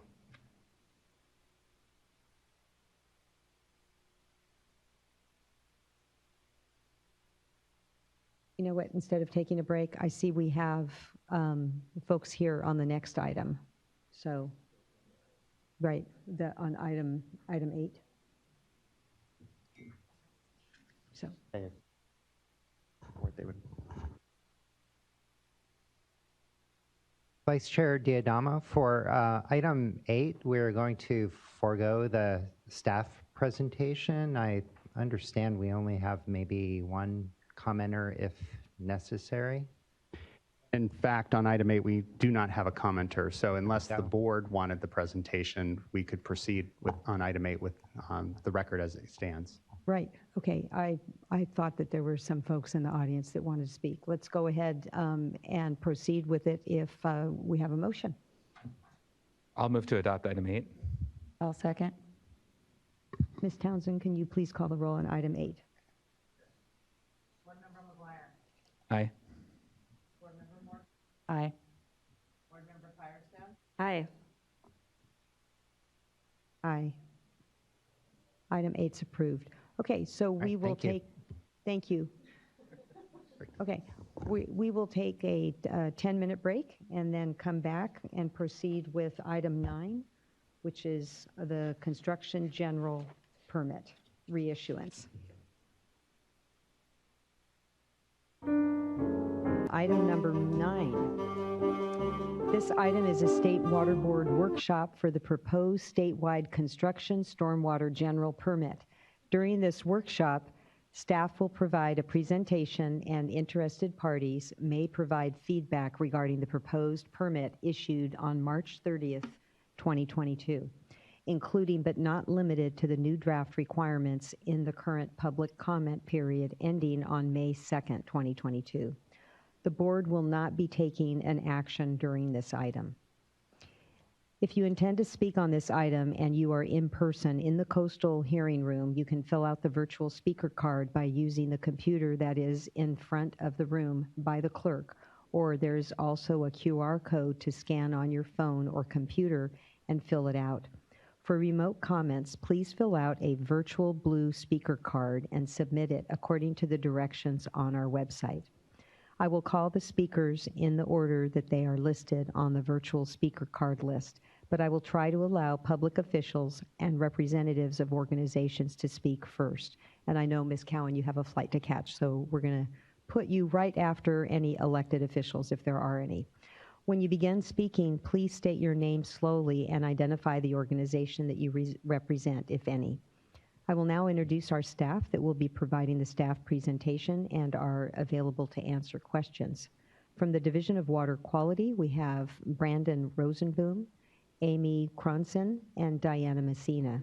And from our Office of Chief Counsel, Phil Wiles and Serena Liu. Good afternoon. All right, now we'll proceed with the staff presentation. Good afternoon, Vice Chair Diadamo and members of the board. Thank you for this opportunity to provide an overview and update on the development of the proposed construction stormwater general permit reissuance.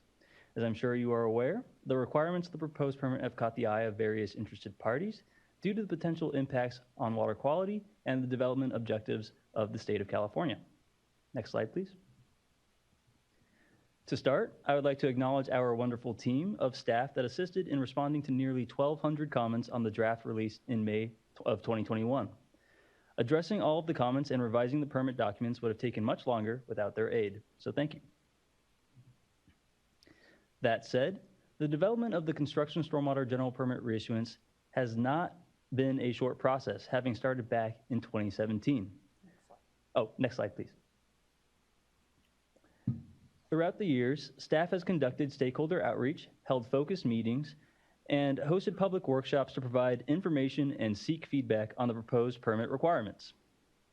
Staff released an informal draft in late 2020, which helped to improve the formal draft that was released in May of 2021, initiating the public comment period.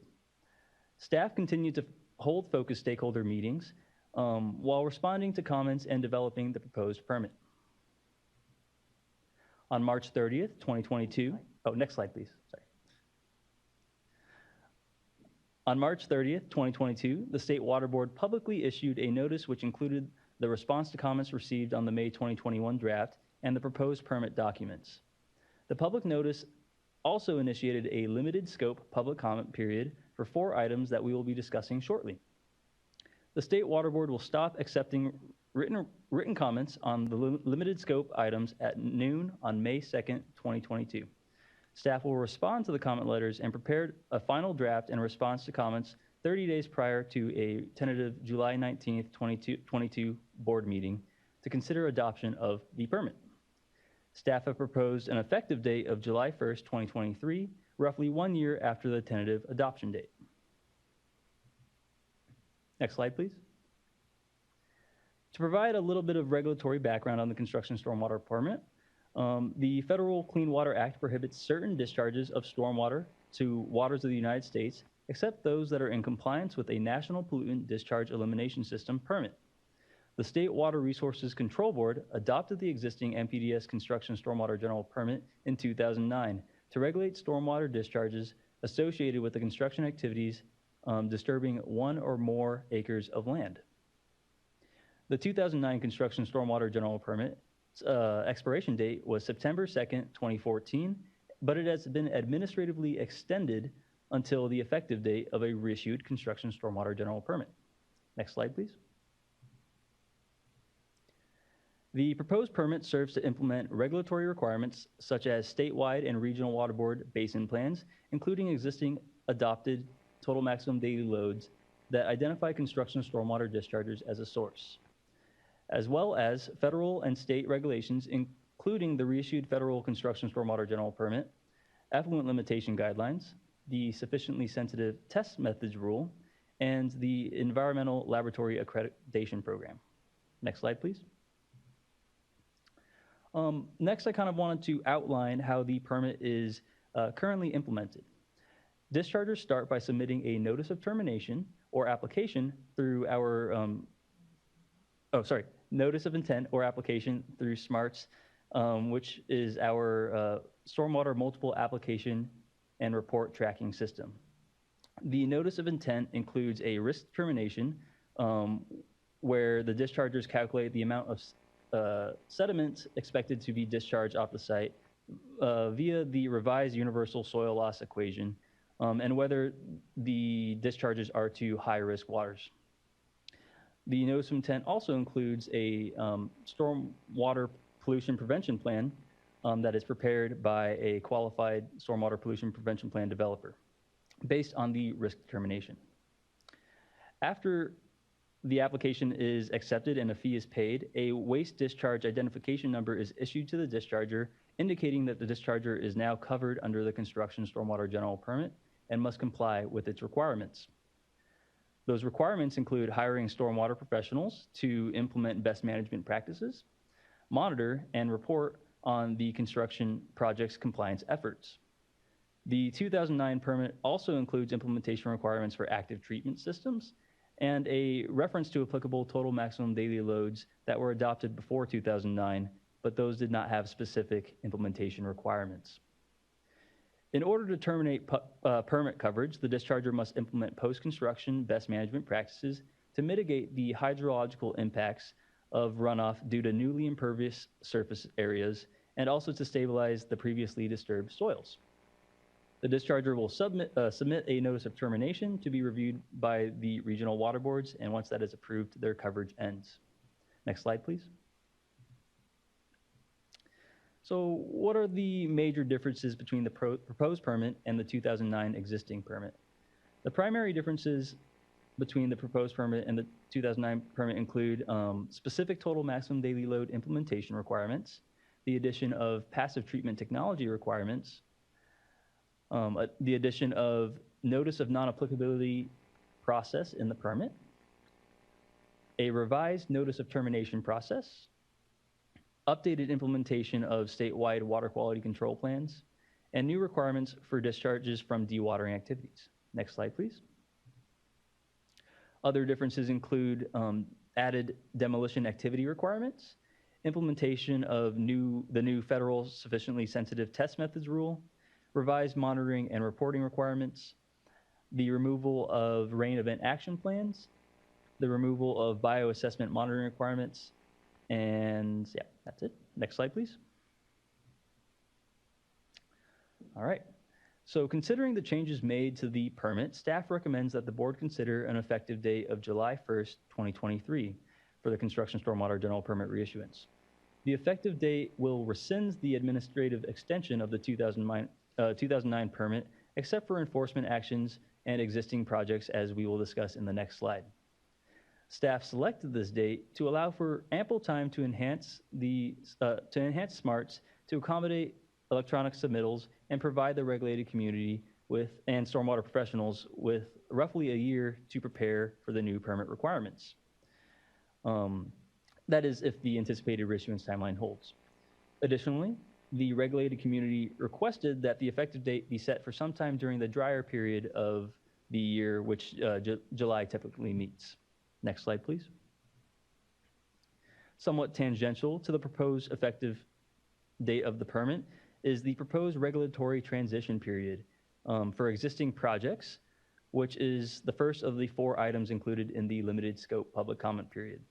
Staff received many comments regarding how the numerous changes to the permitting requirements will impact projects that have already been planned and are operating under established or fixed budgets. Thus, staff included a regulatory transition period for dischargers with active enrollment in the 2009 permit. Or in other words, they have an active waste discharge identification number already issued to them. These dischargers may continue coverage under the 2009 permit for up to 3 years after the effective date of the reissued permit, which as proposed is June 30th, 2026. 3 years after the effective date of the reissued permit, all notices of intent for the regulatory coverage under the 2009 permit will be administratively terminated. Any projects that have not been completed will need to obtain coverage under the new permit to continue their construction activities. Staff determines that 3 years was an appropriate transition period based on the average and median project durations recorded in SMARTS. This provision should allow dischargers to adhere to their contractual obligations while ensuring that all new or stagnating notices of intent obtain regulatory coverage under the reissued construction stormwater general permit. Next slide, please. The second limited scope public comment item is the inclusion of anti-degradation findings in the proposed order of the general permit. The findings discuss how the proposed construction stormwater general permit complies with both federal and state anti-degradation policy. The construction stormwater general permit applies statewide to discharges for discharges into waters of the United States. Thus, it can be reasonably assumed that authorized discharges may be both to high quality waters and waters that are not high quality. Staff finds that the reissued permit protects the water quality level necessary to maintain existing and anticipated beneficial uses through the inclusion of best management practices and monitoring and reporting requirements. Furthermore, the permit requirements are designed to be protective of waters that are not high quality through requirements for dischargers to comply with discharge prohibitions, receiving water limitations, new TMDL-related requirements, and the additional requirements for dischargers proposing to discharge into water bodies impaired for sediment. Many of these same requirements are also intended to be protective of high-quality waters, as we anticipate that authorized discharges will not degrade high-quality waters. However, if degradation were to occur, the findings discuss that discharges would comply with the state and federal anti-degradation policy, as construction projects are considered essential to support the economic and social development goals of our state. Complete retention of stormwater or ceasing stormwater discharges altogether is not always technologically feasible, and requirements to fully contain stormwater would have negative impacts on necessary construction projects or halt them entirely. Ultimately, this permit requires compliance with a wide range of pre-existing, new, and improved requirements that are expected to result in the best practicable treatment or control of regulated discharges intended to maintain the highest quality waters with the maximum benefit to the people of California, or to the state. Next slide, please. As alluded to in previous slides, a major proposed change to the construction stormwater general permit is the inclusion of specific total maximum daily load implementation requirements. In total, the proposed permit implements 69 existing total maximum daily loads. However, these requirements do not apply to all dischargers universally. Total maximum daily load implementation requirements only apply to dischargers with a potential to discharge a TMDL listed pollutant to a specific TMDL listed water body or watershed. The total maximum daily load implementation requirements fit into 4 primary implementation categories. The first is compliance with the general permit requirements, where those are sufficient to comply with the assumptions of the total maximum daily load. The second is to comply with the permit's erosion and sediment controls and pair that with soil loss modeling using version 2 of the revised universal soil loss equation. The third and fourth are numeric action levels and numeric effluent limitations assigned to specific wastewater allocations for specific pollutants in specific water bodies or watersheds. Numeric action levels and numeric effluent limitations are assessed through non-visible pollutant monitoring if the pollutant is present on site and has the potential to discharge, and if there's a failure to implement best management practices, or if there's a breach, failure, or malfunction of the best management practices, or if there's a spill that results in the potential to discharge that specific pollutant. If the discharge, if the spill or breach is not addressed or cleaned up prior to discharge, then that would trigger the non-visible pollutant monitoring. Next slide, please. The total maximum daily load implementation requirements have changed throughout the permit development process and were revised again during the most recent public comment period. Staff sought to clarify total maximum daily load related sampling, how a discharger exceeds a total maximum daily load related numeric action level or numeric effluent limitation, as well as the reporting requirements for that sampling. A few comments requested that staff consider adding total maximum daily loads for implementation through the permit, adding additional ones that had not been considered previously, of which staff determined that only the Santa Monica Bay Beaches bacteria total maximum daily load applies to construction stormwater dischargers. And that is one that falls under the category of comply with the general permit and to install minimum best management practices aimed at addressing bacteria sources.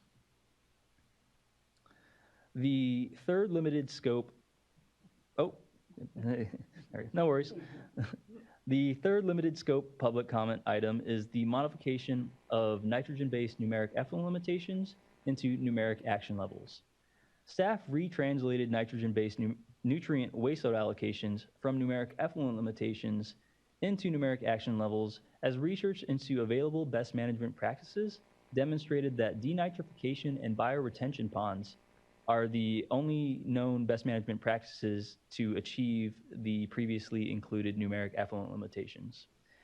Denitrification and bioretention ponds are not practical nor appropriate for construction stormwater dischargers, which are, the projects are generally temporary and relatively short term. Furthermore, certain total maximum daily loads attributed most of the nutrient loading to wastewater treatment or reclamation plants, while stormwater sources required further evaluation. Next slide, please. The last of the limited scope public comment period items is also related to total maximum daily load implementation. Staff have proposed a sediment-based compliance method for specific pollutants addressed in the Los Angeles area lakes total maximum daily load and the Los Angeles and Long Beach Harbor waters total maximum daily load. The specific pollutants include copper, lead, zinc, organochlorine pesticides, and PCBs. The sediment-based compliance method is comprised of 2 parts. The first is a soil screening investigation across the site where the discharger collects random samples according to a procedure outlined in the permit and analyzes them for the applicable pollutants. If the results do not indicate that the metals are present at concentrations above the waste load allocations, or that the organochlorine pesticides and PCBs are not present at concentrations above the reporting limit of the method used to analyze the soil, then the discharger is not required to comply with the total maximum daily load implementation requirements. The second component is if the pollutants are found to be present, then the discharger is required to comply with a numeric effluent limitation for total suspended solids established at 100 milligrams per liter. The numeric effluent limitation would be assessed at the same frequency as other total maximum daily load related numeric action levels and effluent limitations through the non-visible pollutant monitoring requirements. Staff determined that requiring dischargers to assess compliance using a total suspended solids numeric effluent limitation is the most reasonable way to assess the presence of copper, lead, zinc, organochlorine pesticides, and PCBs, as these pollutants are readily sorbed to soil or sediment, and sediment is the most common pollutant discharged from construction sites. 100 milligrams per liter of total suspended solids was determined to be an appropriate proxy numeric effluent limitation for these pollutants, as the concentration of organochlorines and pesticides and PCBs are expected to be below the reporting limit of the standard EPA methods used to analyze these constituents, and the concentration of metals at 100 milligrams of total suspended solids is expected to be lower than the waste allocation set forth in the TMDLs. Next slide, please. We will now be discussing other proposed changes that are not part of the limited scope public comment period, starting with the proposed passive treatment requirements. Passive treatment is the use of treatment chemicals to coagulate or flocculate suspended solids in discharges outside of an enclosed and controlled treatment system. Passive treatment is a practical technology for removing sediment from stormwater discharges, but has not been previously regulated through the existing construction stormwater general permit. The concern is that unregulated use of passive treatment chemicals may negatively impact water quality and threaten aquatic life. Thus, the general permit requires that dischargers prepare a plan to properly dose and apply treatment chemicals and prohibits specific types of chemicals for use. Based on comments received, staff revised which polyacrylamide treatment chemicals are acceptable for use so that products containing emulsion-based polymers that are absent of nonylphenol and nonylphenol ethoxylates are no longer prohibited. These are less toxic than the treatment chemicals that do have the nonylphenol compounds. Additionally, cationic or positively charged polyacrylamides are still prohibited due to the risk of toxicity to aquatic life. Staff also revised language regarding who is required to implement these requirements. Previously, the discharger had to employ a contractor, and we redefined that to be a trained person who's knowledgeable in the principles of passive treatment technologies. The State Water Board has contracted with the Office of Water Programs at Sacramento State University to conduct a literature review and report their findings and recommendations for the use of passive treatment at construction sites. Additionally, the Office of Water Programs prepared guidance and is validating dosing calculators and residual chemical testing protocols that dischargers may use when implementing passive treatment. The Office of Water Programs has not finalized their report of findings and recommendations as of the release of the March 2022 draft. Next slide, please. The proposed permit also includes requirements for dewatering activities related to construction activities. Dewatering is the process of removing excess water found in excavations and impoundments by pumping, siphoning, or other mechanical means. Dewatering activities are generally regulated under the Regional Water Board's authority. However, some regions may not have a permit that applies to construction stormwater discharges. Dewatering requirements of this general permit only apply to dischargers that are not already subject to separate dewatering permits, such as a MPDS, de minimis, or low-threat discharge permit that is issued by the Regional Water Board. It is the discharger's responsibility to confirm whether their dewatering activities are already supposed to be regulated by a permit other than the construction stormwater general permit. Though staff are happy to provide guidance when it comes to that point. The dewatering requirements are fairly straightforward. It's to comply with receiving water limitations and discharge prohibitions, to implement best management practices to prevent pollutants in the dewatering discharge, and to monitor and report those discharges. Dischargers are expected to cease discharging are expected to cease dewatering discharges if the discharge does not comply with receiving water limitations, the discharge prohibitions, and the pH and turbidity numeric action levels. Staff clarified if pH or turbidity numeric action levels are exceeded due to dewatering discharges, that the dewatering discharges must cease and not the construction operations. There was a little bit of confusing language in the May 2021 draft, so we sought to clarify that. So operations may be necessary to implement corrective actions, and that's why it's an important point to clarify. Next slide, please. All righty. Staff revised the inspection and monitoring requirements in several ways. First, the definition of a qualifying precipitation event, which triggers inspections and monitoring, was revised to be based on precipitation forecast amounts instead of accumulation amounts during the event. This revision intends to allow improved planning for inspections and monitoring and decrease the number of inspections missed due to daylight constraints. Second, the permit was revised to extend inspection timeframes for pre- and post-precipitation events. Dischargers now have 3 to 5 days in advance of a qualifying precipitation event to conduct their pre-inspection, and up to 4 days after the event to conduct a post-inspection. Staff were able to provide this flexibility as a result of improved midterm forecasts by the National Weather Service. Third, the permit now requires pH and turbidity samples to be averaged per discharge location using a minimum of 3 samples, as this will provide a more representative characterization of the stormwater discharge. Collecting stormwater samples relies on field measurements with meters that should be able to provide fairly quick readings, and we don't anticipate this to be a significant burden. Lastly, staff clarified non-visible pollutant monitoring requirements and removed the requirements to sample for non-visible indicators where an unknown pollutant was released. All pollutant sources must now be identified in the Stormwater Pollution Prevention Plan prior to construction activities, so that requirement was removed. Next slide, please. Along with the revisions to the proposed inspection and monitoring requirements, staff revised requirements for the qualified stormwater professionals that assist with implementing best management practices and stormwater monitoring. The proposed permit specifies when qualified SWIP developers and qualified SWIP practitioners are to review the new permit requirements and recertify their certificates.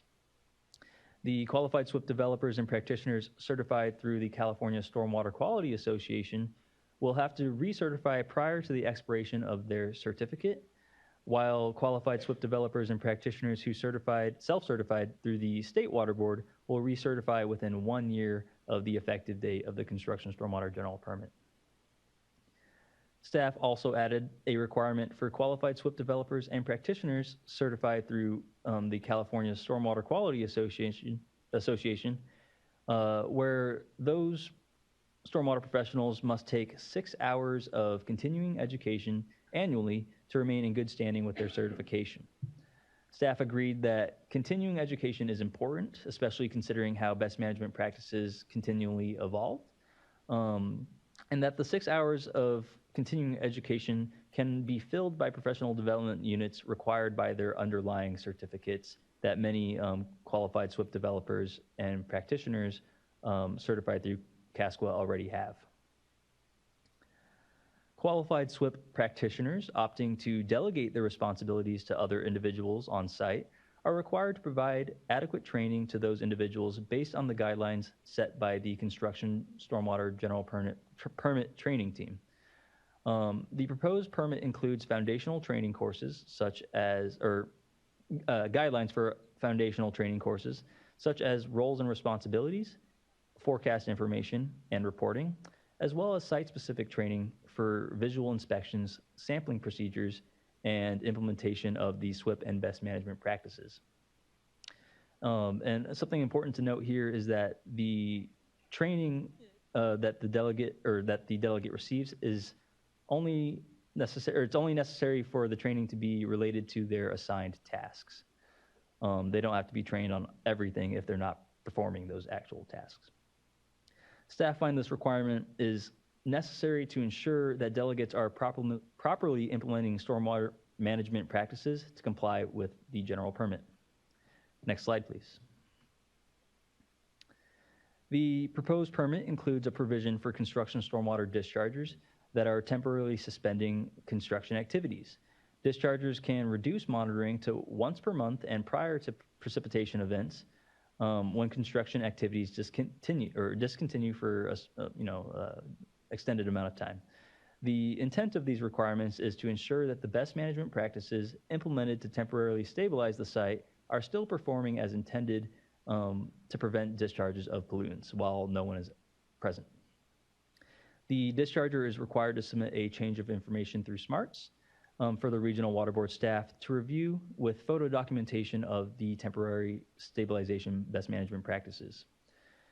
Staff revised the provisions to include sites that are winterized or, in other words, are inaccessible during the winter and are buttoned up. Next slide, please.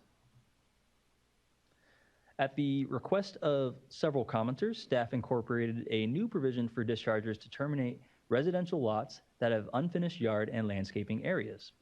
In order to reduce acreage, the dischargers must meet the following criteria.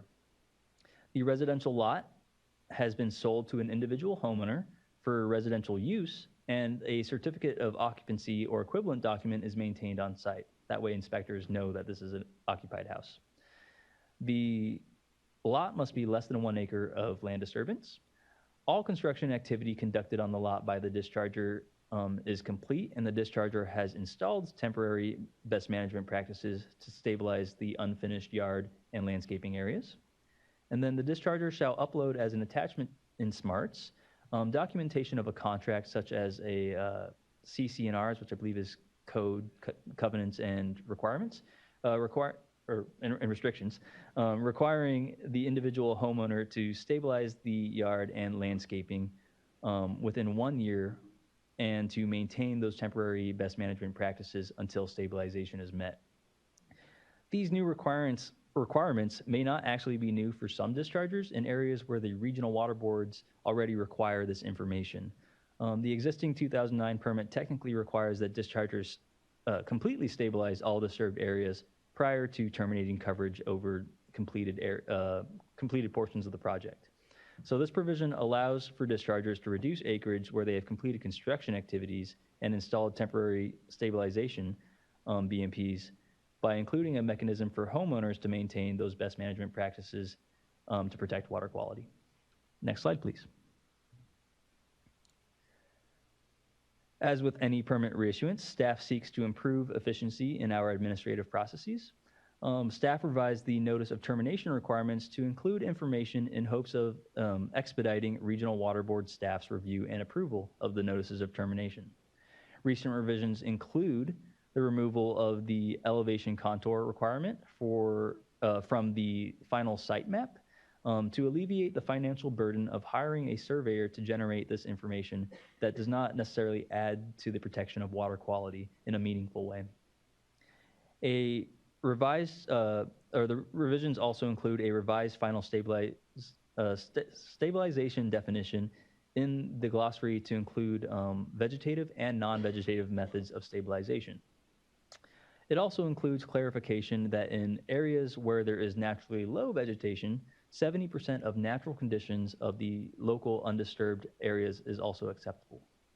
So in more arid regions like Region 7, Region 6, and 8, 9, and pretty much everywhere in SoCal, 70% of the natural conditions is acceptable.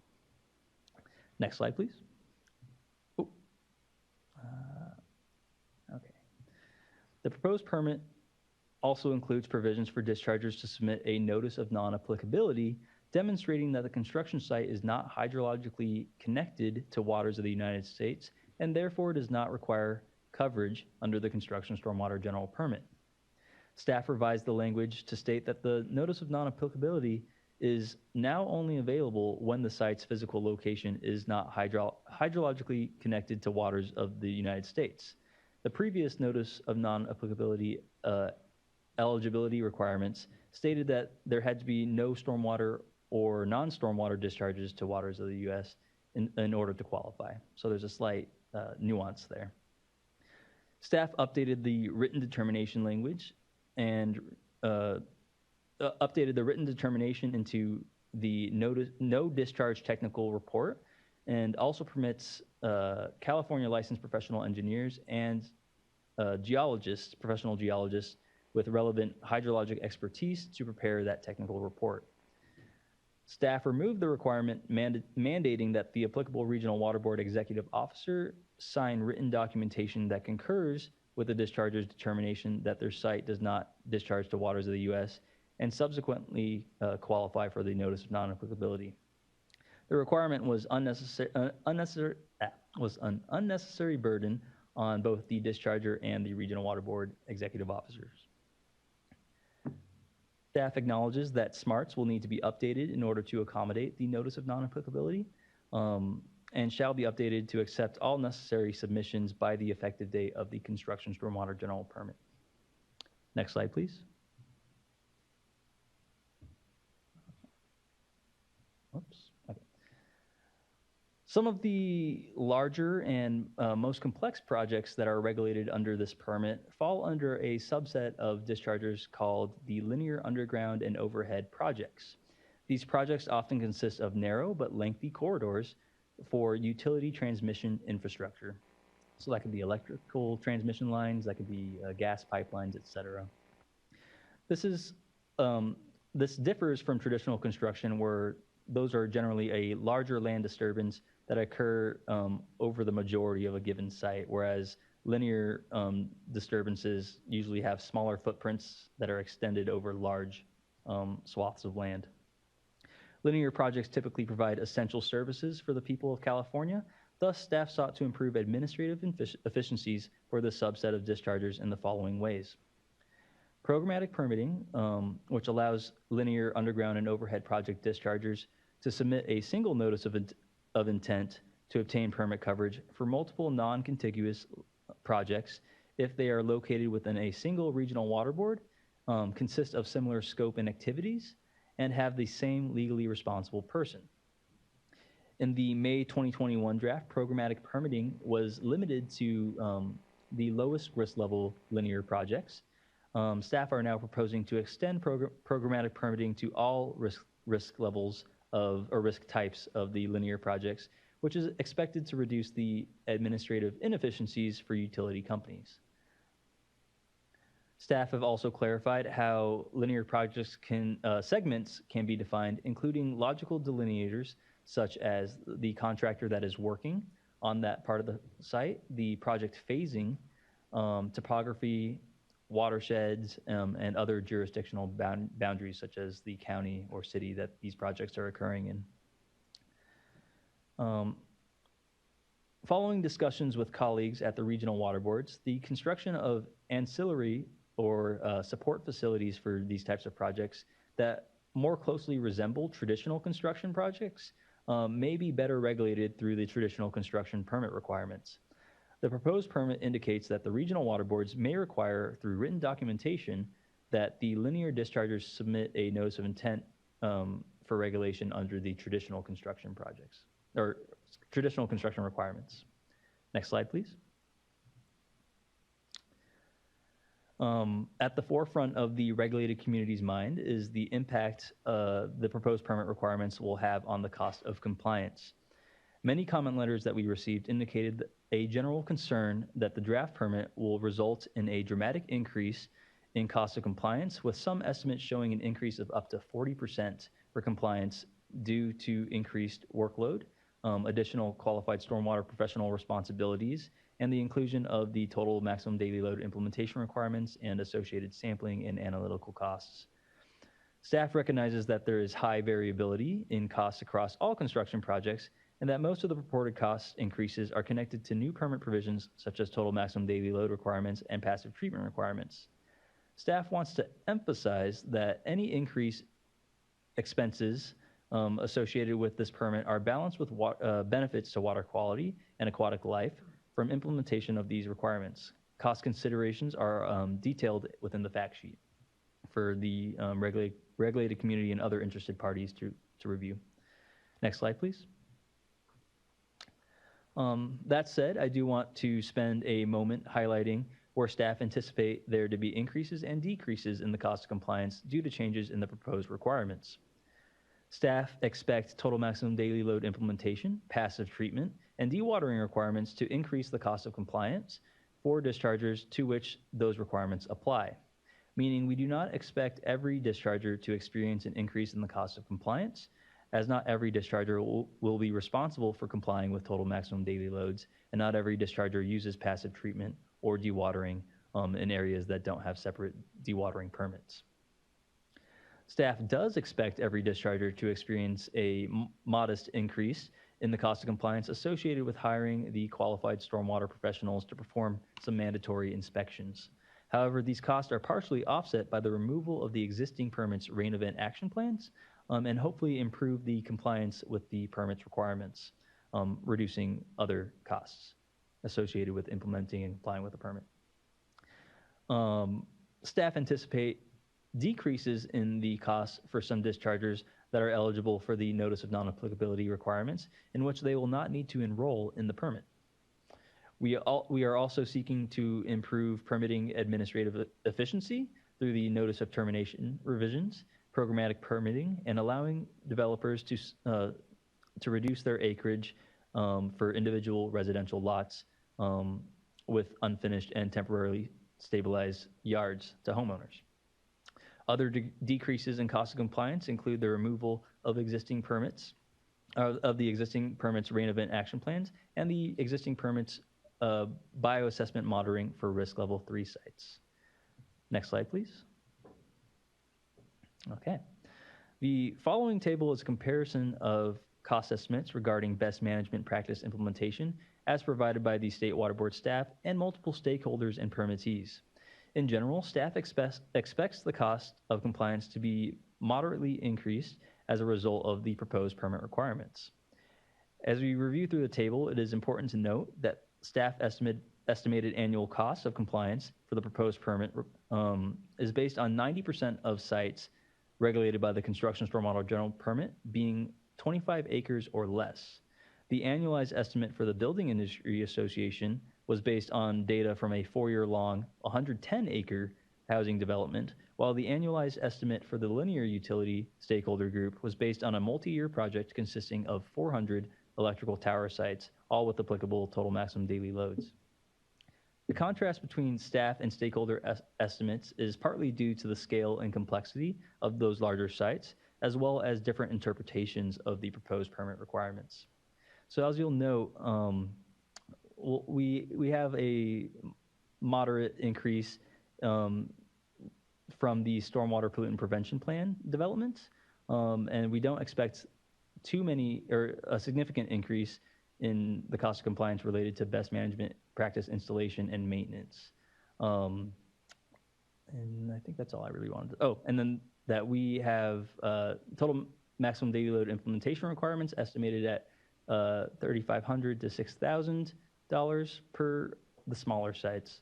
And this could potentially increase as sites get more complex and cross into multiple total maximum daily watersheds, or total maximum daily load watersheds. There we go. I want to better understand. And I was writing as quickly as I could. Mm-hmm. So you used 90% of the sites that are what size or less? 90% of the sites covered under the Construction Stormwater General Permit are 25 acres or less. Okay. And the cost estimates that we received from stakeholders were generally for larger sites. Do you have an acreage size? I mean, we can hear from the stakeholders, but what is your understanding of the difference on what the industry was using?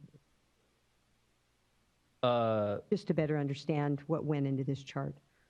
So I guess the main difference there was that their projects were longer and larger. So I believe, let's see, one of the projects was a 4-year-long 110-acre housing development, and the other was a large utility line that had 400 electrical tower sites, and that one crossed into multiple regions and total maximum daily load watersheds. Thank you. Whereas, a lot of sites will be kind of more isolated and less expansive. Do you think that, if you were to do an estimate for these larger sites, that you would see relatively higher costs as well, like the industry was seeing? To an extent, you want to? Yeah, I think relative is the key word there.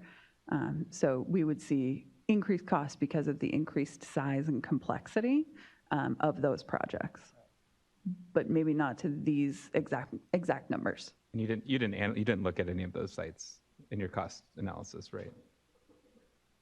Sorry, we went with the majority of the sites, so the 90% that are under 25 acres. So if we were to scale, for instance, the stormwater pollution prevention plan, say that was for a 25-acre site. If you were to directly scale it to a 110-acre site, that would be roughly $10,000, and that kind of aligns with the Building Industry Association's estimate. And then I forgot what size the linear utility stakeholder group was, but or their example was, but I think those are within similar scales. Okay. Go ahead, thank you. And then we have one more slide related to cost of compliance estimates. Let's see. So this is a table of comparison, or a table comparing the monitoring requirements as provided by the State Water Board staff and multiple stakeholders and permittees. Staff estimate that modifications to the existing monitoring requirements will cost approximately the same, but also inspect or will cost approximately the same for existing monitoring requirements that were just modified, but expect a moderate to high increase as a result of new monitoring requirements for the qualified SWIP developers to come out and inspect twice a year. Please note that staff used a typical qualified SWIP practitioner billing rate to estimate both the weekly inspections and qualifying precipitation event inspections. However, most of those inspections can actually be performed by trained delegates, which can cost considerably less. Okay. And with that, next slide, please. That concludes staff's presentation on the proposed construction stormwater general permit.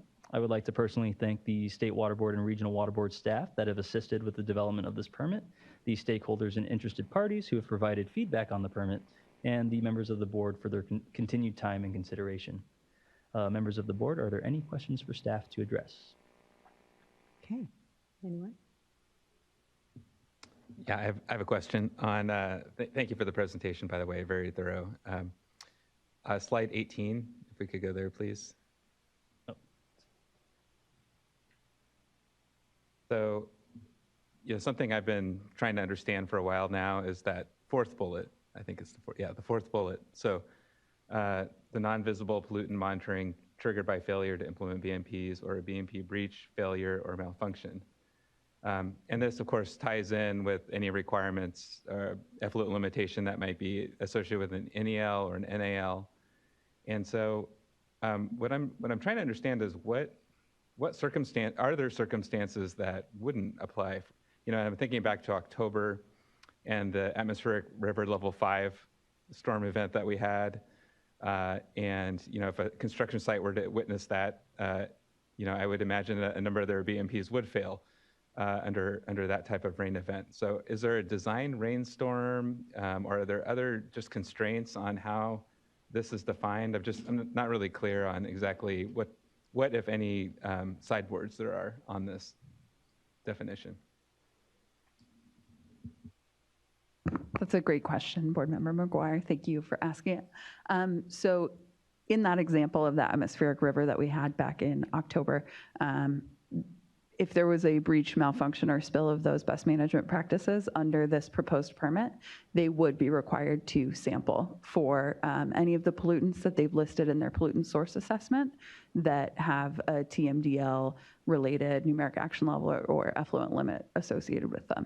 So there is no compliance storm standard necessarily, under which they wouldn't be required to do the sampling for these TMDL related pollutants. And so I'd like to, this has been the standard that the construction industry has been operating under for 30 years or whatever, that you build your BMPs to contain the sediment on site, And you make a decision based on how big those BMPs are going to be. And if they're not big enough, then you face potential enforcement action. And has been the case that we've always used. We have never had a design storm to say at a certain level you are absolved from responsibility for maintaining control of your stormwater on your site. Well, yeah, I'm trying to think back to corollaries, and I don't know as much about the industrial stormwater general permit, but just thinking about municipal, the kind of the 85th percentile 24-hour storm event. So, I mean, there are instances, there's examples that I can think of where we do have. But those are not, they're not relieved from responsibility. They are deemed in compliance if they control the 85th percent. So it's a little bit different issue.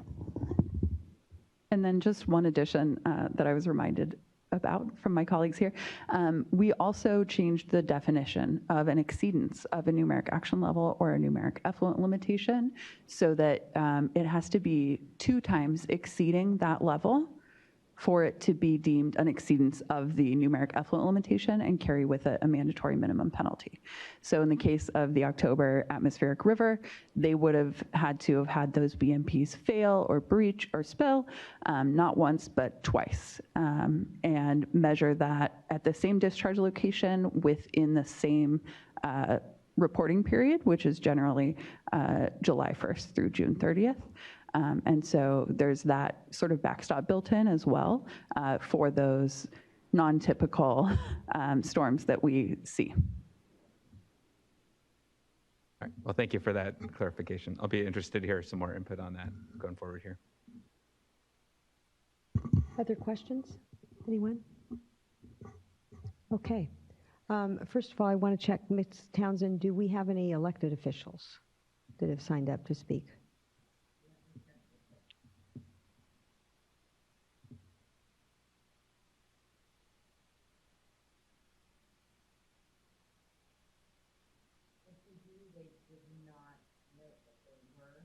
Okay.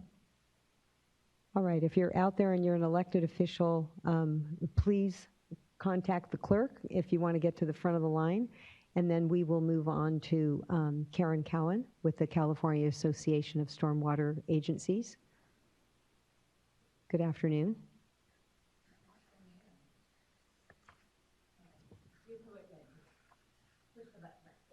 I'm a little rusty. It's been a couple years. We all are. Yeah.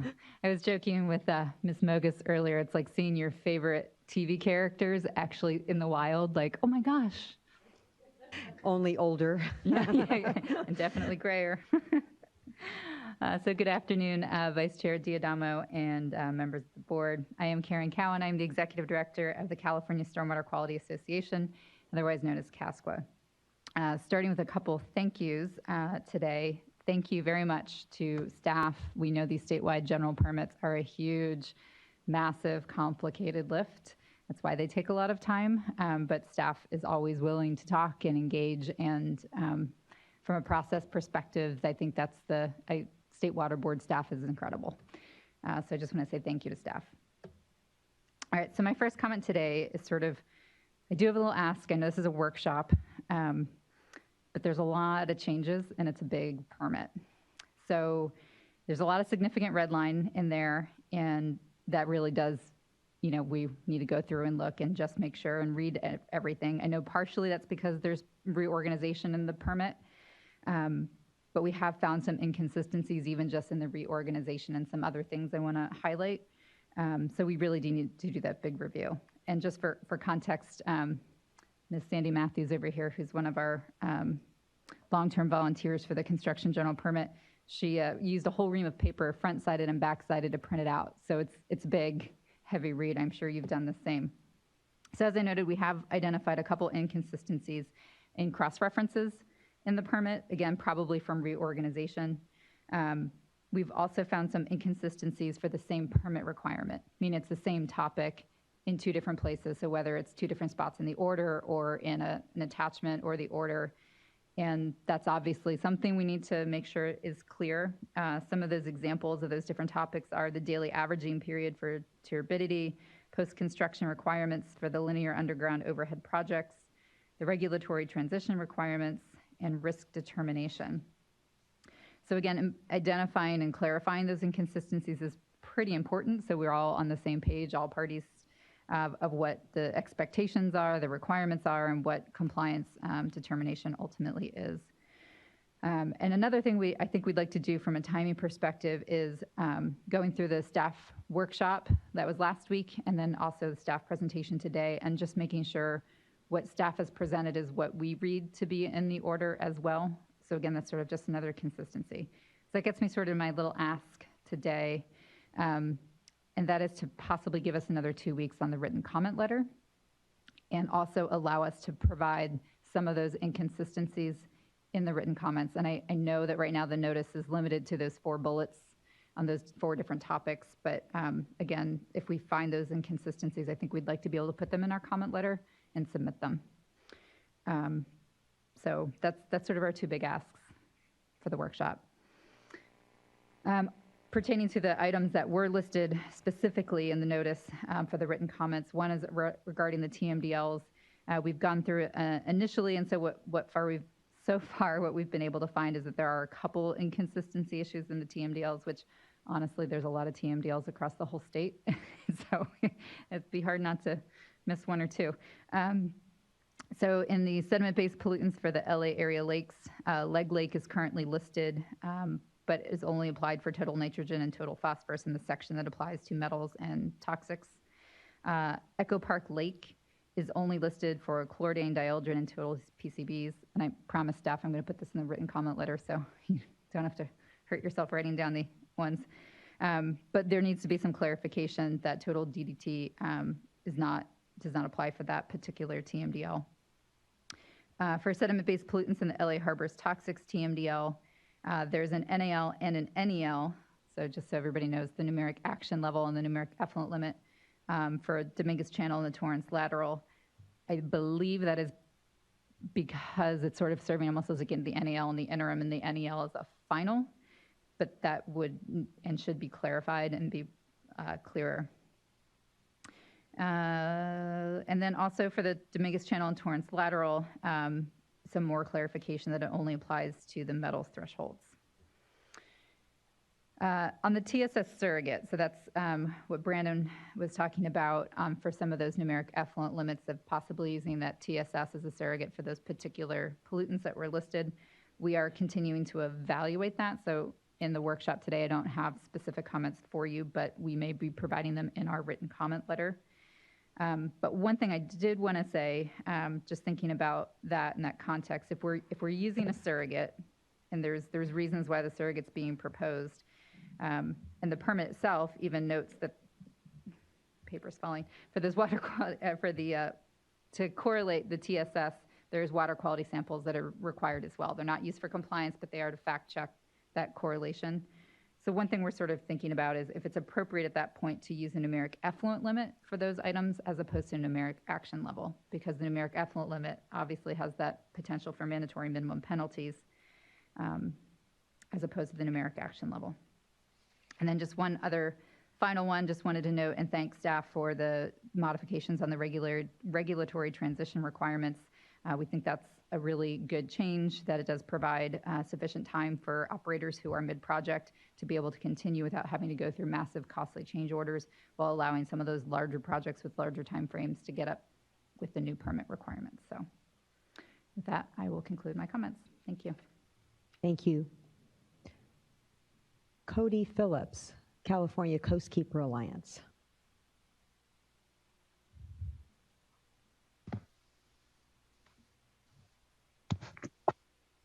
Hi, everybody. I'm not sure if you can hear me. Just one moment. I apologize. 1 minute. Oh, we have a panel. Okay. So we've got Cody Phillips, Sean Bothwell, and who's the third one? Benjamin Harris.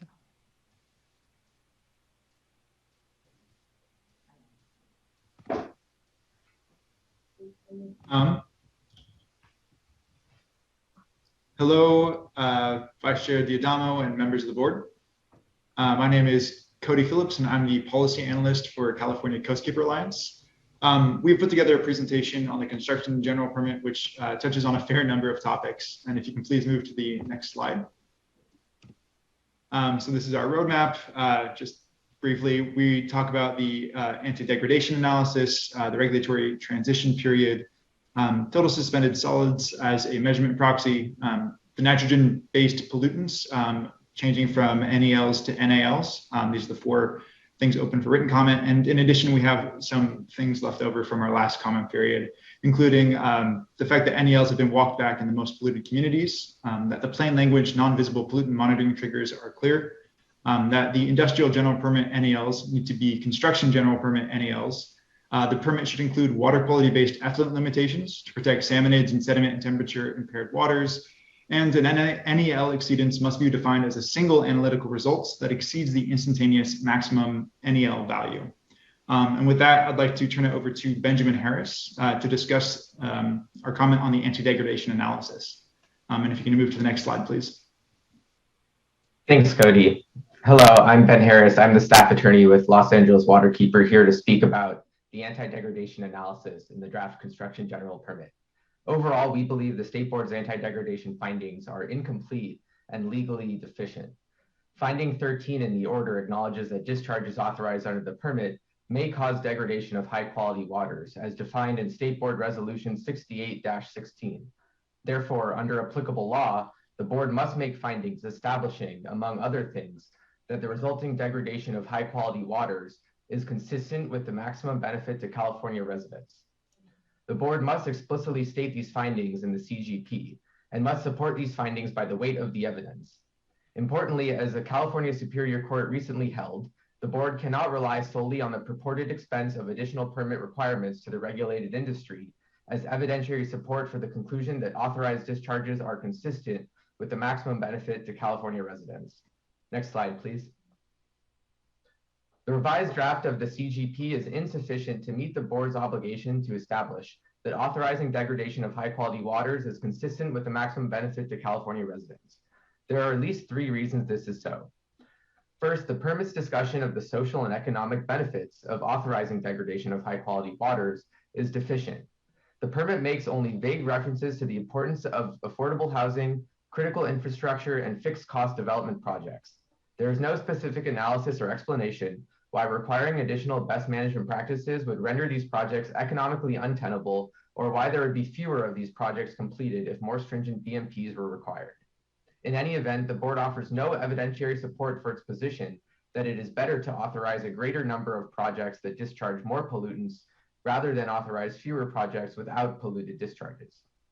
Second, contrary to the California Superior Court's decision, the draft permit's anti-degradation analysis relies solely on the supposed expenses to building developers of implementing more stringent BMPs.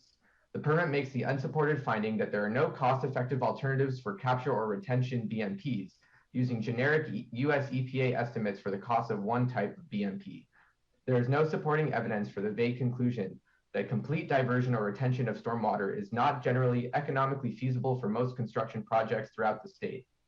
Even so, the draft permit would exempt these more effective BMPs from projects for which they would be economically feasible, or where the final project design could integrate those BMPs as a permanent stormwater control without any explanation. The board must include an expanded assessment of possible alternative regulatory requirements that would allow construction without polluted discharges. Lastly, the anti-degradation analysis lacks an assessment of the harms to California residents of polluted stormwater discharges and the corresponding benefits of clean water.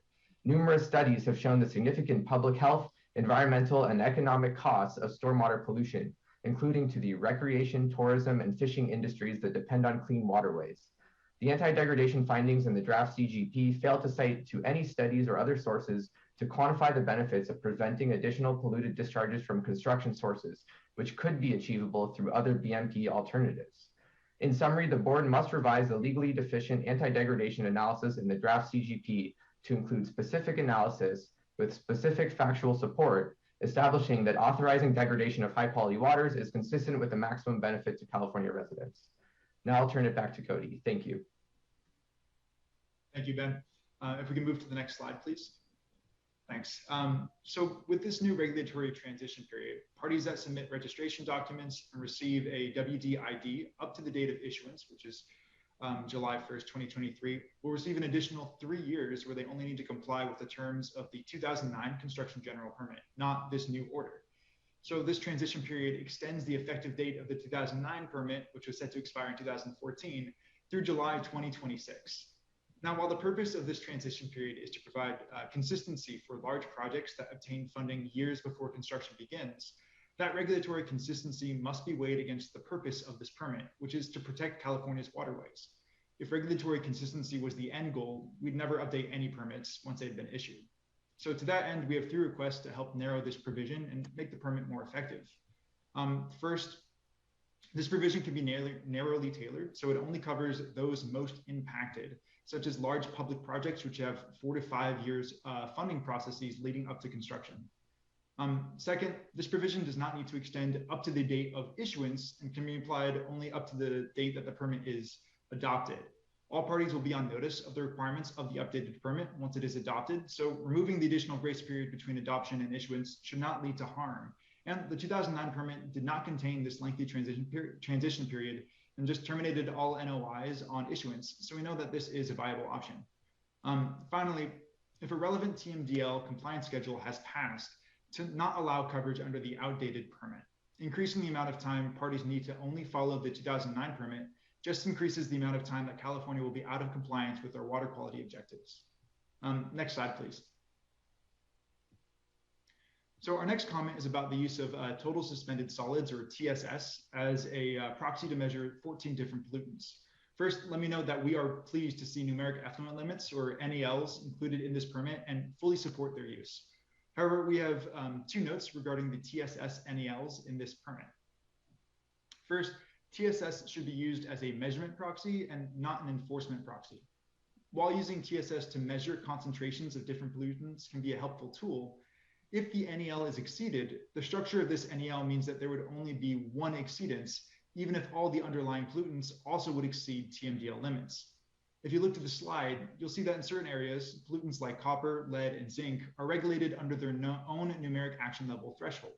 In contrast, when TSS is used as a proxy to measure those pollutants, they no longer get an individual threshold, but are combined into a single NEL, eliminating the enforceability of the TMDL limits for those pollutants. Instead, if a soil sampling demonstrates that a site has, for example, both copper and lead, exceeding the TSS NEL for that site should count as an exceedance for both copper and lead, and not as a single exceedance for TSS. And second, we recommend that individual numeric action levels, or NALs, are added as a backstop to this TSS proxy. NALs and NELs serve 2 different functions.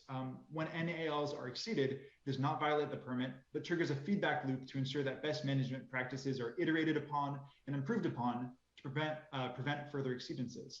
Placing NALs as a backstop for each pollutant ensures that if exceedances of the underlying pollutances occur, even if there is no exceedance of the TSS proxy, then best management practices will be considered for each of the individual pollutants subject to the exceedance. This backstop will guarantee that the permit will not authorize exceedances of individual pollutants and will require site improvements in the event that the proxy is not accurate for certain construction sites. Now I'm going to pass this off to Sean Bothwell to discuss the next few points. And if you can move to the next slide, please. Good afternoon, Vice Chair Diadamo and board members. Again, Sean Bothwell, Executive Director for the California Coastkeeper Alliance.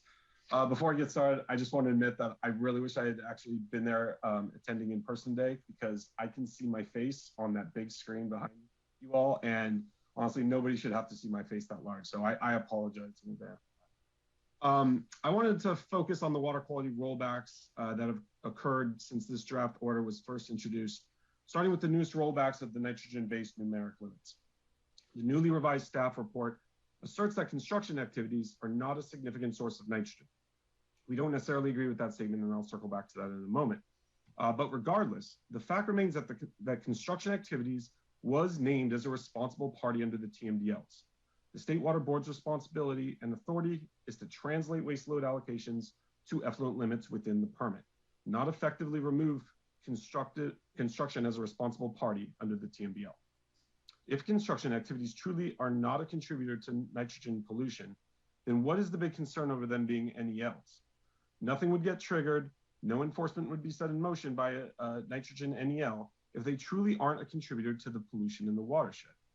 But if they are a contributor, they need to be held accountable, just like everyone else under the TMDL, for achieving the waste load allocation. Instead, the draft order proposes to weaken the nitrogen numeric limits into action levels. The staff report defends this rollback by claiming that it's infeasible for construction permittees to meet the nitrogen numeric limit. And yet the draft order expects permittees to comply with the exact same number as an action level. So if it wasn't feasible as an enforceable limit, why is the standard now expected to be achieved as an unenforceable limit? First, this just shows how weak and ineffective action levels can be. They act as an inconsequential deterrent for violating a standard. And second, the inconsistency that an enforceable limit is infeasible, but the exact same number is feasible as an action level, demonstrates that the order is effectively removing construction as a responsible party in the TMDLs. And this is without any evidence to overcome that expectation. We think nitrogen-based nutrients are a source of pollution and can be a source of pollution from construction activities. The staff report talks about significant sources of nutrients from past applications of fertilizers and pesticides. But what about current application and storage of fertilizers and pesticides? Why is the current application not considered a source of nitrogen-based nutrients? We also think compliance with the numeric is feasible. The staff report argues that biofiltration is infeasible, but what about the MPAs to proper address handling, application, and storage of fertilizers and pesticides to ensure that they are not being discharged? And we also have an issue with biofiltration not being feasible. This came up early when we were discussing the monitoring, but post-construction provisions already require an 85th percentile stormwater capture unit for development and redevelopment. So why can't that standard be completed at the beginning of the project to not only address the permanent site runoff, but also comply with this nitrogen-based standards for the construction activities? And again, this would be if anything was even triggered in the first place. If nitrogen really isn't a concern for construction, then it will not trigger an NEL. And if it does trigger, then the permittee should be held accountable to address the exceedance, just like every other responsible party under the TMDL. Therefore, we request that this nitrogen-based nutrient effluent limit be revised back to staff's original proposal to be a numeric effluent limit. Next slide, please. These types of nonsensical numeric rollbacks are not just associated with the nitrogen limits.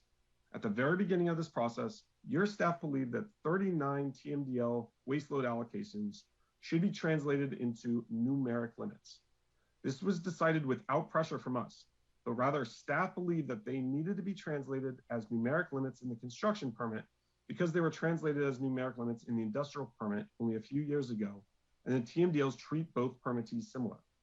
Now, due to political pressure, those 39 NELs have been whittled down to only 7, without much of a sensible reason as to why we should treat construction differently than the industrial sources when the TMDLs treat both permittees the same. Next slide, please. Lastly, I just want to remind the State Board of the communities that will be impacted by these rollbacks. The watersheds that are facing these rollbacks are largely focused in East and Southeast LA, some of our most disproportionately impacted urban communities in California. Why should those communities not benefit from the standards that would actually deter polluters from impairing their watershed? We can have affordable housing and we can have clean water in California. We should not be allowing building pressure to force the State Water Board to choose between the two. These communities deserve both. We request that the State Water Board reinstate the original numeric limits in the draft order, but if the state is unwilling to do so, we would ask that the State Water Board staff at least include an analysis in its staff report detailing the disproportionate impacts these rollbacks will have on environmental justice communities. At the very least, you, the decision makers, will be approving this order should be well informed as to the trade-offs you are making and the impacts your decisions will have on environmental justice communities. So thank you, and I'll pass it back to Cody. Next slide, please. Thank you, Sean. So our next comment has to do with the non-visible pollution monitoring triggers. We believe that the triggers for non-visible pollution monitoring are clear. The permit states that monitoring for non-visible pollutants is required at the site when the exposure of construction materials occurs and where potential discharge can cause or contribute to an exceedance of a water quality objective or standard. We believe that this definition is self-explanatory and that the inclusion of any extra technical language may have the unintended effect of constraining this requirement and limiting the effectiveness. Next slide, please. So the permit incorporates waste load allocations from TMDLs and applies them to construction sites to protect water quality. However, many TMDLs do not differentiate between construction sites and industrial sites and treat these two sources of pollution the same. This is important because it means that the TMDLs expect construction sites and industrial sites to be regulated the same. However, this slide shows a list of NELs in the Industrial General Permit, which are not incorporated as NELs in this draft construction permit. For consistency, these should be NELs in both the construction and industrial permits. In response to our previous comments on this issue, staff stated that NALs were used for concentration-based waste load allocations assigned in the receiving water and NELs for waste load allocations assigned at the point of discharge, an issue of receiving water versus point of discharge. However, staff's response does not go to the need for consistency between the industrial permit and the construction permit. The industrial permit previously adopted NELs that were derived from concentration-based waste load allocations assigned in the receiving waters, not the point of discharge. If staff was able to convert those waste load allocations to NELs for the industrial permit, there is no legitimate explanation why staff cannot do the same for the construction permit. Especially when doing so will promote consistency between the permits and will better guarantee that discharges into impaired waters will not cause or contribute to exceedances. If the TMDLs expect these two pollution sources to be regulated in the same way, and concentration-based waste load allocations assigned in receiving waters can be incorporated as NELs, like they are in the industrial permit, then there is no reason why these waste load allocations cannot also be incorporated as NELs in the construction permit. Next slide, please. So virtually all major fish-bearing waterways on California's north coast are listed as impaired for sediment and temperature, which can prevent spawning and impair the health of these important fish populations. On this slide, there are a list of TMDLs that are not represented in attachment H of the construction general permit. These water bodies are all important salmonid habitat and need water quality protections. The TMDLs for these stretches of water note that there are no point sources for these waterways and accordingly assign a waste load allocation for all point sources as 0. Given the potential for construction to cause or contribute to sedimentation and increases in temperature, these 0 waste load allocations should be reflected in attachment 0 of the construction general permit in order to protect salmonids from potential future construction activities in those regions. Next slide, please. Finally, we recommend that an NEL exceedance should be defined as a single analytical result that exceeds the instantaneous maximum NEL value. Currently, an NEL must be violated twice before it is exceeded, and this is inconsistent, we believe, with the purpose of a numeric effluent limit. The purpose of an NEL is to set a clear, transparent, and objective requirement to protect and restore an impaired water body. Denying liability for an exceedance goes contrary to the purpose of such a clear standard. Imagine if the law required that drunk drivers needed to exceed a breathalyzer test on 2 separate occasions before they violated the law. This just changes the risk versus reward calculus, and many more people would like to get behind the wheel while impaired. This goes against the purpose of setting such a clear legal limit. And construction sites are temporary in nature, which is often an argument for why certain stormwater controls are infeasible. But this temporary nature makes it even more important that no exceedances are allowed during a construction site's tenure. Otherwise, the regulatory structure seems to encourage permittees to toe the line as close as possible, rather than work to avoid exceedances altogether.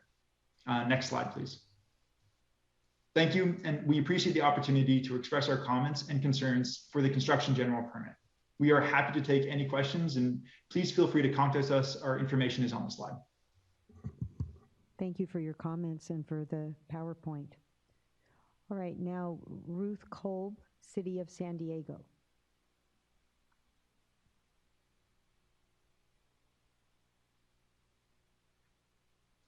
Can you hear me? Yes. Thank you. Good afternoon, Vice Chair Adamo and esteemed board members. My name is Ruth Kolb, and I'm with the City of San Diego's Stormwater Department, and I have one brief comment. As stated in the City of San Diego's August 19th, 2021 comment letter, the city recommends retaining Order 2009-0009 language pertaining to routine routine roadway maintenance. The proposed language is new and a significant change in the San Diego region and is in conflict with the MS4 permit. We thank you for your time and consideration of this comment and would also like to thank your staff for their great customer service, listening to all stakeholders' concerns. Thank you. Thank you, Ms. Kolb. Next, Mary Alyssa Rancier, Associated General Contractors of California. Hello, can everyone hear me? Yes. Hi. Hello, Vice Chair, members of the board and staff. Good afternoon. My name is Mary Alyssa Rancier, and I'm speaking on behalf of Associated General Contractors of California. AGC is a member-driven organization with over 900 members, specializing in commercial construction. While we see there were many changes made to the construction stormwater general permit draft language released on March 30th, there still appears to be many problematic issues as language is currently written. Numeric effluent limits, or NELs, are still considered as a means of compliance for certain impaired water bodies. This is problematic because the NELs are so low that they cannot be achieved through current best management practices, or BMPs, or technologies. Implementing NELs provides a difficult path to compliance and opens unnecessary liability for contractors, which could risk dissuading work or bids on projects in the near future. It may also result in permit violations and enforcement that could shut down essential construction projects and/or substantially increase costs. In a time when projects are surrounded with so much uncertainty, many of these requirements add additional difficulty to complete essential projects on time and under budget. Another major concern is that this permit would substantially increase costs for public works, infrastructure, and private economic development projects by hundreds of millions of dollars. A Caltrans analysis found that complying with this mandate would nearly double compliance costs by 95%, a total cost of between $325 and $348 million every year. This substantial cost would be detrimental to small and minority-owned businesses. We want to stress the desire to have an open process and the ability to engage and provide constructive feedback with the board and board staff. We want to commend and thank the board and staff for their efforts and inclusiveness in the development of this permit.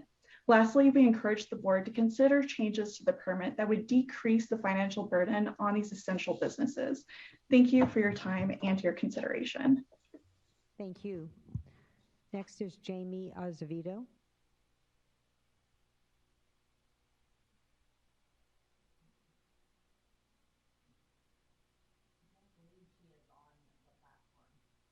Okay, we'll come back to her later. Russell Snyder, California Asphalt Pavement Association. Good afternoon, board members, and thank you very much for the opportunity to comment today. My name is Russell Snyder, and I'm the Executive Director of the California Asphalt Pavement Association. And I am here to speak in opposition to the revised construction stormwater general permit as it currently stands.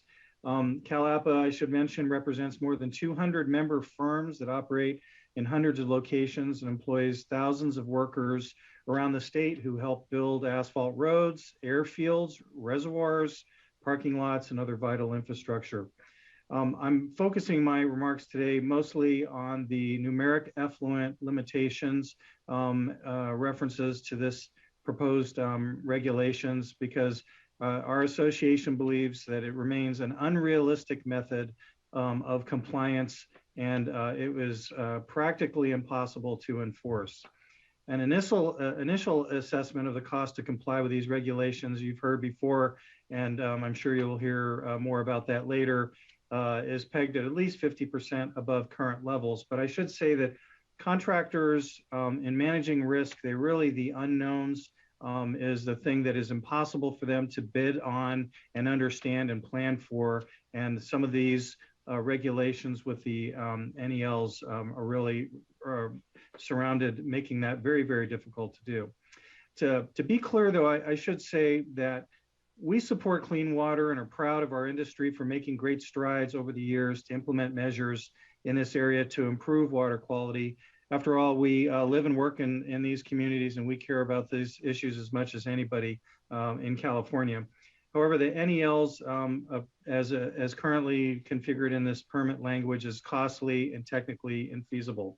We encourage the board to pursue an alternative plan that will improve water quality without sacrificing construction projects and economic development so desperately needed in our state.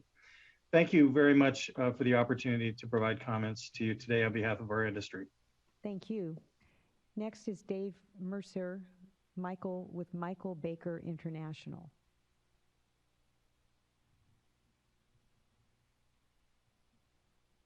Not on the platform? Okay. We'll come back to those who missed at the end. Next is Alicia Brenner, Pacific Gas and Electric. Good afternoon. Good afternoon. Can you hear me okay? Yes. Okay. Thank you. Good afternoon, Vice Chair Diadamo and members of the board. My name is Alicia Brenner and I'm presenting on behalf of Pacific Gas and Electric Company. I want to be sure to keep this presentation short, but I do want to at least take a moment to thank the board for your time and your attention, but also want to thank board staff for their hard work, dedication, time, and attentiveness as well. You may already be aware, but PG&E constructs around 100 projects per year that require CGP coverage. Therefore, usability, practicality, and clarity in this permit is of significant interest to PG&E's water quality group. We appreciate the response to our comments, and we have just a few remaining clarifications, questions, and feedback. Firstly, the proposed draft requires pre-precipitation inspections to be conducted by a certified QSP, while all other inspections can be conducted by the QSP's delegate. While we support the additional involvement and the more frequent site visits by the QSP, and we appreciate the additional time to conduct those inspections before and after the rain events, this does requiring the QSP to conduct all the pre-precipitation inspections creates a workforce management and logistical concern. We would like to suggest balancing the workload of the QSPs and their delegates so that the QSPs are not overwhelmed with all the pre-precipitation inspections while the delegates are left without any inspection work prior to the storms. Second, we have the proposed draft requires that SWIP changes or amendments be uploaded to SMARTS within 30 days. Currently, we mark up minor changes in the SWIP, we hand mark them in the field binder, and we incorporate them into the document that gets uploaded to SMARTS during the next significant amendment. So we're curious that under the draft, would there be any changes that are considered minor enough that they would just warrant a hand marked up change in the field binder, or does any change to BMPs, contacts, any minor changes require that amendment to be uploaded to SMARTS? Thirdly, many of PG&E's projects are mandated, have very short planning periods, and have short construction schedules. And so to provide flexibility for this type of quick turnaround mandated work, it would be beneficial to PG&E if we could maintain the 30-day provision to add work to an existing WDID number that does exist under the current permit today. During the most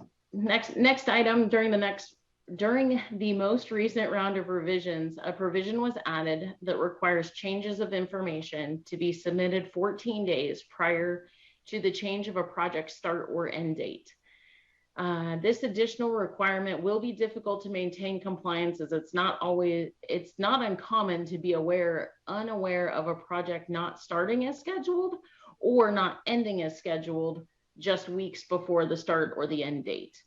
And unanticipated project delays in the construction industry are common due to issues getting permits issued by various agencies or weather delays. And especially right now, construction material availability is a significant concern that delays project start and end dates. Next, the proposed draft indicates that notices of termination will automatically be approved 30 days after the NOT is submitted, if not returned or accepted for review. While the provision appears to indicate the NOT review period would be 30 days or less, regional boards can accept the NOT for review, which provides an unlimited time frame for review. We would like the board and staff to consider closing the open-ended review time frame, as dischargers are unnecessarily expected to continue implementing the provisions of the permit on projects that meet closure requirements. Next, the proposed draft allows large contiguous linear utility projects to be segmented. And though we do appreciate the additional segmenting flexibility that was added in the last revisions, it's unclear why a project would need to be large or contiguous to be segmented. Regardless of size or continuity, linear projects can traverse between different watersheds or be constructed in phases, which makes segmenting beneficial for any LUP, linear underground or overhead project. Next, the proposed draft indicates that projects that wish to add non-contiguous locations that are over 1 acre and over 1/4 of a mile away would need to submit a separate NOI and get a separate WDID number. This language describes how this would be addressed during a change to an existing project, but it doesn't seem clear in the permit how it would be handled with a new project. So if a project was like that, would 2 WDID numbers be required from the initial NOI? As a quick example for PG&E, if we were building a new power line and we need to construct a helicopter landing zone that was over 1 acre and more than 1/4 mile away from the rest of the project, would we need to get 2 WDID numbers from the onset of the project, or only if we did a change to add that helicopter landing zone at a later date? Next, in regard to programmatic permitting, first, I want to express our sincere gratitude for working with us to incorporate programmatic permitting into the draft. As drafted, sites can be added to the program via what's now being called LCANs. We would like to understand more about the difference between a site and a project. Currently, LCANs would be for each site to be added to an existing WDID number. Projects are planned and permitted based on a project, not a site. So we're really wondering what's the difference between a site and a project. And Ms. Brenner. Yes.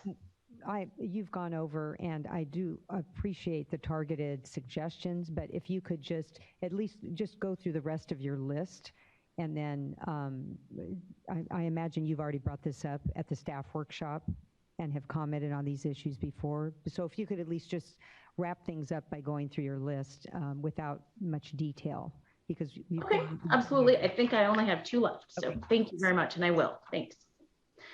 So yeah, so just in that case, if there were 10 different sites, would we need 10 LCANs is really the question.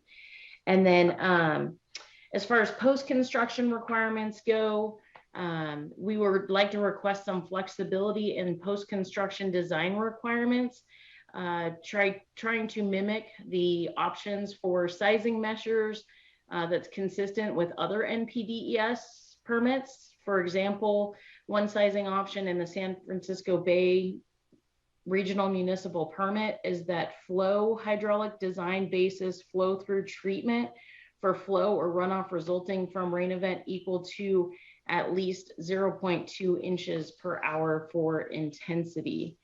And lastly, we'd like to suggest that there's some overlap and some complication between the construction general permit and the MS4 municipal permits, where the construction general permit is expected to show compliance with the MS4 permits, and we feel that it would be more applicable for MS4s to regulate what goes under the MS4 and CGP to regulate what goes under the CGP, and not so much cross between the permits because the timelines between the two don't always align, which causes conflict and delays in projects.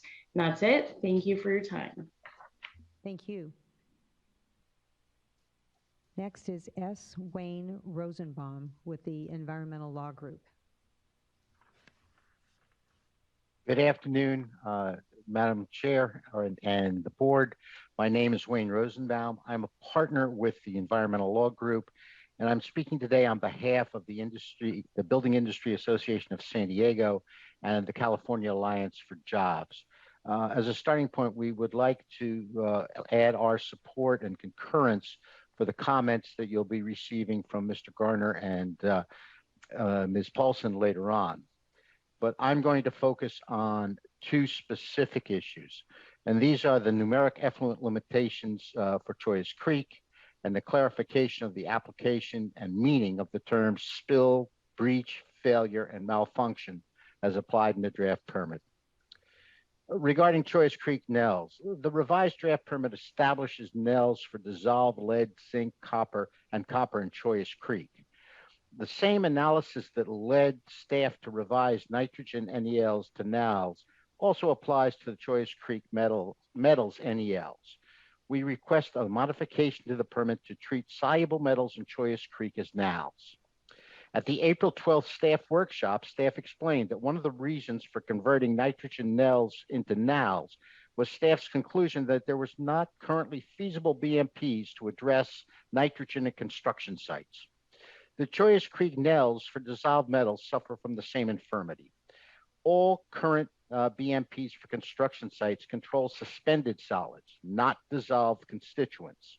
Based on our current experience with the IGP, the only known and demonstrated BMPs for dissolved metals in stormwater are ion exchange, carbon adsorption, or reverse osmosis.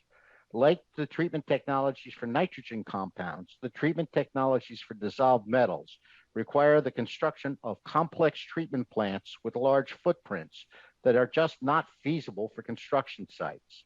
We request that you direct staff to change the NELs for dissolved copper, lead, and zinc to NALs until the staff can identify an effective and feasible BMP for construction sites.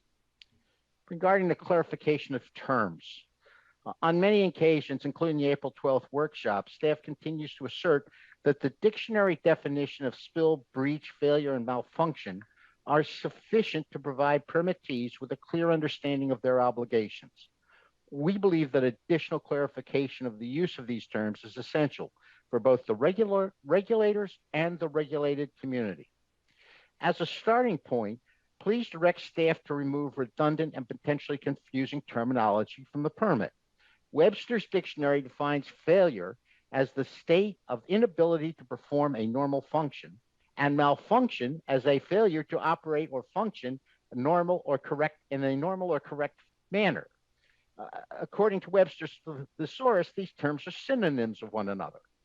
And we request that staff choose one term and apply it consistently throughout the permit.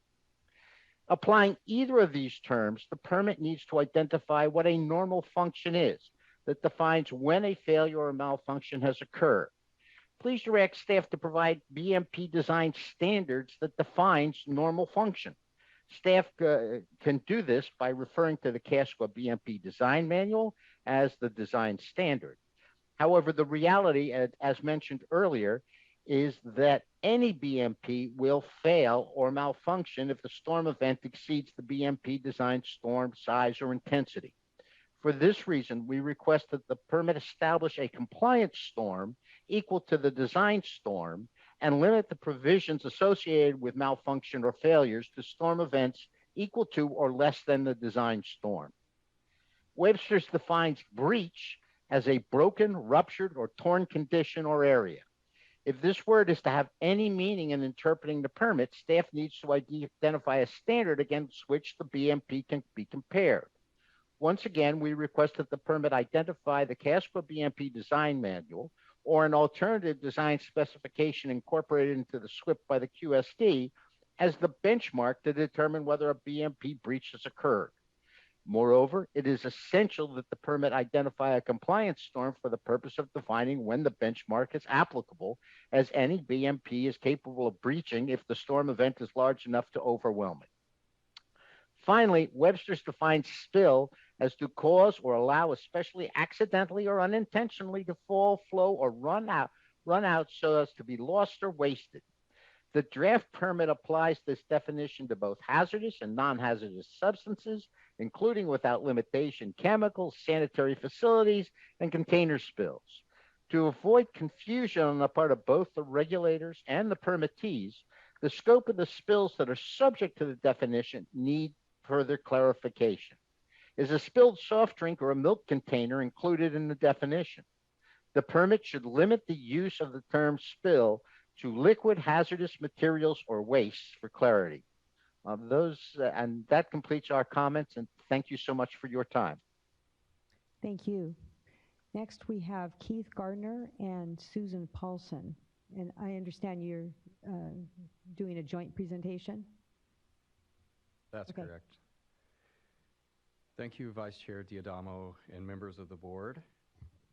My name is Keith Gardner. I am an attorney with the law firm of Shepherd Mullen in San Francisco, and it is truly a pleasure to be here in person today. It's been a long time. Along with Dr. Susan Paulson of Exponent, I am speaking on behalf of a broad coalition of many members of the building industry, including the California Building Industry Association, the Construction Industry Coalition for Water Quality, the Building Industry Association of Southern California, and the Building Industry Legal Defense Foundation. As you know, California is facing an unprecedented housing supply and affordability crisis, and any updated regulation or permit that will exacerbate the problem will be of concern to the housing industry, especially if there are more cost-effective ways of achieving water quality improvements.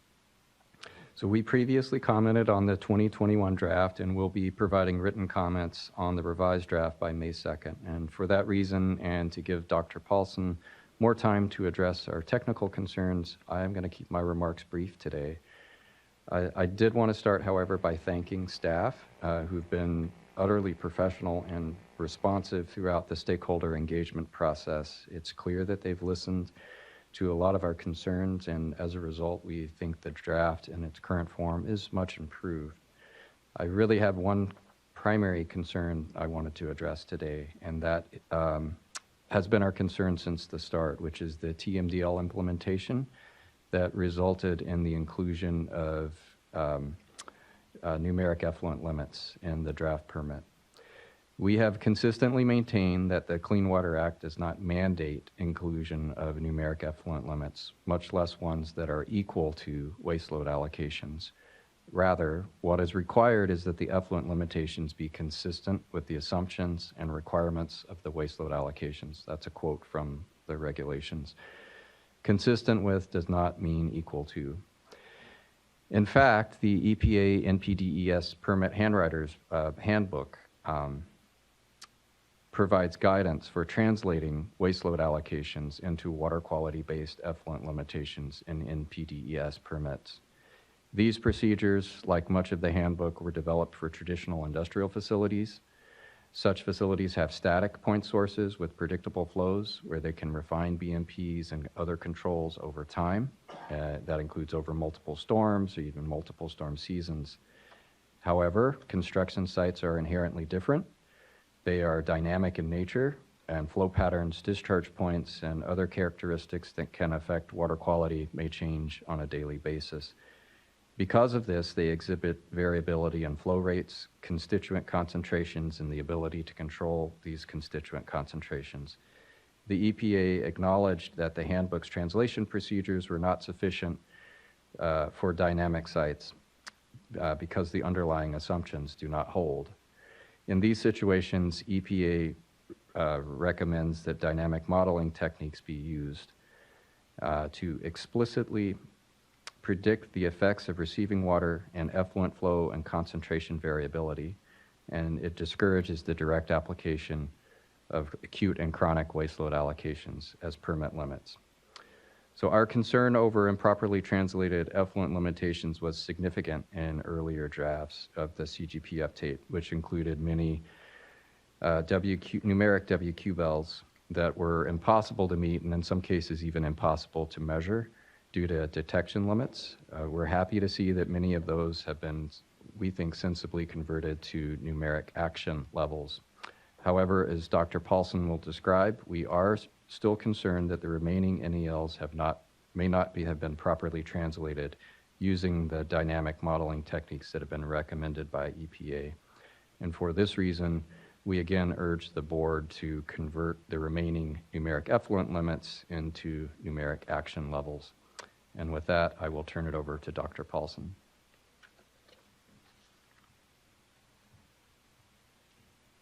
Thank you, and thank you for the opportunity to provide comments. I echo what Keith said. It's just really nice to be here in real life. Could we go to the next slide, please? I will echo what so many other people have said. It's been really nice to work with staff, and there's been a very good exchange. So we do support select changes that have been made in this version of the draft permit. Specifically, we agree with staff that, well, the first point, I'm starting with number 2. We appreciate staff's efforts to look at the underlying TMDLs. And early in the comment process, we went to staff and pointed out that there was language that allowed flexibility in specific of the TMDLs. And I think staff went and did their own independent review and saw that language. And I think that that's one really good reason that the NELs and NALs that are in this permit look different than what's in the IGP. The other reason, of course, is just that construction sites are very different than industrial sites. And I think that there's an acknowledgement of that in the way the TMDLs are handled in both of those permits. So I think it's both those things. We do continue to have concerns. We'll talk about a few of them today, and of course we will submit written comments. And then the second point here is we agree. We previously presented some information in our prior comments suggesting that the BMPs and treatment technologies that are available for construction sites simply don't have the ability to remove nitrogen compounds. And so for that reason, we do support the conversion of the NELs to NALs for those nitrogen-based compounds. We do, to echo what Mr. Rosenbaum said earlier, we do believe that the same problem exists for other NELs that are included in the permit. And he gave the example of the dissolved metals NELs derived from the Choyas Creek TMDL. And just as there's not a good technology to remove the dissolved compounds of the nitrogen compounds from construction site runoff, there's also not a good technology to remove dissolved metals from construction site runoff. So that's one example. Next, please. The picture that's on the right side of the screen was presented by staff in one of the workshops, and we believe that this is how staff intends for the NELs or NALs of the permit to apply, that basically they would apply when you find yourself in the middle of the Venn diagram when each of these 3 things is true. And we would respectfully suggest that there are a few inconsistencies in the language of the permit and would request that if this is the intention, that that language be clarified so that there's no ambiguity about that. So that's the first point. The second, I think you've heard a little of this already. The prior version of the permit said that if you have a BMP breach failure, et cetera, during a storm event, then you fix that and you sample during the next storm event. It is particularly, for example, in the example that you listed, if we have an atmospheric river level 5, it is, I think, reasonably foreseeable that we might have a BMP breach or failure during a really, really large storm event. And it would potentially be infeasible to sample during that event for all sorts of reasons, safety being just one of them. The conditions that might cause a BMP breach or failure might also preclude sampling safely. So that's a question that we have about the language in the permit. And then the last one you've also heard too, and what constitutes a breach or a failure? And really, is storm size relevant to this determination? And one of the things here, I didn't put it in the words on the slide, but storm size is really also important to the idea of the cost of compliance. If we are designing BMPs or treatment technologies to treat sort of your everyday storm, as well as the largest potential storm, the cost differential between those 2 conditions is really significant. So I don't have that prepared here, but I would suggest that that is something that should be considered when we look at the cost of compliance. Next slide, please. We've talked a fair amount today about the TSS surrogate limit as well. Just as a reminder, the proposal that staff have made would be that the NELs from the LA area lakes, chlordane, DDT, dieldrin, PCBs, those are below analytical reporting limits. And then also for the LA harbor waters, TMDLs for copper, lead, and zinc. And the rationale there is that the waste load allocations in those TMDLs are below the concentrations that are typically seen in urban runoff.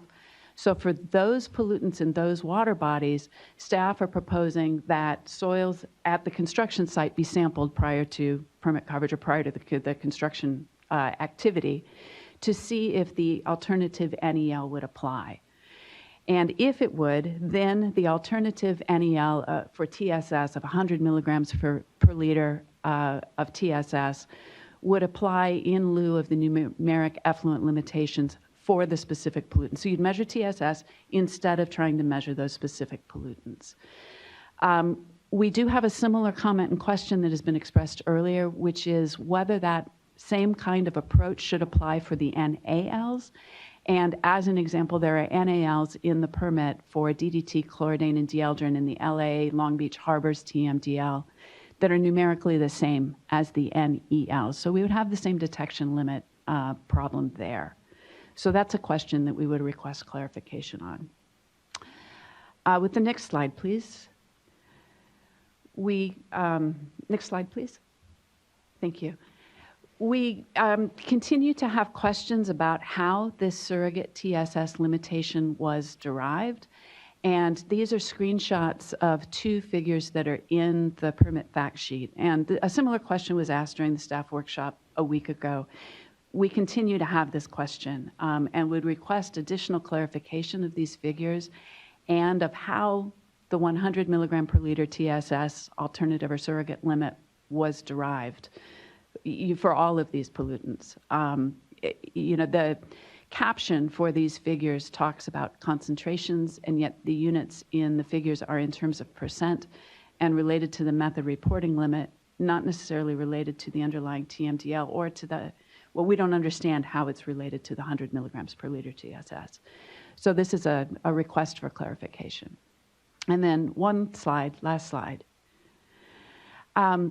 The way this 100 milligram per liter TSS alternative limit would apply is that you would sample site soils for the organochlorine pesticides and PCBs. You would compare them to the reporting limit. That's relatively clear.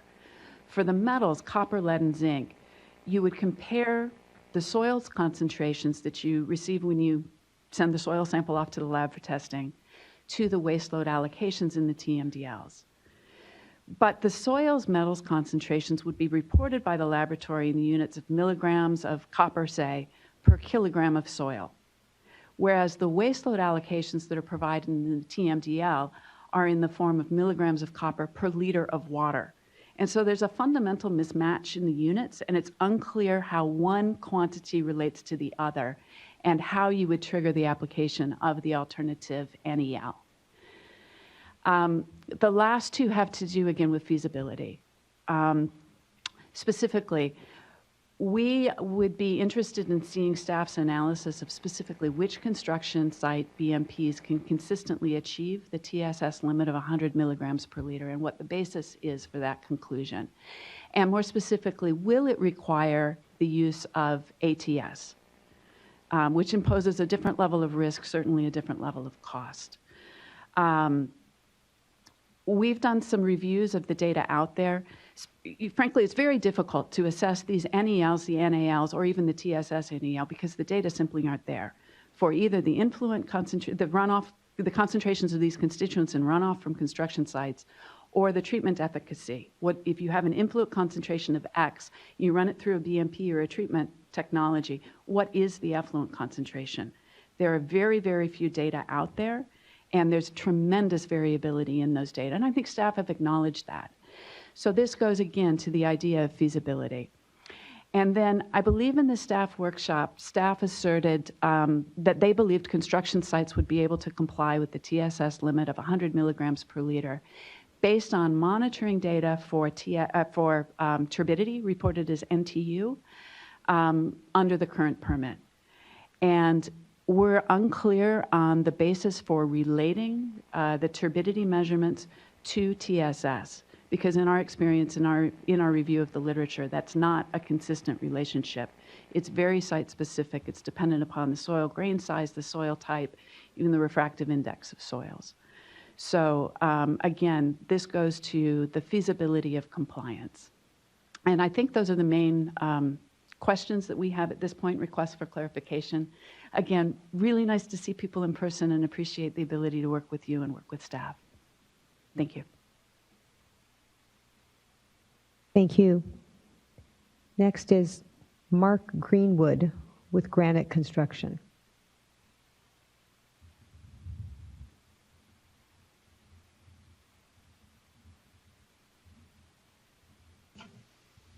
Can you guys hear me? Yes.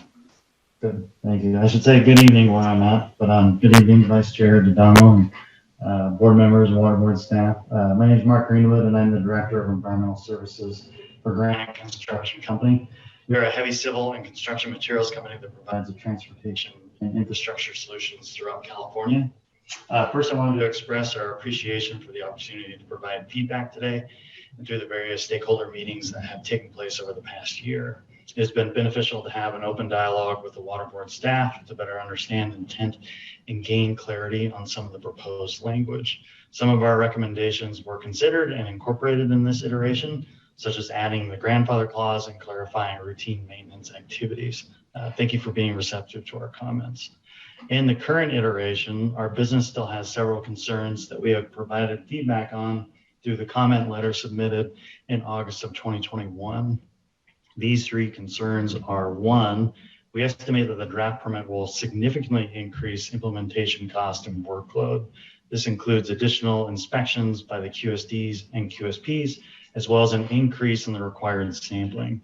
Based on our experience, this is limited availability of QSDs and QSPs in California, in part due to the time-intensive and costly requirements to obtain and maintain the required certifications.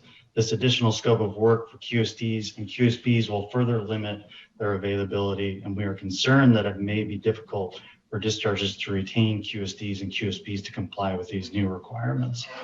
The NELs, so number two, the NELs associated with the TMDL requirements do not necessarily provide benefit to water quality. Based on the proposed language, a project that exceeds an NEL more than twice at the same location within the year is in violation of the permit. We believe issuance of violations and fines under these circumstances place unwarranted and unpredictable risk on the dischargers. Dischargers should be provided with opportunities to correct the issue and not added risk of violations. The third, the sampling frequency is overly burdensome and will not result in improved water quality, especially if the first sample collected meets the required NALs. We would like to see the adopted general permit provide a simple regulatory structure that allows dischargers to confidently pursue and attain compliance. Board staff has taken a step in the right direction by reducing the number of attachments. However, the sheer length and complexity of the draft permit is difficult to understand and implement. Incorporating a project requirement matrix like what was presented at the April 12th workshop would provide a clear path to compliance. We appreciate the time and effort the Water Board has expended developing the draft permit. It is our hope that continued progress can create a practical permit that protects water quality. Thank you for your time and consideration. Thank you. Next is Ray Baca with Engineering Contractors Association.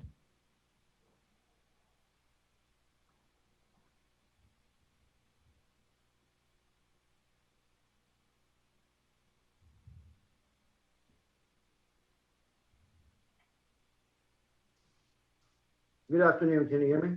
Yes. Okay, thank you. Good afternoon. My name is Ray Baca, Executive Director for the Engineering Contractors Association. We represent infrastructure construction contractors throughout Southern California. I'm here to speak in opposition to the revised construction stormwater general permit proposal. We feel that the NEL approach is unworkable, and as you've heard from other people here today, probably not technically feasible as well. That the thresholds that are set for construction contractors and other businesses, we feel that those thresholds set those businesses up for failure. and a lot of potential litigation exposure and expense. We're hearing from contractors that the threat of liability means that many of our members would be forced to decline work on public works projects should these NELs be implemented. For example, we believe the current draft of regulations does not clarify whether a job site would be liable for multiple violations if it rains multiple times during the lifetime of the project. Also, another example, it's unclear whether the technology which can determine the extremely low discharge limits proposed by the CGP even exists. These significant examples of uncertainty are simply too much to risk for smaller and or disadvantaged contractors in considering when to bid for projects, both public and private. We strongly encourage the board to abandon the NEL approach and pursue an alternative plan that will improve water quality without jeopardizing infrastructure projects, without jeopardizing people's jobs and livelihood, and without jeopardizing overall economic development in the region. Thank you. Thank you. Next is Jali Gavrik, California Association of Realtors. Hello. Thank you. Good afternoon, Madam Chair, Vice Chair, board members, and staff. My name is Yeli Gavrik. I'm with the California Association of Realtors, here today to speak in opposition to the currently revised version of the construction stormwater general permit. California is in the midst of a housing affordability crisis that is largely driven by our state's failure to build the supply necessary to meet demand.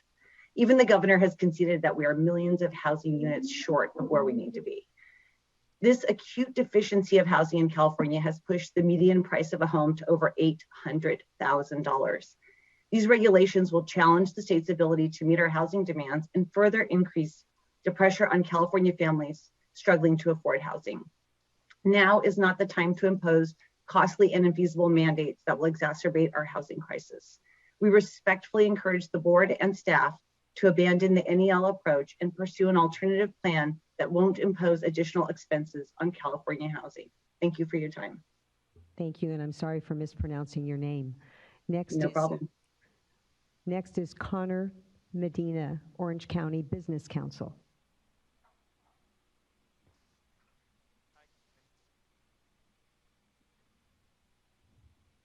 You're muted.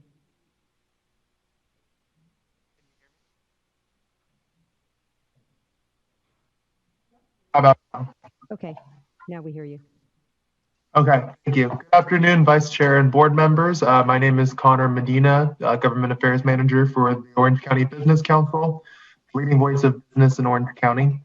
We represent over 200 Orange County businesses and other organizations, including numerous water districts in Orange County, with the mission to enhance the economic development and quality of life for California's third largest county.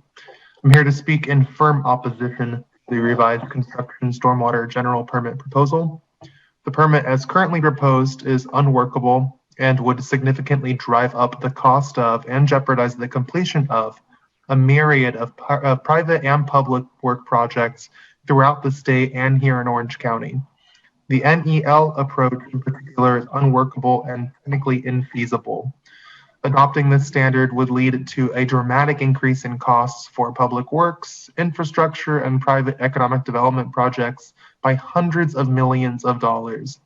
In turn, this would drive up prices for consumers and taxpayers, and as Yeli with the realtors noted, exacerbate the housing crisis, all while using a metric that, as expressed by other speakers today and a large coalition of business and local government leaders in a formal letter, it's technically infeasible for project developers to satisfy. The permit also opens the door to frivolous bounty hunter lawsuits like the Private Attorneys General Act, in the sense that the threat of unwanted lawsuits will alone discourage some contractors and private developers from taking on future projects. The Business Council strongly encourages the board to abandon the NEL approach and pursue an alternative plan that will actually improve water quality without significantly driving up compliance costs for California businesses and residents. Adding to the housing stock to alleviate homelessness and housing insecurity, and improving infrastructure for communities are high priority goals for the state, for local business leaders alike. The current proposal is entirely inconsistent with these important goals. Thank you, members of the board and staff, for the opportunity to comment. We appreciate your time and your consideration. Thank you. Thank you. Next is Kiana Valentine with the Transportation California.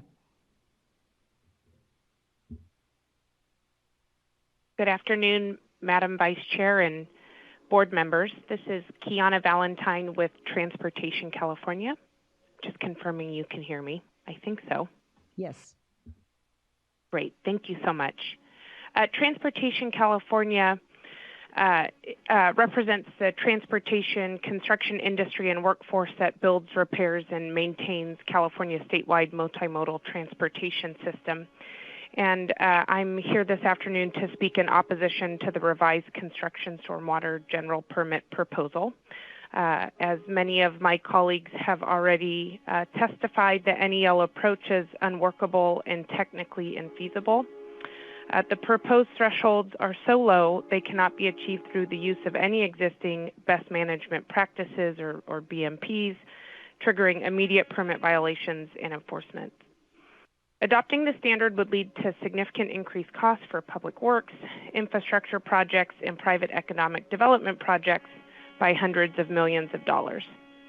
As an alternate to the NEL standard, we encourage the board to adopt a permit that improves water quality by relying on a BMP approach that builds off what occurs today and includes numeric action levels. A BMP approach would still require permittees to address problems that arise through the course of the project, however, would eliminate the fear of fines, penalties, and increased legal exposure. We strongly encourage the board to pursue an alternative plan that will improve water quality without jeopardizing infrastructure and economic development projects. Thank you for your time. Thank you. And then I missed a few that were speak only if necessary, so I'm going to go back a few. Andrew Sidor. Mr. Sidor. Good afternoon, Vice Chair Diadamo and members of the board. My name is Andrew Sidor. I'm a civil engineer and technical manager with Michael Baker International with over 10 years of focused experience on erosion and sediment control and construction stormwater compliance. I just briefly wanted to address the cost of compliance that board staff presented earlier, and I appreciate Board Member McGuire. And I believe there was another board member that brought it up. I'm sorry, I didn't catch your name, but bringing up initial questions on the cost comparisons that were provided. I just want to say I think the disparity in the cost comparisons amongst the various discharges that was provided clearly shows the variability in the interpretations of implementation with the proposed permit requirements. I think the cost data and references provided in the fact sheet are pretty limiting at this point, and I agree that the cost analyses provided by building industry, utilities, and Caltrans may also lack references that weren't fully reviewed by board staff at the time of the cost of compliance. But we do need to compare apples to apples. The costs provided are based on interpretations of the permit and collaboration with contractors, consultants, and BMP vendors across the state based on real-world implementation of the CGP on various construction projects. And just to quickly look at the largest proposed cost increase in the new permit with the focus on TMDLs, that cost provided by board staff earlier really jumped out at me with the disparity between the costs provided by others. Just to give a quick example of a project, say, that's subjected to a TMDL that requires Russell II modeling to achieve compliance with that TMDL. The running of the Russell II model itself is probably within that $2,000 to $3,500 that was presented. However, the repercussions of the Russell II modeling weren't provided.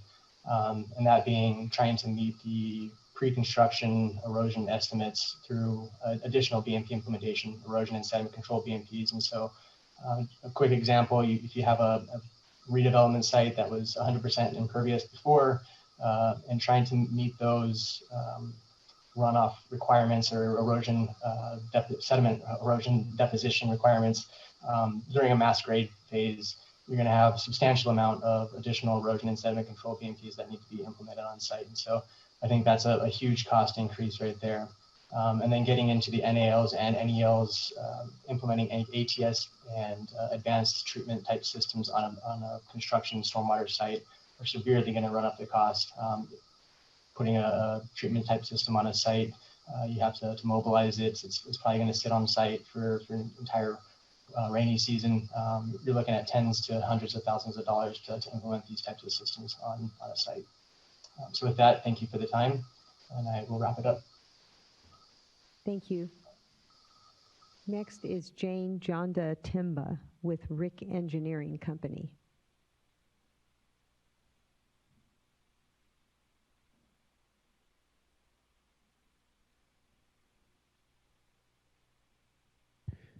And we have again given Ms. Jonda Timba a couple opportunities to unmute, and she has chosen not to so far. Okay. We'll come back at the end. And then I'd like to just check in with my colleagues here to see, we've got, looks like about 15, well, we're close actually. 6 more? Oh, okay, we'll keep rolling then. Next is John Switalski with Rebuild Southern California Partnership. Thank you. Good afternoon. John Switalski, Rebuild SoCal Partnerships board members. It's a pleasure to address you today, and I'm here to speak in opposition to the revised construction stormwater general permit on behalf of over 2,750 contractors and their 90,000 unionized workers. We share the same concern that the numeric effluent limits proposal covering thousands of square miles in California would really greatly interfere with local public works, including roads, bridges, transit, water, utilities, and other infrastructure. These proposed thresholds are entirely too low. Complying with them simply cannot be achieved, and they will trigger immediate permit violations and enforcement. This sounds like stagnation and confusion in project development, and certainly on the job site. So adopting this standard would lead to significant increased costs for public works projects by hundreds of millions of dollars. I encourage this board to really weigh the costs and consequences of these limits, to weigh the costs of building and maintaining critical infrastructure, the cost to the economy, the cost that will bear on the need to upgrade our water infrastructure, the costs it will add to build more housing. We need to build and maintain our infrastructure so that taxpayers can afford it and frankly can tolerate their often lengthy timeline. So I strongly encourage the board to abandon this NEL approach and to pursue an alternative plan that will improve water quality without jeopardizing infrastructure and economic development projects. Thank you for your time and considerations. Thank you. Next is Tyler Munzing, American Council of Engineering Companies. Good evening, board members. My name is Tyler Munzing with the American Council of Engineering Companies, California. Speaking today on behalf of 1,000 engineering and land surveying firms, of which Michael Baker and Rick are members, and over 24,000 design professionals in the state. Again, thank you very much for the opportunity to comment today and for the openness and availability of board staff.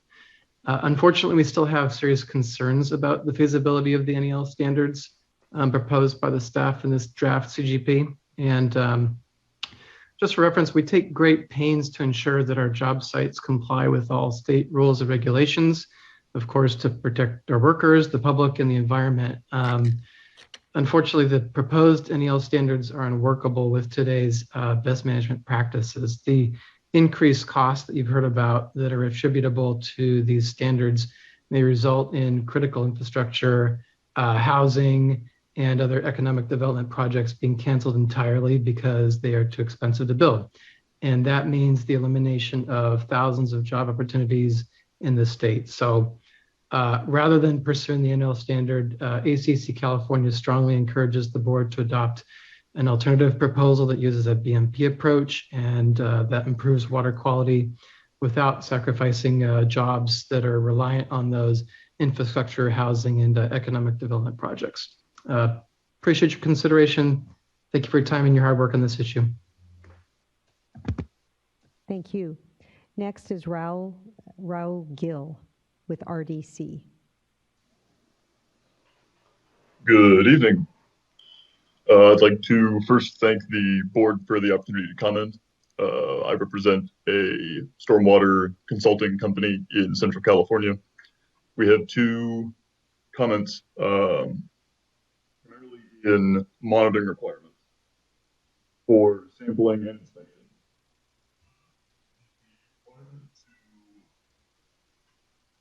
Sounds like we may have lost you. Am I heard now?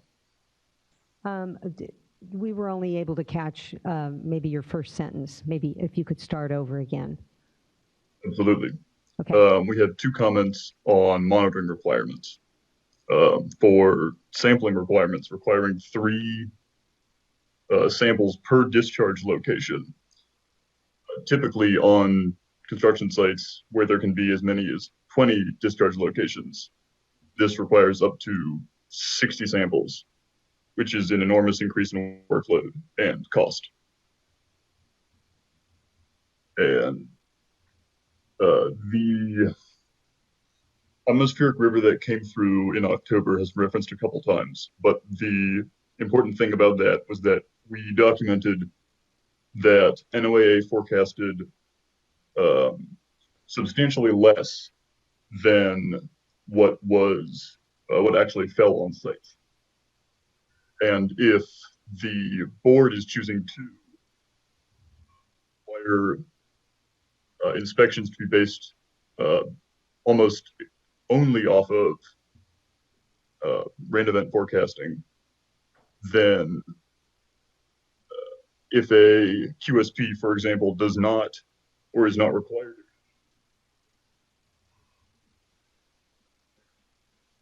Sorry, we lost you again. You said if the QSP is not.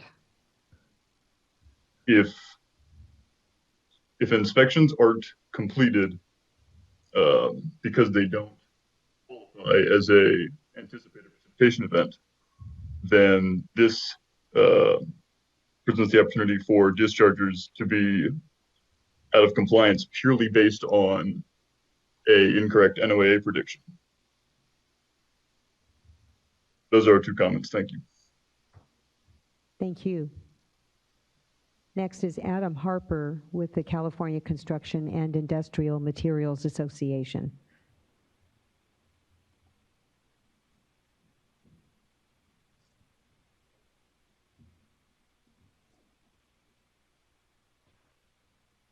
And Mr. Harper, it appears you're calling in. You should be able to hit *6 on your phone if you'd like to comment. Chair members, this is Adam Harper with the California Construction and Industrial Materials Association. Can you hear me? Yes. Apologize for not being able to be there in person. I had been looking forward to it. I appreciate the opportunity to testify today. I want to first thank your staff for making themselves available during COVID and ensuring that we had an opportunity to provide input and feedback on the rule.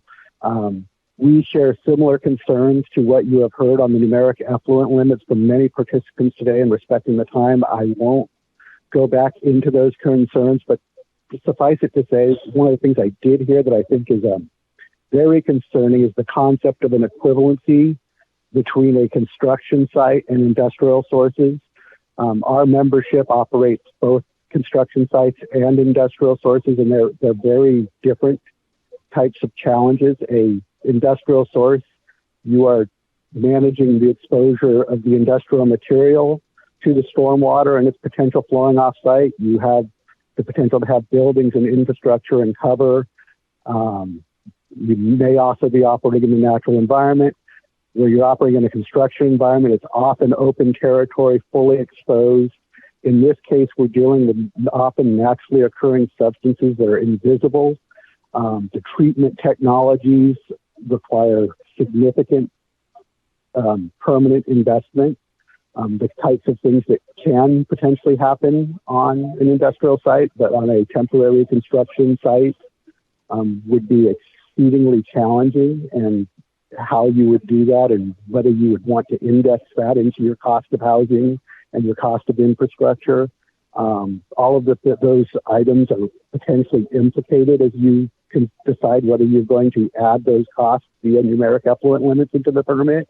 And they're really challenging issues. So we appreciate your wrestling with it, but we absolutely do not believe that numeric effluent limits are appropriate for construction sources. And we think, lots of people have argued that effectively. And construction sites are nothing like industrial sites. And we point out, even within the industrial permit, your groups are managed as sector groups because of the significant differences between industrial discharges than one another. So with that, that's what I'd like to end with today. And thank you to the board for operating the workshop. And thank you to staff for reaching out to us and all of the other changes and other, facilitations they made. Perhaps one other thing is the concerns about technical staff are real. How we have enough professionals to implement is challenging, and have enough professionals to manage and plan and implement. So the more they're doing inspections, the less they are doing, potential other things for us. So please take those considerations to heart as you consider what you may adopt. Thank you. Thank you, Mr. Harper. Next is James Thurwachter with the California State Council of Laborers.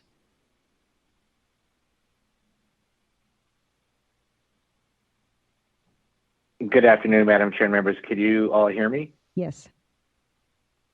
Thank you. Hello, my name is James Thurwachter, and I'm with the California State Council of Laborers.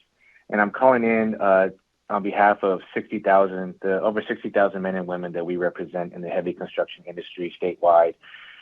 Here today to respectfully oppose the draft CGP, the proposed numeric effluent limitation standard that the board has set forth in this draft permit is not just infeasible, but it's costly and overly burdensome on the union construction industry. Higher compliance costs for infrastructure projects consequently lead to a reduction in the number of projects to put out to bid, thus reducing job opportunities for blue-collar workers in California, most of whom come from communities of color. And I will highlight the fact that the laborers are comprised of an 80% minority workforce. These complex regulations require expensive, specialized experts to interpret, understand, and implement on nearly every job site. It's not even clear if there are enough stormwater professionals throughout the state to cover all of these construction sites across the state. Indeed, many of the permit requirements represent yet another barrier for small minority-owned businesses who strive to bid on public works projects. These businesses may not have the access to or resources for expertise necessary to comply with the permit and thus submit a qualified bid.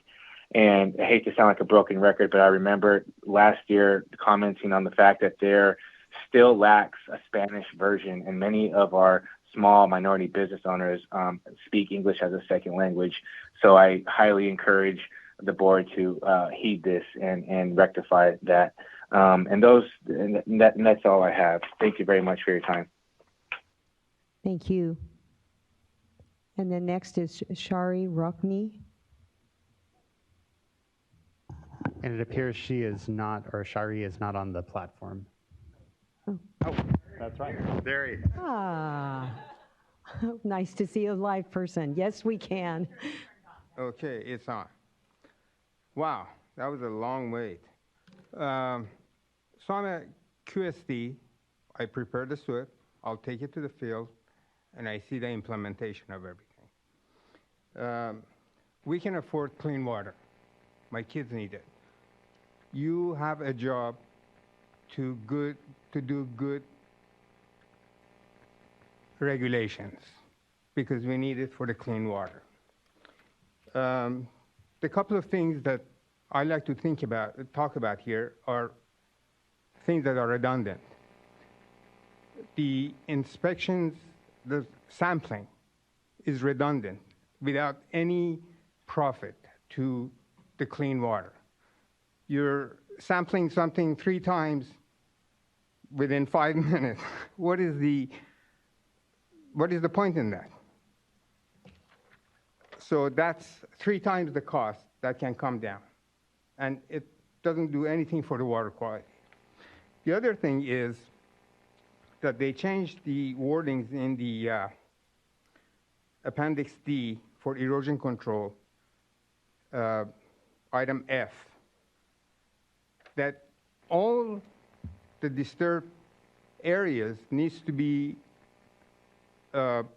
stabilized if it's not active for 14 days.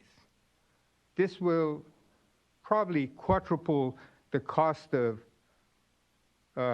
stabilization without any profit to water quality. Because say on a 100-acre site, you stabilize it one time. That's at $2,500 an acre. That's for somebody that's big. Smaller projects will pay maybe $1,000 more per acre. So that's $250,000 that you're going to spend prior to rain event. If in July there's no rain event, why should you spend that $250,000 three times? Because you're going to dig, you're going to put infrastructure, you're going to cover it. It's going to be 14 days before you get back in there. So with no prediction of rain, why should they go through this? It's not a necessary cost. It's not doing anything for water quality.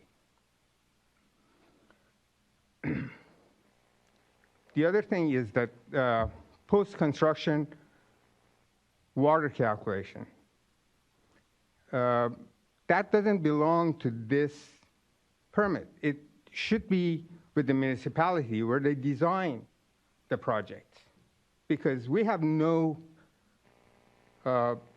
say-so on the stormwater design of the infrastructure design of it. So that needs to be addressed years before it comes to us. So that's not something that's doable. Let's see, the other thing, it's very nice to be here, by the way.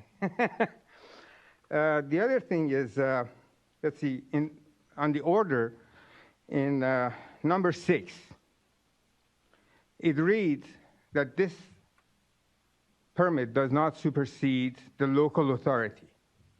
Now, in water quality world, any regulation that is more stringent than the other one precedes the other one. It supersedes the other one. So how come this is not the case in here? Because BAT, BCT supersedes MEP standards, which are far less watered down. So that's it. Any questions? Thank you. Thank you. Thank you for being here. All right, I just want to check with Ms. Townsend. Are there any that were not on earlier that have since joined? I don't believe so. I think they are not on the platform longer. Okay. All right. Well, we have a lot here and it's late. So I just want to see if anybody has any questions of staff, how you want to proceed. Well, there were a lot of really helpful and informative comments today, and I was taking notes throughout, and I have a whole, I was highlighting ones in particular that I wanted to flag and follow up on, but it's kind of a long list, honestly. So I was wondering if how you'd like to proceed. I'm kind of looking at staff here. Would you like to provide some responses now? Would you like us to just flag? So, I mean, this is a workshop, and I see our adoption meeting coming up here in a couple of months. So this is a kind of our last chance for a discussion here with the. So there's two paths that we should consider. One is that we heard that primarily people summarized comments, and we will be getting their written comments with their detail that we can really be able to respond and address. I don't think that this is the best place for us to try and respond to each comment until we see them in writing and we can really evaluate them. But it would be a good time to flag issues that the staff should be thinking about that you were concerned about. Well, a question on that, though. The comment period is limited to those 4 items. So the written comments that we'll be getting are limited to anti-deg and some For of the, this, from this comment period, but remember that they commented on the other issues already and we have written comments and responses to those comments that we can go over in detail with you all. So. I guess I'd be interested, I mean, I guess a question for you, initial question would be, did you hear anything today that wasn't previously commented on that's not within the limited scope items that might warrant some additional discussion? I heard a couple of things that staff could provide clarification on from some of the presentations. I don't know if you're interested in that. Well, Vice Chair, this is sort of at your direction here, but I'm happy I could summarize a couple of the thoughts that I have. yeah, I think it would be helpful just because this is our chance to speak together. And at this point, there's only 3 of us, but unless it's being calendared another time, this is our opportunity. And I've got the same situation. I have a lot of notes. I don't know that I'll be very articulate, but I'll do the best I can. Maybe you go first, and then I'll try and pick up some crumbs. Yeah, I'll do my best, and I'll try to be succinct here. And first, I just want to say that you've done really great work. I know it's been a lot of years. I know the permit is long overdue for reissuance, and I'm very conscious of that need and desire to move forward. I share that with you. I think it is time, and I'm trying to get us to that point. I really am. I also want to share that I'm not opposed to numeric effluent limits where appropriate. They have their place, certainly, but devil's in the details, right? The way that they're implemented, the way that they're required, the expectations of the dischargers in terms of what types of monitoring they need to do, as we've heard numerous times today, what type of best management practices they're expected to implement to hopefully mitigate those before there's a problem, what to do when there's a spill or other issue that happens, and the expectation for how those facilities would be designed at a construction site. I think we heard it's a very dynamic situation, and there were lots of lines drawn between industrial general permit and MS4s and who's responsible for what and when, and if those are truly apples to apples comparisons. And so for me, I just still have questions on that area, and not looking for expecting maybe all the answers today, but I do wonder, are our expectations reasoned? When we look at things like the TSS, which came up a bunch of times, are we expecting each construction site that is subject to that, has the metals, is in the appropriate TMDL watershed, all those things, to have best management practices in place to address, potential discharges? And if so, how would those be sized? And if they aren't sized to that AR5 storm event, then should they be subject to numeric effluent limit exceedance? I'm just not sure. And those are the types of issues where, on principle, if a facility was designed, a site were designed to a certain level, to a certain design storm, for example, for me, if there's an exceedance, it's very clear. I get that. I think about POWs, wastewater treatment plants. It's a fairly clear connection for me in terms of an exceedance when there's a limit in a permit. Here, it is, the gentleman was saying could be 20 different discharge locations on a single site. And what are the expectations for that? So it's an area where it's been a concern all along, and I continue just to want to understand how that will work in reality for those types of folks. So that's sort of my overarching NEL comment. I want to go back to also what Ms. Cowan said, about the comment period and that. And I think we heard from a number of different folks today just about some confusion and maybe inconsistencies within the body of the permit itself. Just the whole visual, I have the visual of the REMA paper in my mind, and I'm having a hard time shaking that. There's a lot to go through, right? And it's been a lot of work, I know, to get to this point. And, to the extent that there's maybe still some cross-referencing issues or areas where the permit maybe doesn't quite, maybe there's some redundant references or things to similar requirements in multiple places. Those types of things. I know that it happens, and I'm sure it's not perfect, but wouldn't we want to hear from the stakeholder community about those comments? And if, I certainly would be open to, I want to know what those comments are. Before I, have to make my decision and vote on adopting this permit, I'd like to know that we've done our best to address those types of loose end issues. So, I'd be certainly, in my opinion, open to an extension of the comment period or some other approach if you think that's helpful. I would like to hear from you on that today. So I do have a suggestion on that. And Michael can correct me if I'm being too loose, but my suggestion would be that if you find inconsistencies or cross-references or bad links in the permit, you just send us an email. We won't consider it a written comment that we have to respond to comment. These are mistakes that you're identifying that we want to fix. It's different than a comment that you want a substantive response to, that we need to write a response to comments and prepare an argument.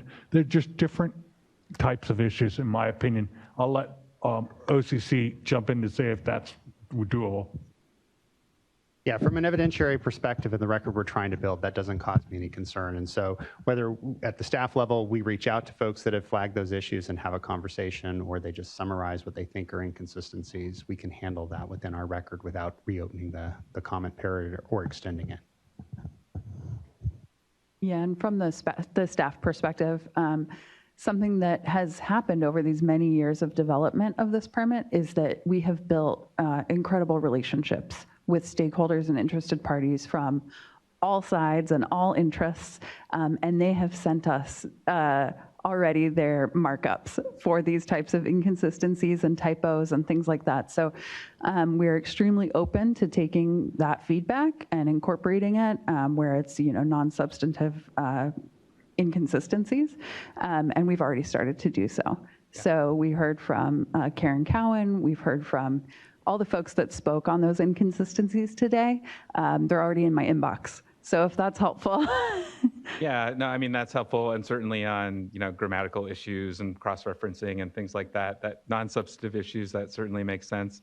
Would want to hear more about that gray area between non-substantive and substantive. And, I think Ms. Cowan mentioned the TMDL references for LA Lakes and a couple others where there's, some confusion about the way the TMDLs were listed there. So things like that, I don't know what nature of comment that falls under. But Mr. Loffer, if you're comfortable moving forward with this approach.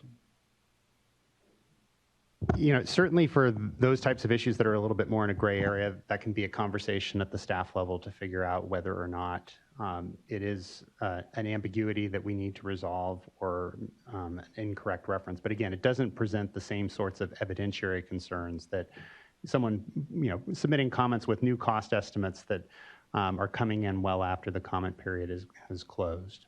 So I'm fine with going forward with some of those issues that are in the gray area, and then the staff can kind of work with the commenter to figure out whether or not it falls within a substantive versus non-substantive. Okay, thank you. Sorry, let me try and see if so another area is, we heard a few times as well, again, going back to this notion of where does a construction site responsibility start and stop in terms of the post-construction BMPs and transitioning to an MS4, and who's responsible for what does that coordination look like? What should be designed? I think those resonated with me a bit. I'd like to know more about that and better understand how that will work, given that we are doing so much with the MS4s as well in different parts of the state and not all equally. So I just want to flag that for you as well. And there's kind of a simple clarification if you want to hear Sure. it now. Yeah. So the construction stormwater general permit post-construction requirements only apply to those projects that are outside of an MS4 that has their own post-construction requirements. And so we do, excuse me, we do refer back to the MS4 for their post-construction requirements where they apply. And I think there's some common confusion on that point, but that's how it's been since 2009. Okay. And then also, we try not to overlap between MS4 construction and industrial permits. They should always be separated because they're NPDES permits, and you shouldn't have the same activity permitted under two different permits. Thank you. That's helpful. And then I think my last comment for today is going back to the cost of compliance and the apples to apples notion. And it is a bit difficult in that table, as we discussed earlier, to understand what we're looking at. And, your estimate, I'm not questioning your estimate, but, when we're looking at it relative to others and also just recognizing that there's a huge scope of site sizes, anything just over an acre, right, to hundreds of acres, and the costs that they might entail, especially when we're looking at things like NELs. And, I don't know if advanced treatment systems are required or not. I'm not clear from this, but, let's say they are. I mean, that could be a huge cost implication for a very large site. So when we're just thinking, I know the cost analysis rules for this permit, are you only have certain requirements that you have to fulfill. But for me, it helps to understand, what it is that balancing. I think Coastkeeper and LA Waterkeeper made a lot of good comments as well. And so I am thinking about that balancing and, where that fits. And so it's not, it's more expensive translates to lighten the load on the permittees, but it is understanding those different trade-offs and factors that I'm trying to make sure I am clear on. So what we'll try and do is look at the information that we have and document what size we're using in the estimates that we could develop, and see if we can document the sizes that we were given for the by the different commenters on their projects. There's two issues that I think you're identifying here. One is that if you're looking at a 1 acre site and a few hundred acre sites, the costs are going to be substantially different. They're going to be much bigger, and that's not a failure in our staff's analysis. It's just that they're different size sites. The other issue is when you're then taking the example of one site, a large site or a small site, and multiplying it out by the 10,000 sites in the state, you compound that issue. And so we heard repeatedly hundreds of millions of dollars, because that is assuming a TMDL at a site and getting a cost and then multiplying that across the construction sites of the state. So there are two different errors that are introduced there that it's hard for us to always tease those apart, but we will try. Thank you. And I can appreciate that's challenging to do. I think I'll stop there. Okay, thank you. Board Member Firestone.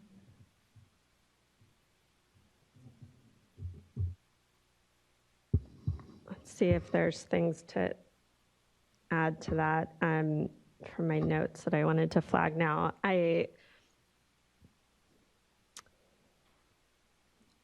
I'm still, let me just step back and say generally, I know staff have done a lot and worked with stakeholders to try to make sure that we're not putting in numeric effluent limitations that can't ever be measured or met. I think that a lot of work has gone in to do that, and I think that's a good improvement and important, good policy.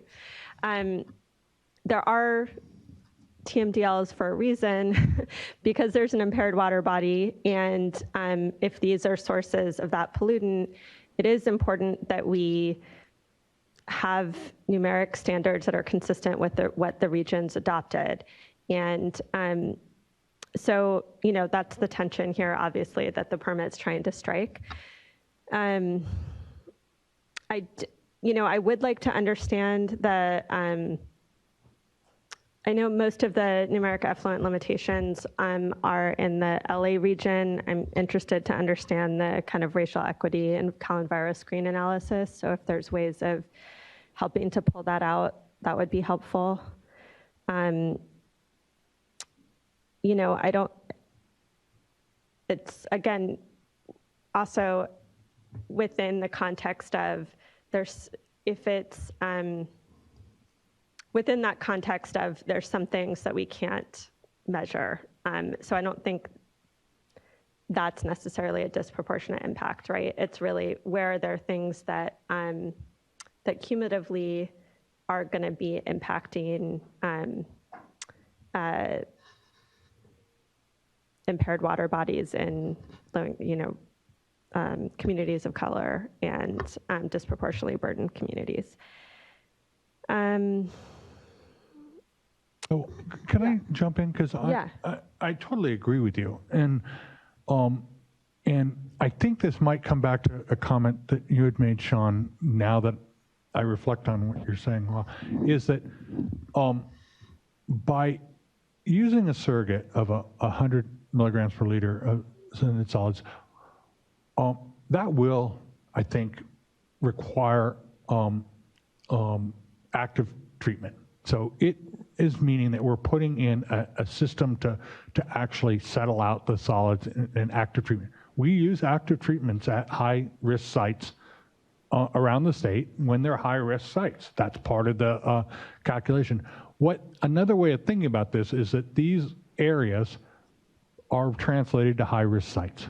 They're TMDLs in an impaired water body for a toxic contaminant, and that becomes a high-risk site, and it requires an active treatment, and will cost more money. And I totally agree that that's what it will do. But we do that in areas with steep slopes. We do that in areas with erodible soil. So it's not like it's unheard of to require active treatment. It's just a different criteria for a requirement. And I guess that also goes to just, you know, we already had a good conversation on the cost of compliance. And I do think helping, one of the things for me is just understanding better the, you know, the avoided cost or benefit side of these things, just to help provide that context. I do know, you know, that there's been some studies in the municipal stormwater sector around cost savings and benefits to communities from stormwater projects. And it'd be helpful just to understand to what extent that context can be provided here, just to understand cost of compliance. I understand this isn't a cost benefit analysis. You don't need to quantify everything, but no, but remember the issue here is that these are temporary sites, and so the benefits that you usually get from stormwater projects are for multi-benefit projects, parks, floodable parks, things like that, which are permanent parts of the amenities to the community. Where that comes in construction sites is how the MS4 implements their post-construction activities, because the construction site's going to be there for a year, maybe two, very rarely much longer than that. And they're not going to have, the permanent amenities going to come with the requirements that the MS4 imposes on the construction, on the development or redevelopment activity. After construction. And then I guess also,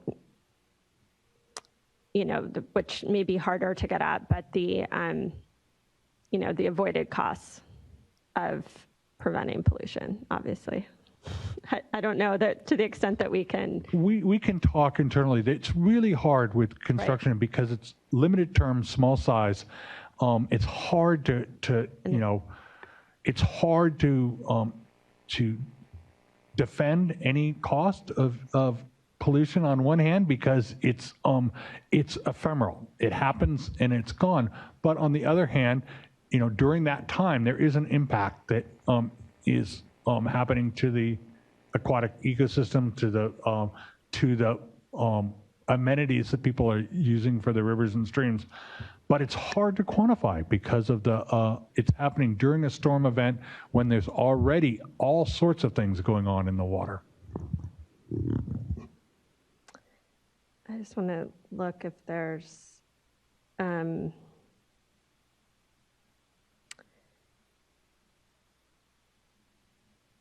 well, one question I have, and this could be just follow-up, but it may be easy to answer, is when there's, so I'm going to get some things wrong here, but the idea is that there's not a violation until it happens twice within the reporting year. So what's the logic in that? It's that it might be is it a verification problem, or is it just? It is a combination of two things. One is a verification, but it's also a opportunity to fix the problem. It's the as you've heard repeatedly, construction sites are dynamic places. It's not like you design and build a treatment plant and you can know what's going to happen. And so it acknowledges that in this idea that if you've got a BMP and it fails, you should be out there fixing it. And so that the next storm event, you don't have that problem. And so it is in between. It is not exactly like what we do for a wastewater facility, because it's not like a wastewater facility. And so, yes, it's a little bit different, and we're treating numeric effluent limits a little differently in it to recognize the difference in the way the site is, the way construction stormwater operates. Okay, and then once there is a violation, then there's mandatory minimum penalties, right? So that's sort of the, okay. And then I guess my last comment is just as Board Member McGuire, you were talking and some of the commenters were talking about extreme storm events and I think about dry periods. It does, it certainly makes me think about just trying to maybe understand better the framing of how this permit takes into account climate change and the fact that we do expect much more extreme events, longer, drier periods, and how that fits in, obviously harder to regulate when you have that. Maybe not. The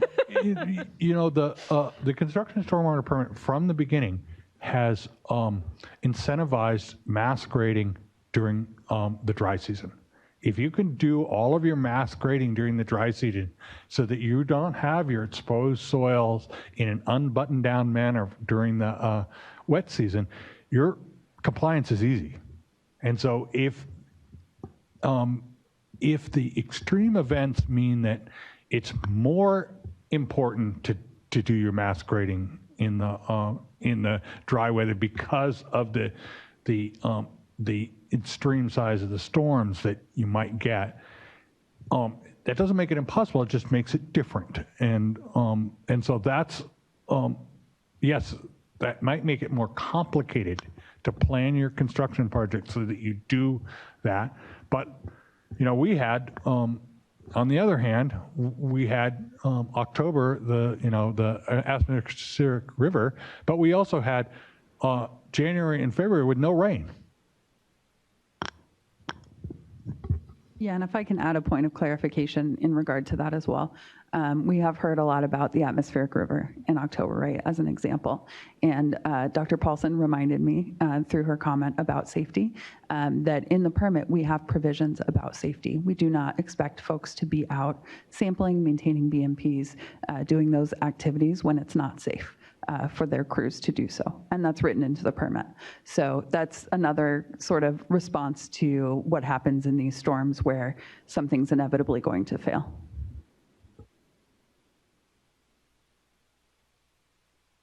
Okay, well, I think this has been a really good discussion, and the one thing that maybe didn't get covered was Spanish translation. And so just want to hear from you as to whether or not that's the plan, to have the permit and the fact sheets translated. Well, we will look into it. I thought that we did that for all of our permits, and so it was a surprise to me. So I will talk to our folks and our contract on that. These are very big permits, and so that may be part of the problem. Understood, but maybe there's a digest or fact sheet, something more than what a non-practitioner would use. So, yeah, I don't Mr. know Lawfer? Yeah, I mean, just to provide clarity, historically, there has not been a legal requirement to translate all the permits. Obviously, as a matter of policy, the board could do it in this instance, and part of it is having a nice, stable document, as well as providing sort of a meaningful digest. So we'll have to figure out how we want to approach that issue moving forward. I'm sensing from the board members an interest in providing a translated version of this particular permit, at least. I mean, I'll just say, I don't know if we've got a permit this big, I don't know that it's the best use of resources to translate that entire thing into Spanish. I think it'd be much more useful to do a digest and translate that.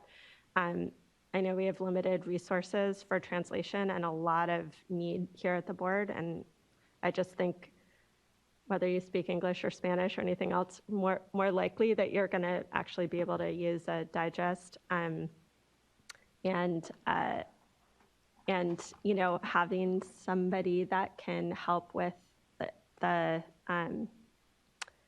very extended analysis of every, a ream this big, I think is something that folks are going to end up getting help with anyway.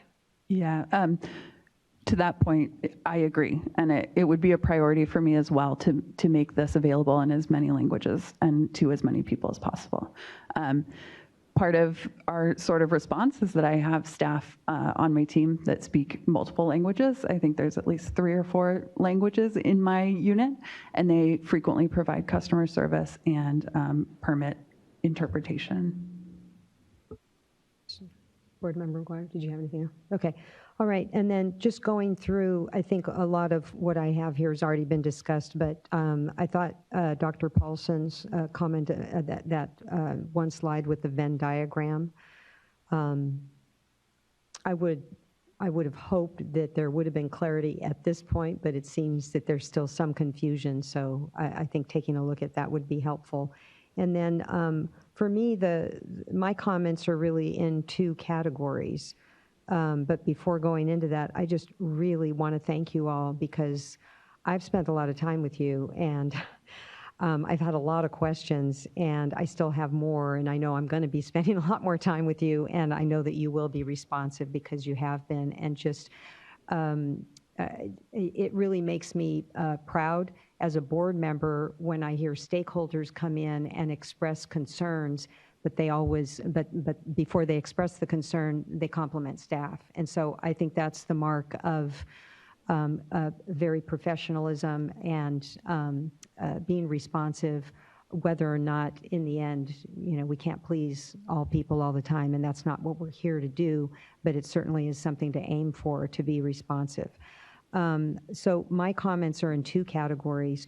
One is just the practical concerns that have been raised, because I think in the board briefings, we don't get into the practical issues as much, and quite a few comments came up today that we can't stay here until 10 o'clock tonight to go through all of those. But when we do have our next meeting, I think it'd be helpful to come up with the common, what you keep hearing over and over again.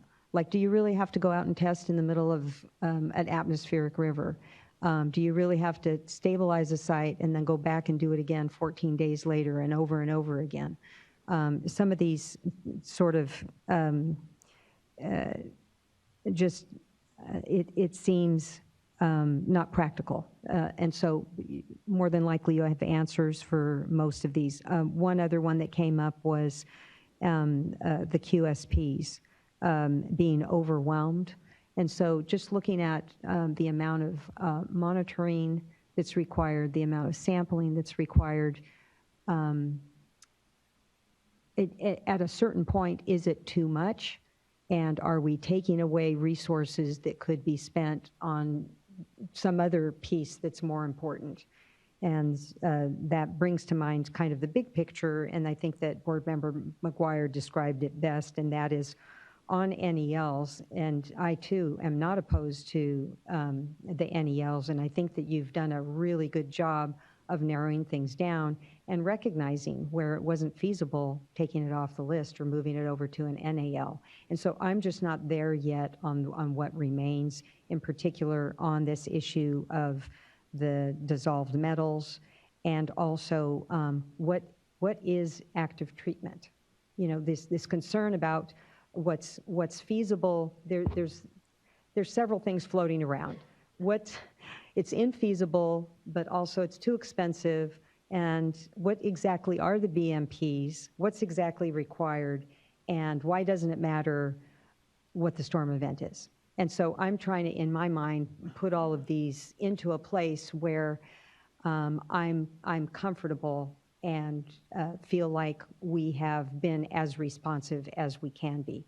And at a certain point, as Mr. Bishop said, this is toxic stuff. And our job is to protect the public and to protect water quality. But if it is so costly and so infeasible, are we setting people up for failure? And I just want to have a better way of determining that. So I think that there's a lot to unpack in that, and so that we will go through that with you all in subsequent briefings to talk through those multiple pieces, because there's a lot there. We don't believe that anything we're proposing is infeasible. We have spent a lot of effort on that.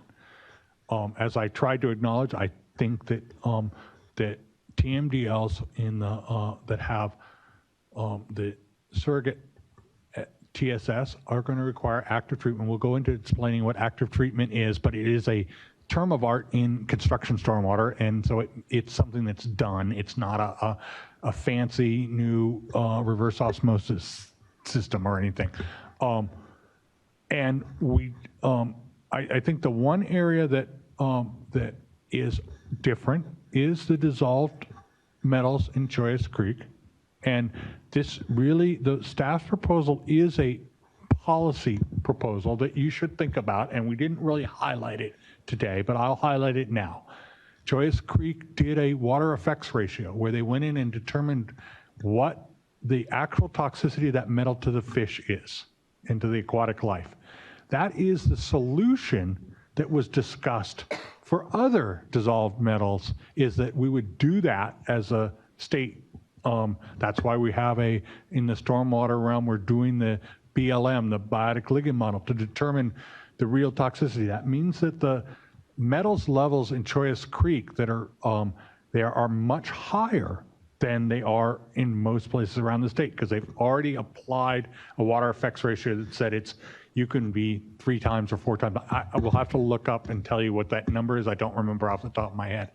So our determination or our recommendation in the permit is that this water body has already gone through a site-specific objective to raise the level of dissolved metals to the level that is actually toxic to the fish. And at that point, we believe that it's appropriate to have that as the numeric effluent limit on that site. It's higher than you would expect to see in most stormwater. So it's not like we're setting these people up for automatic failure over and over. But we can go into much more detail on that as we move forward. Okay. And then just because, as you said, there's a lot to unpack, so with what I said, so maybe getting a little more specific, I would like to better understand what is active treatment and maybe a couple of different examples. And then the concern that kept coming up about, I think it was Mr. Gardner, that we should have a manual on BMPs, make it more clear about what's expected. And so I'd like to better understand if that's not the case, why, and what does that mean in practice? If we don't have specific guidance, Are you doing that for flexibility? And if so, what are you envisioning? And how could a practitioner know? Yeah. Yeah, so I'll address that last point first and then the first point last, if that's okay. So in terms of a BMP manual, we do. We partnered with the California Stormwater Quality Association to create BMP manuals for both construction and industrial stormwater that meet the needs of the construction stormwater general permit. And we refer to that BMP manual in the permit as best practices, and most folks use that manual. So that kind of, I think that answers that last point. I know there was also discussion about what are the expected standards for those BMPs to be in determining whether there's a malfunction, what is functioning. And those specifications are in those BMP manuals, as well as from the manufacturers, where they talk about the specifications of that BMP and what it's supposed to do. And then the first question you asked, what is active treatment? And also getting at whether or not it is required at all of these sites. So active treatment is defined typically as an enclosed system that uses chemicals to flocculate and coagulate and settle out the solids in the water. These are typically large Baker tanks. They're controlled electronically. They have a discrete discharge. And since 2009, discharges from those active treatment systems have had a numeric effluent limitation for turbidity and for pH. It's the only numeric effluent limitation in the 2009 existing permit, and it's for those systems. So with the addition of the passive treatment requirements in this proposed permit, we do expect that folks are going to rely less on the really robust active treatment systems, the Baker tanks that I'm discussing that are really expensive and large and sometimes difficult to implement on small sites. And they'll rely more on the passive treatment requirements and uses. We've also revised some of the active treatment system language from the 2009 existing permit to now, where it's less expensive to operate those on a site, less expensive to comply with the permit while operating an active treatment system. There's fewer administrative requirements for operators of active treatment systems in the proposed permit compared to the 2009 permit. And then also the allowance of passive treatment. And sometimes those systems look like putting they're called flock blocks, which is like almost looks like a salt lick, and it's got the chemicals to flocculate and coagulate the water out. Sometimes they'll just drop that into a basin, and that's passive treatment. Sometimes it's more robust and more sophisticated. But if it's outside of a controlled system, as we define it in the permit, it's passive treatment and therefore less costly, and there's fewer requirements. If I can add, there are two specific instances in how we tried to kind of address the cost of compliance related to active treatment systems. The first being that we are allowing bypass of those systems if the discharge would otherwise meet the numeric action levels that are established by the permit, so for pH and turbidity.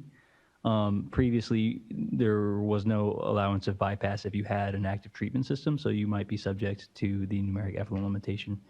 And then the second one is that we removed the specific design storm for active treatment systems to allow for dischargers to design their active treatment systems to meet a capacity that suits their needs and not necessarily for a specific storm. They do have to identify what storm they did design it to, and that's how we'll assess compliance. And yeah, I think that's all I had there.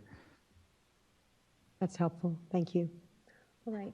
Any other questions, comments? All right. Thank you so much. Much appreciated. Thank you, Vice Chair D'Adamo and board members for your time. I just want to double check here. Do we have Executive Director's report? No executive director report or no further Oh, comment? there is an executive director's report, and I'll let it speak for itself. You're acting like Board Member McGuire, that you did not receive? No, I just haven't had a chance to Okay, review yeah. it yet, but Yeah. I'll follow up with you if I have questions. Yeah, great. Okay. All right, and board member reports?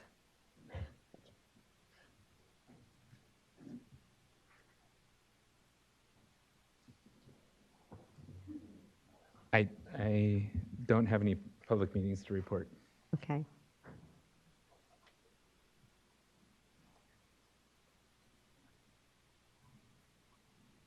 Do you? Okay. The only one that I have, I believe, is that I provided a drought and water conservation update to the California Council on Environmental and Economic Balance. They had a board meeting on April 12th. And I think that's it. All right. We will reconvene tomorrow at 9:30. 9:30. All right. See you then. Thank you.